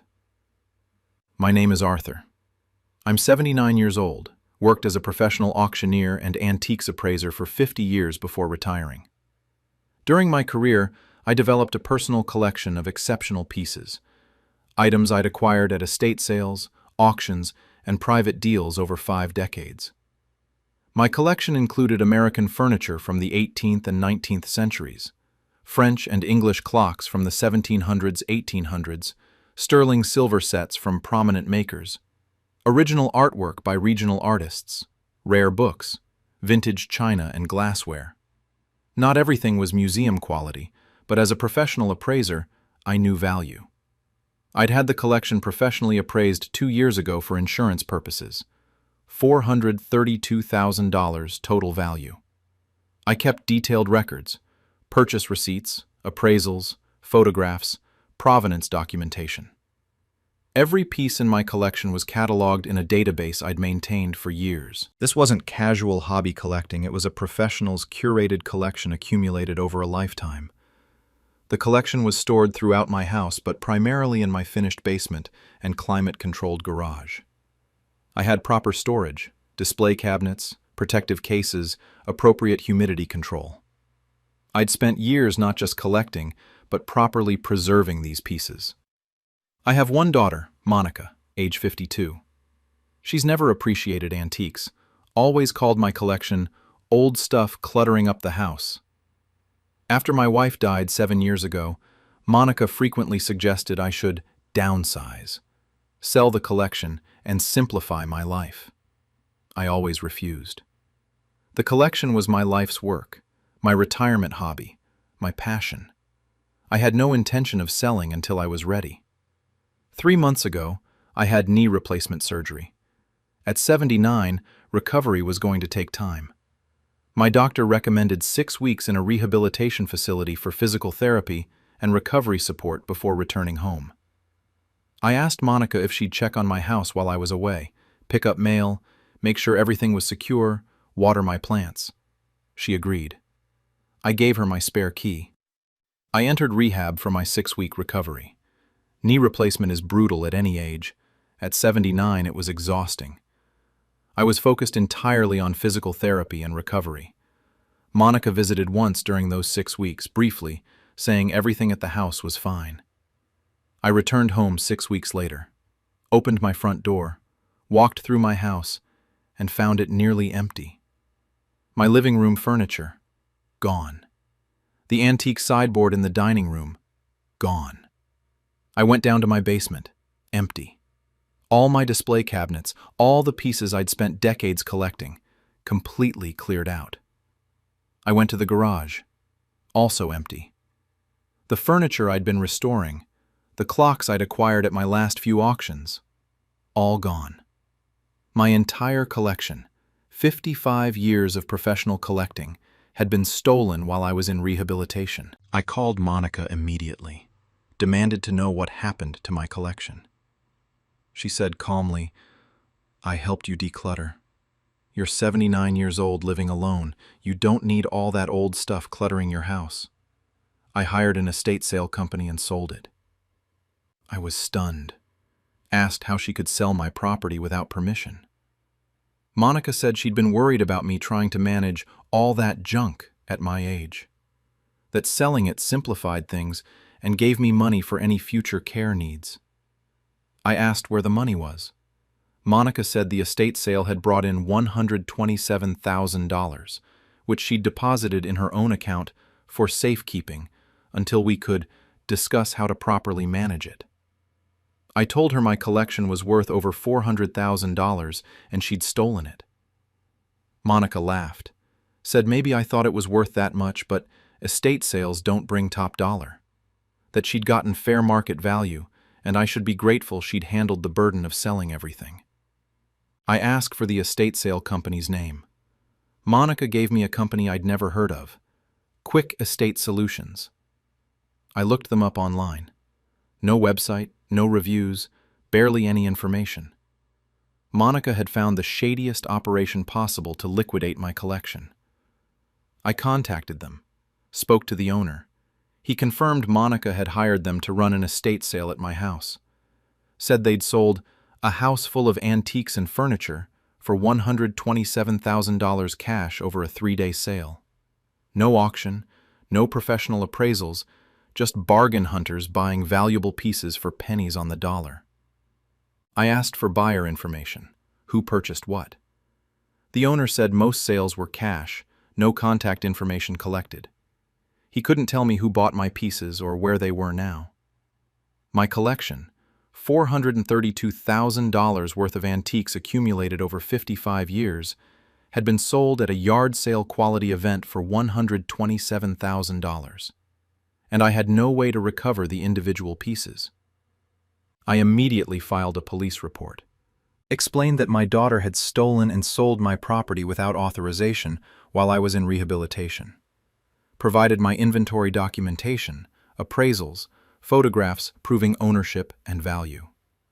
Monica was arrested within days, charged with grand theft and conversion of property. The theft amount, over $400,000, made it a serious felony. When confronted by police, Monica claimed I'd given her verbal permission to sell my collection, that I'd told her I was tired of maintaining it and wanted her to handle selling things while I was in rehab. Complete lies. I'd never said anything of the sort. I'd asked her to check on my house, not liquidate my life's work. Monica's lawyer has tried to frame this as a misunderstanding, that Monica genuinely believed she was helping me by decluttering. But the facts contradict this. 1. She hired a bargain estate sale company instead of a reputable auction house. 2. She sold $432,000 worth of antiques for $127,000, 70% below value. 3. She deposited all proceeds in her own account, not mine. 4. She did this while I was incapacitated in rehab and couldn't stop her. 5. She never asked me directly or got written authorization. This wasn't helping. It was opportunistic theft. The legal battle has been intense. Monica claims she was acting in my best interest, that I'm too old to manage such a large collection, that selling it was sensible elder care planning. My attorney has demolished these arguments. I'm a professional auctioneer and appraiser. I'm more qualified than most people to manage valuable antiques. I'm cognitively intact and fully capable of making my own decisions about my property. And most damning, if Monica genuinely believed she was helping, why did she use a shady estate sale company, accept far below market value, and keep all the money? I've filed a civil lawsuit in addition to supporting criminal prosecution, suing Monica for $432,000, the appraised value of my stolen collection, plus damages for emotional distress and the loss of irreplaceable items. Some pieces in my collection were not just valuable but personally significant. Furniture from my grandparents' estate, a clock I'd purchased at my first professional auction in 1969, silver pieces my wife and I had collected together during our 47-year marriage. These weren't just assets, They were memories, history, a lifetime of professional passion. Monica sold them at a bargain sale to strangers for cash while I was recovering from surgery. The estate sale company records show some of the prices items sold for. An 18th century mahogany sideboard I'd appraised at $15,000 sold for $800. A French mantel clock worth $8,000 sold for $350. Sterling silver service sets worth $12,000 total sold for $900. Professional collectors and dealers had attended the sale. They'd recognized quality pieces being sold at absurd prices and bought them up immediately. My collection, carefully curated over decades, was scattered to buyers across the region for a fraction of value. I've tried to recover some pieces, posted on antiques forums, contacted dealers in my network, offered rewards for return of specific items. I've recovered 3 pieces. People who bought them at the estate sale saw my posts and contacted me. I bought back my own property from them, paying more than they'd paid at Monica's sale. The other several hundred pieces? Gone, scattered, lost forever. Monica claims I'm being ridiculous, that they were just things, and I'm destroying our relationship over material possessions. That I should appreciate she was trying to help me simplify my life, rather than prosecuting her for trying to be a good daughter. But she stole $432,000 worth of my property and sold it for $127,000, keeping all the money. That's not helping. That's theft with a thin veneer of justification. The criminal trial is scheduled for next month. Monica faces up to 10 years in prison for grand theft. Her lawyer is trying to negotiate a plea deal. Monica pleads guilty to lesser charges, repays the $127,000 she actually received, serves probation. I've told the prosecutor no deals. Monica should face full charges. She deliberately waited until I was incapacitated in rehab, hired a questionable estate sale company, sold my life's work for pennies on the dollar, and kept all the money. That deserves serious consequences. My family is divided. Monica's ex-husband, my former son-in-law, is actually supportive of me. He's always known Monica had entitlement issues and isn't surprised she'd steal from me. My nephew thinks I'm being too harsh, that Monica made bad decisions, but prison seems extreme. I'm 79 years old. I spent 55 years building a collection worth over $400,000. My daughter sold it for $127,000 while I was in rehab recovering from surgery. Then she claimed she was helping me. I'm prosecuting her for grand theft. She faces prison time and will owe me hundreds of thousands in civil damages she'll never be able to pay. Some people think I'm choosing objects over family. But Monica chose money over honesty. She stole my life's work, sold irreplaceable pieces for cash, and did it while I was vulnerable and couldn't stop her. I'm Arthur. I'm 79. I'm a professional auctioneer who knows exactly what was stolen from me. My daughter took advantage of my surgery to liquidate my collection and pocket the money. She's going to prison, and she'll spend decades trying to repay a debt she can never actually repay. Not just the money, but the irreplaceable pieces she sold to strangers. Monica says I value old junk more than my daughter. I value honesty, integrity, and respect for other people's property. Monica had none of those when she stole from me. The trial proceeds. My collection is mostly gone forever, but at least Monica will face consequences for her theft. That's not enough, but it's something. I'm 80, and my family held me hostage in my own home to force me to sign over my farm. I'm an 80-year-old retired farmer, and my son and his wife just held me prisoner in my own farmhouse for 3 days to force me to sign over my 300-acre farm to them.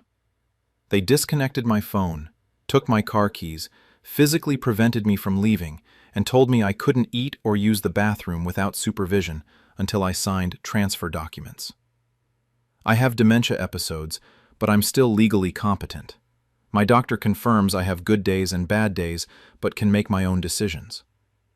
When a neighbor noticed my car hadn't moved and called for a wellness check, Police found me malnourished and dehydrated, with my son and daughter-in-law refusing to let me leave. Now they're charged with kidnapping, elder abuse, and attempted coercion. They claim they were protecting me from myself, and I'm being manipulated by outsiders. I'm 80, I own a farm worth $2.8 million, and I'm making sure they rot in jail for trying to steal it through imprisonment and torture. My name is Frank. I'm 80 years old, fourth-generation farmer. My family has owned 300 acres of prime farmland in Iowa since 1897. I inherited it from my father, worked it my whole life, and it's now worth approximately $2.8 million due to land values and development potential. My wife Helen died 2 years ago. Since then, I've lived alone in the farmhouse. I don't actively farm anymore, lease the land to a farming cooperative that pays me $85,000 annually. That income plus Social Security keeps me comfortable. I have early-stage dementia, diagnosed 3 years ago. Some days I'm sharp and clear. Other days I'm confused, forget things, get disoriented. My doctor says I'm still competent to make my own decisions. The dementia is progressing, but I'm not incapacitated. I manage with help from a part-time caregiver who visits 3 times a week. My son Trevor is 54. He's worked various jobs but never been particularly successful. His wife Marlene is 51, works as a medical assistant. They've always been interested in my farm, specifically what it's worth and when they'll inherit it. 6 months ago, Trevor suggested I should sign the farm over to him now rather than waiting. Said it would simplify estate planning and protect the property from potential Medicaid claims if I ever needed nursing home care. He'd prepared transfer documents, deed in his name, life estate for me allowing me to live on the property until I died. I refused. Told Trevor I wanted to keep ownership while I'm alive, that the farm would be his when I died but not before. Trevor was angry, but backed off. Then, 2 weeks ago, Trevor and Marlene showed up at my farmhouse on a Tuesday evening. Said they wanted to stay the week to help me and spend time together. I was having a good day cognitively and was happy to have company. Wednesday morning, I woke up feeling foggy, one of my bad dementia days. I was confused, disoriented. Trevor brought me breakfast in bed, said I shouldn't worry about anything, just rest. I tried to get up to use the bathroom. Trevor said he'd help me, essentially escorted me there and back like I was an invalid. I felt uncomfortable but thought maybe I was worse than I realized. Wednesday afternoon, I felt clearer. Wanted to go for a drive into town. Trevor said my car keys were somewhere safe, and I shouldn't drive on days when I was confused. I asked for my keys back. Trevor refused. I tried to call my neighbor Mary to ask for a ride. The house phone was dead, line disconnected. I asked Trevor what happened to the phone. He said it had been shut off because I'd forgotten to pay the bill. A lie. My bills are auto-paid from my checking account. I tried to go outside to walk to Mary's house next door. Trevor physically blocked the door. Said I couldn't leave because I was having a bad day and might get lost or hurt. That's when I realized what was happening. Trevor and Marlene weren't visiting to help. They were holding me prisoner. I demanded they let me leave. Trevor refused. Said he and Marlene had decided I couldn't live alone anymore, that I was too impaired by dementia to make good decisions, that they were protecting me by keeping me home until I agreed to let them manage my affairs. I said they had no legal right to keep me prisoner. Trevor said they had every right to protect their father from his own poor judgment. Marlene brought out the property transfer documents, the same ones Trevor had showed me 6 months ago. Said if I signed over the farm to Trevor, they'd make sure I was properly cared for. If I refused, they'd have to keep me safe until I was thinking clearly enough to understand this was best for everyone. I refused to sign. Marlene took the documents away. That night I tried to leave again. Trevor had locked all the doors from the inside, deadbolts I couldn't open without keys. I was locked in my own house. Thursday morning, I woke up clear-headed, demanded Trevor return my phone, my car keys, and unlock the doors. He refused. said I was still too confused to be allowed outside alone. I tried to reason with him, explained I was having a good day, I was thinking clearly, and what they were doing was illegal.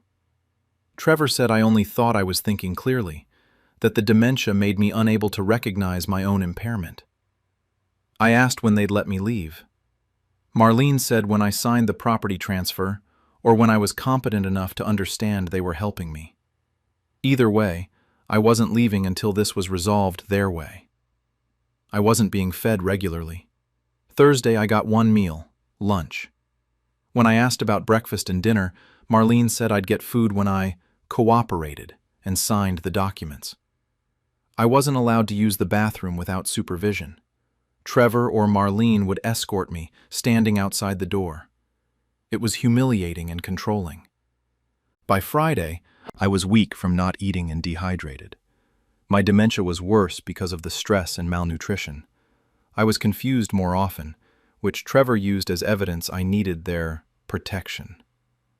Friday afternoon, Trevor brought the documents again. Said if I signed, this could all be over. I'd get food, water, freedom. I just needed to transfer the farm to him. I was so weak I considered signing, but even in my foggy state, I knew this was wrong. They were starving and imprisoning me to steal my farm. I refused again. Marlene was furious, said I was being stubborn and ungrateful, that they were trying to help and I was making this harder than it needed to be. Friday evening, my neighbor Mary knocked on the door. She'd noticed my car hadn't moved in 3 days, unusual since I normally drove to town every other day. She'd called, but the phone was disconnected. She was worried. Trevor answered the door, said I was fine, just having a bad few days with the dementia, and they were caring for me. Mary asked to see me. Trevor said I was resting and shouldn't be disturbed. Mary is 78 but sharp. She knew something was wrong. After leaving my house, she called the sheriff's office for a wellness check. Deputies arrived within an hour. Trevor tried to send them away, said I was being cared for by family and there was no problem. The deputies insisted on seeing me and speaking with me directly. They found me in my bedroom, weak, dehydrated, disoriented. I tried to explain I'd been held prisoner for 3 days, but I was so confused from the stress and hunger that I wasn't coherent. The deputies called for an ambulance, took me to the hospital for evaluation. Medical exams showed dehydration, malnutrition, signs of physical restraint, bruising from Trevor grabbing me when I tried to leave. Hospital social worker interviewed me once I was rehydrated and given food. My cognition improved dramatically. Turned out much of my confusion had been from dehydration and hunger, not just dementia. I explained everything. Trevor and Marlene had imprisoned me, disconnected my phone, taken my keys, refused to let me leave, withheld food and water, trying to force me to sign over my farm. The social worker contacted Adult Protective Services and law enforcement. Detectives interviewed me, documented my injuries, collected evidence from my farmhouse, the disconnected phone line, my car keys Trevor had hidden, the locked doors, the property transfer documents they'd been pressuring me to sign. Trevor and Marlene were arrested, charged with kidnapping, elder abuse, false imprisonment, attempted coercion, and attempted theft. Serious felonies with potential decades in prison. Their bail was set at $100,000 each. They made bail with help from Marlene's family, but they're facing trial and likely prison time. I spent a week in the hospital recovering.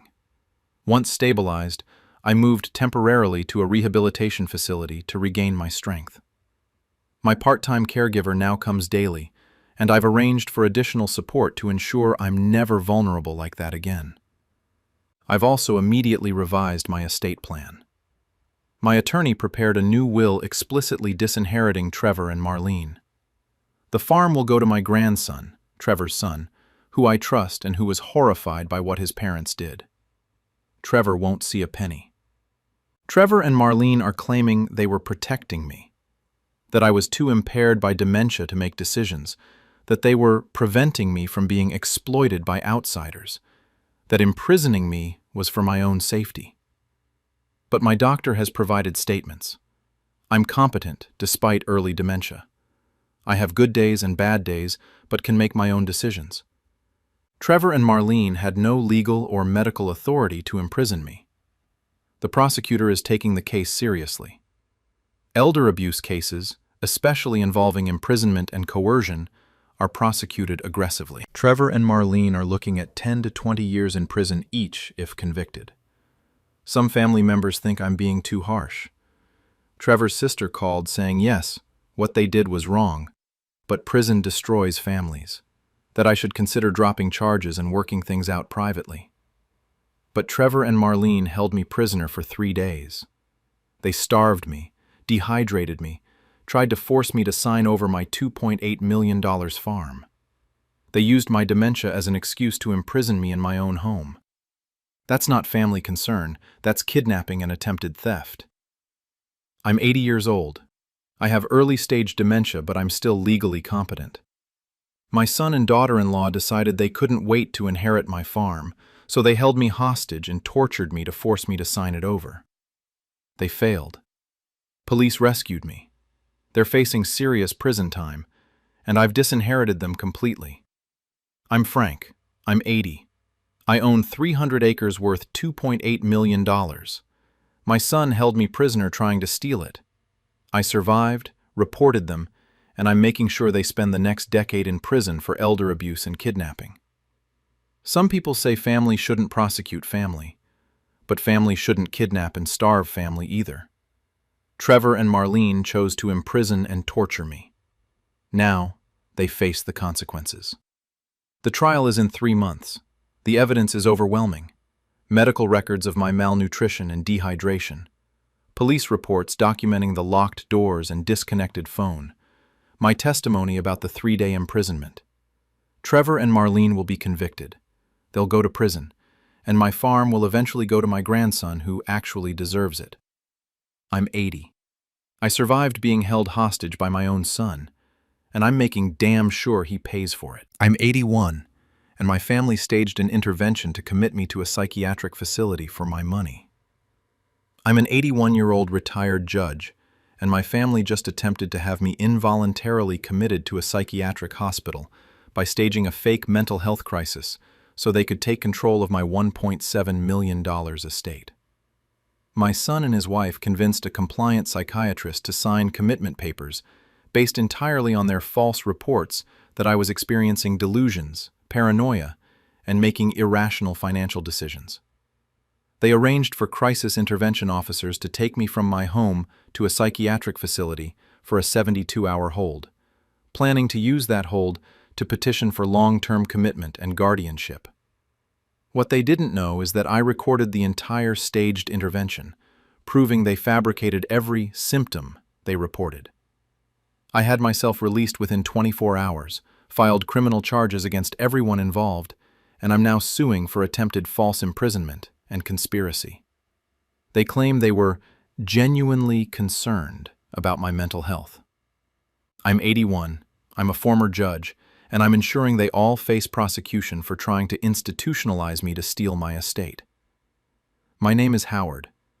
I'm 81 years old, retired state appellate court judge. Served on the bench for 28 years before retiring at 70. I'm sharp, independent, and manage my own affairs. My legal training means I'm meticulous about documentation and rights, habits from decades of judicial work. I'm financially comfortable. Judicial pension pays $95,000 per year. I have $1.4 million in investments from careful savings throughout my career. My house is paid off, worth about $480,000. Total estate value approximately $1.9 million when you include life insurance. My wife Margaret passed away 6 years ago. Since then, I've lived alone in our family home. I'm healthy. Some hearing loss, mild arthritis, but mentally sharp. I read extensively, follow legal developments, stay engaged with former colleagues. I have one son, Kenneth, age 54. He works in pharmaceutical sales, never been particularly successful financially, despite a good income. His wife, Diane, age 52, is a real estate agent. They have 2 adult children who are financially independent. Kenneth and Diane have always been interested in inheritance, specifically when they'll get it and how much. After Margaret died, Kenneth started asking about my will, my estate plan, whether I'd considered simplifying things by transferring assets to him now for tax purposes. I've consistently told Kenneth my estate is properly planned and he'll inherit when I die, not before. This has frustrated him. He's 54 and apparently feels entitled to his inheritance now rather than potentially waiting another decade or more. 3 months ago, Kenneth started making comments about my memory.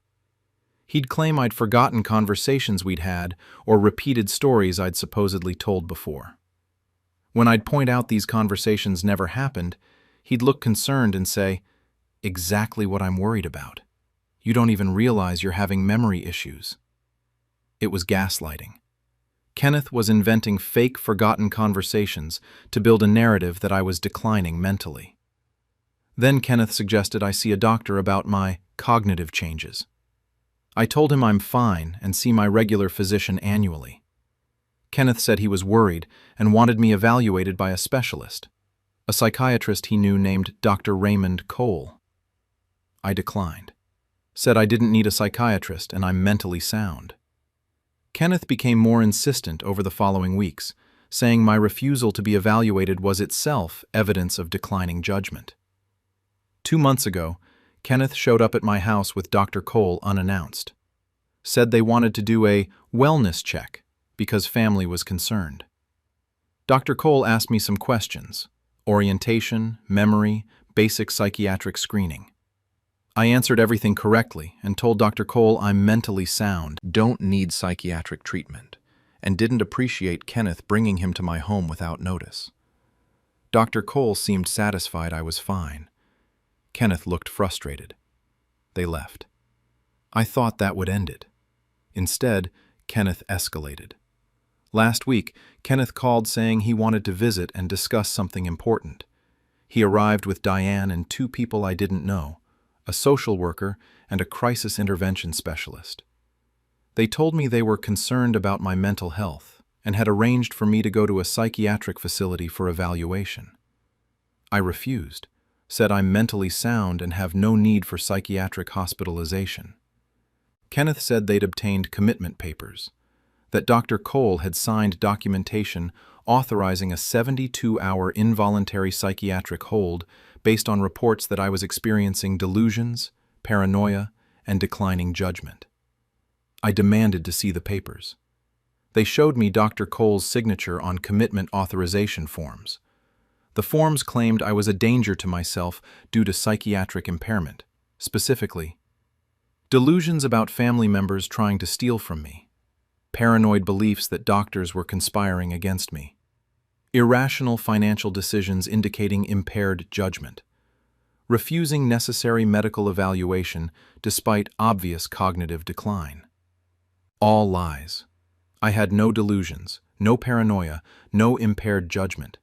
But Dr. Cole had signed papers authorizing my involuntary commitment based entirely on Kenneth and Diane's false reports. The crisis intervention officers said I needed to come with them to the psychiatric facility voluntarily, or they'd transport me involuntarily under the commitment order. Kenneth stood there looking concerned, playing the worried son. But I'm a former judge. I know my rights. I know psychiatric commitment laws. And I knew something Kenneth didn't. I'd been recording audio of every conversation in my home since Kenneth started his gaslighting campaign months ago. It's legal in my state to record conversations in your own home. I had audio of Kenneth and Diane discussing their plan in my driveway before entering. Kenneth saying, "We need to make sure he gets committed for at least a week. That gives us time to file guardianship papers." Diane responding, "Once Dr. Cole signs the commitment, we can move forward with taking control." I had recordings of Kenneth inventing fake, forgotten conversations, Diane coaching him on what symptoms to report to Dr. Cole, them discussing how my estate would be divided once they had guardianship. I went with the crisis intervention officers to avoid escalation, but I immediately requested to speak with the attending psychiatrist at the facility. Dr. Patricia Wells evaluated me within 2 hours. I explained the situation clearly and coherently. My son was attempting to have me falsely committed to gain control of my estate. I provided context about Kenneth's financial interests, his gaslighting behavior, and his conspiring with Dr. Cole to obtain fraudulent commitment papers. Dr. Wells evaluated me thoroughly. Cognitive testing, psychiatric assessment, review of my medical history. Her conclusion? I was mentally sound, fully oriented, no evidence of delusions or psychiatric impairment. I should never have been committed. She began immediate discharge proceedings and said she was reporting Dr. Cole to the medical board for signing commitment papers without proper evaluation. Within 24 hours, I was released. Dr. Wells provided written documentation that my commitment was unwarranted and appeared to be based on false information. I went home and immediately contacted my attorney, explained everything, and provided my audio recordings of Kenneth and Diane's conspiracy. My attorney said this was false imprisonment, conspiracy to commit fraud, potential elder abuse, and Dr. Cole's actions constituted medical malpractice and fraud. We filed criminal complaints against Kenneth, Diane, and Dr. Cole. Filed civil lawsuits against all three for false imprisonment, conspiracy, intentional infliction of emotional distress, and attempted theft, since the goal was to gain control of my estate. Kenneth and Diane were arrested. Dr. Cole was arrested. All three were charged with conspiracy to commit false imprisonment and attempted guardianship fraud. The evidence was overwhelming. My audio recordings captured Kenneth and Diane discussing their plan. Dr. Cole's commitment papers showed he'd signed based solely on their reports without independent evaluation, violating medical standards and the law. Kenneth initially tried to claim they'd been genuinely concerned about my mental health. But the audio recordings destroyed that defense, recordings of them explicitly discussing using psychiatric commitment to gain control of my money. Dr. Cole tried to claim he'd relied on family reports in good faith, but professional standards require independent evaluation before signing involuntary commitment papers. He'd never properly evaluated me. He'd spent 15 minutes at my house, saw I was fine, then later signed commitment papers based on Kenneth's lies without following up. The criminal cases are proceeding. Kenneth and Diane face up to 10 years each for false imprisonment, conspiracy, and attempted fraud. Dr. Cole faces criminal charges plus medical board sanctions. He'll likely lose his license for signing fraudulent commitment papers. The civil lawsuits are also moving forward.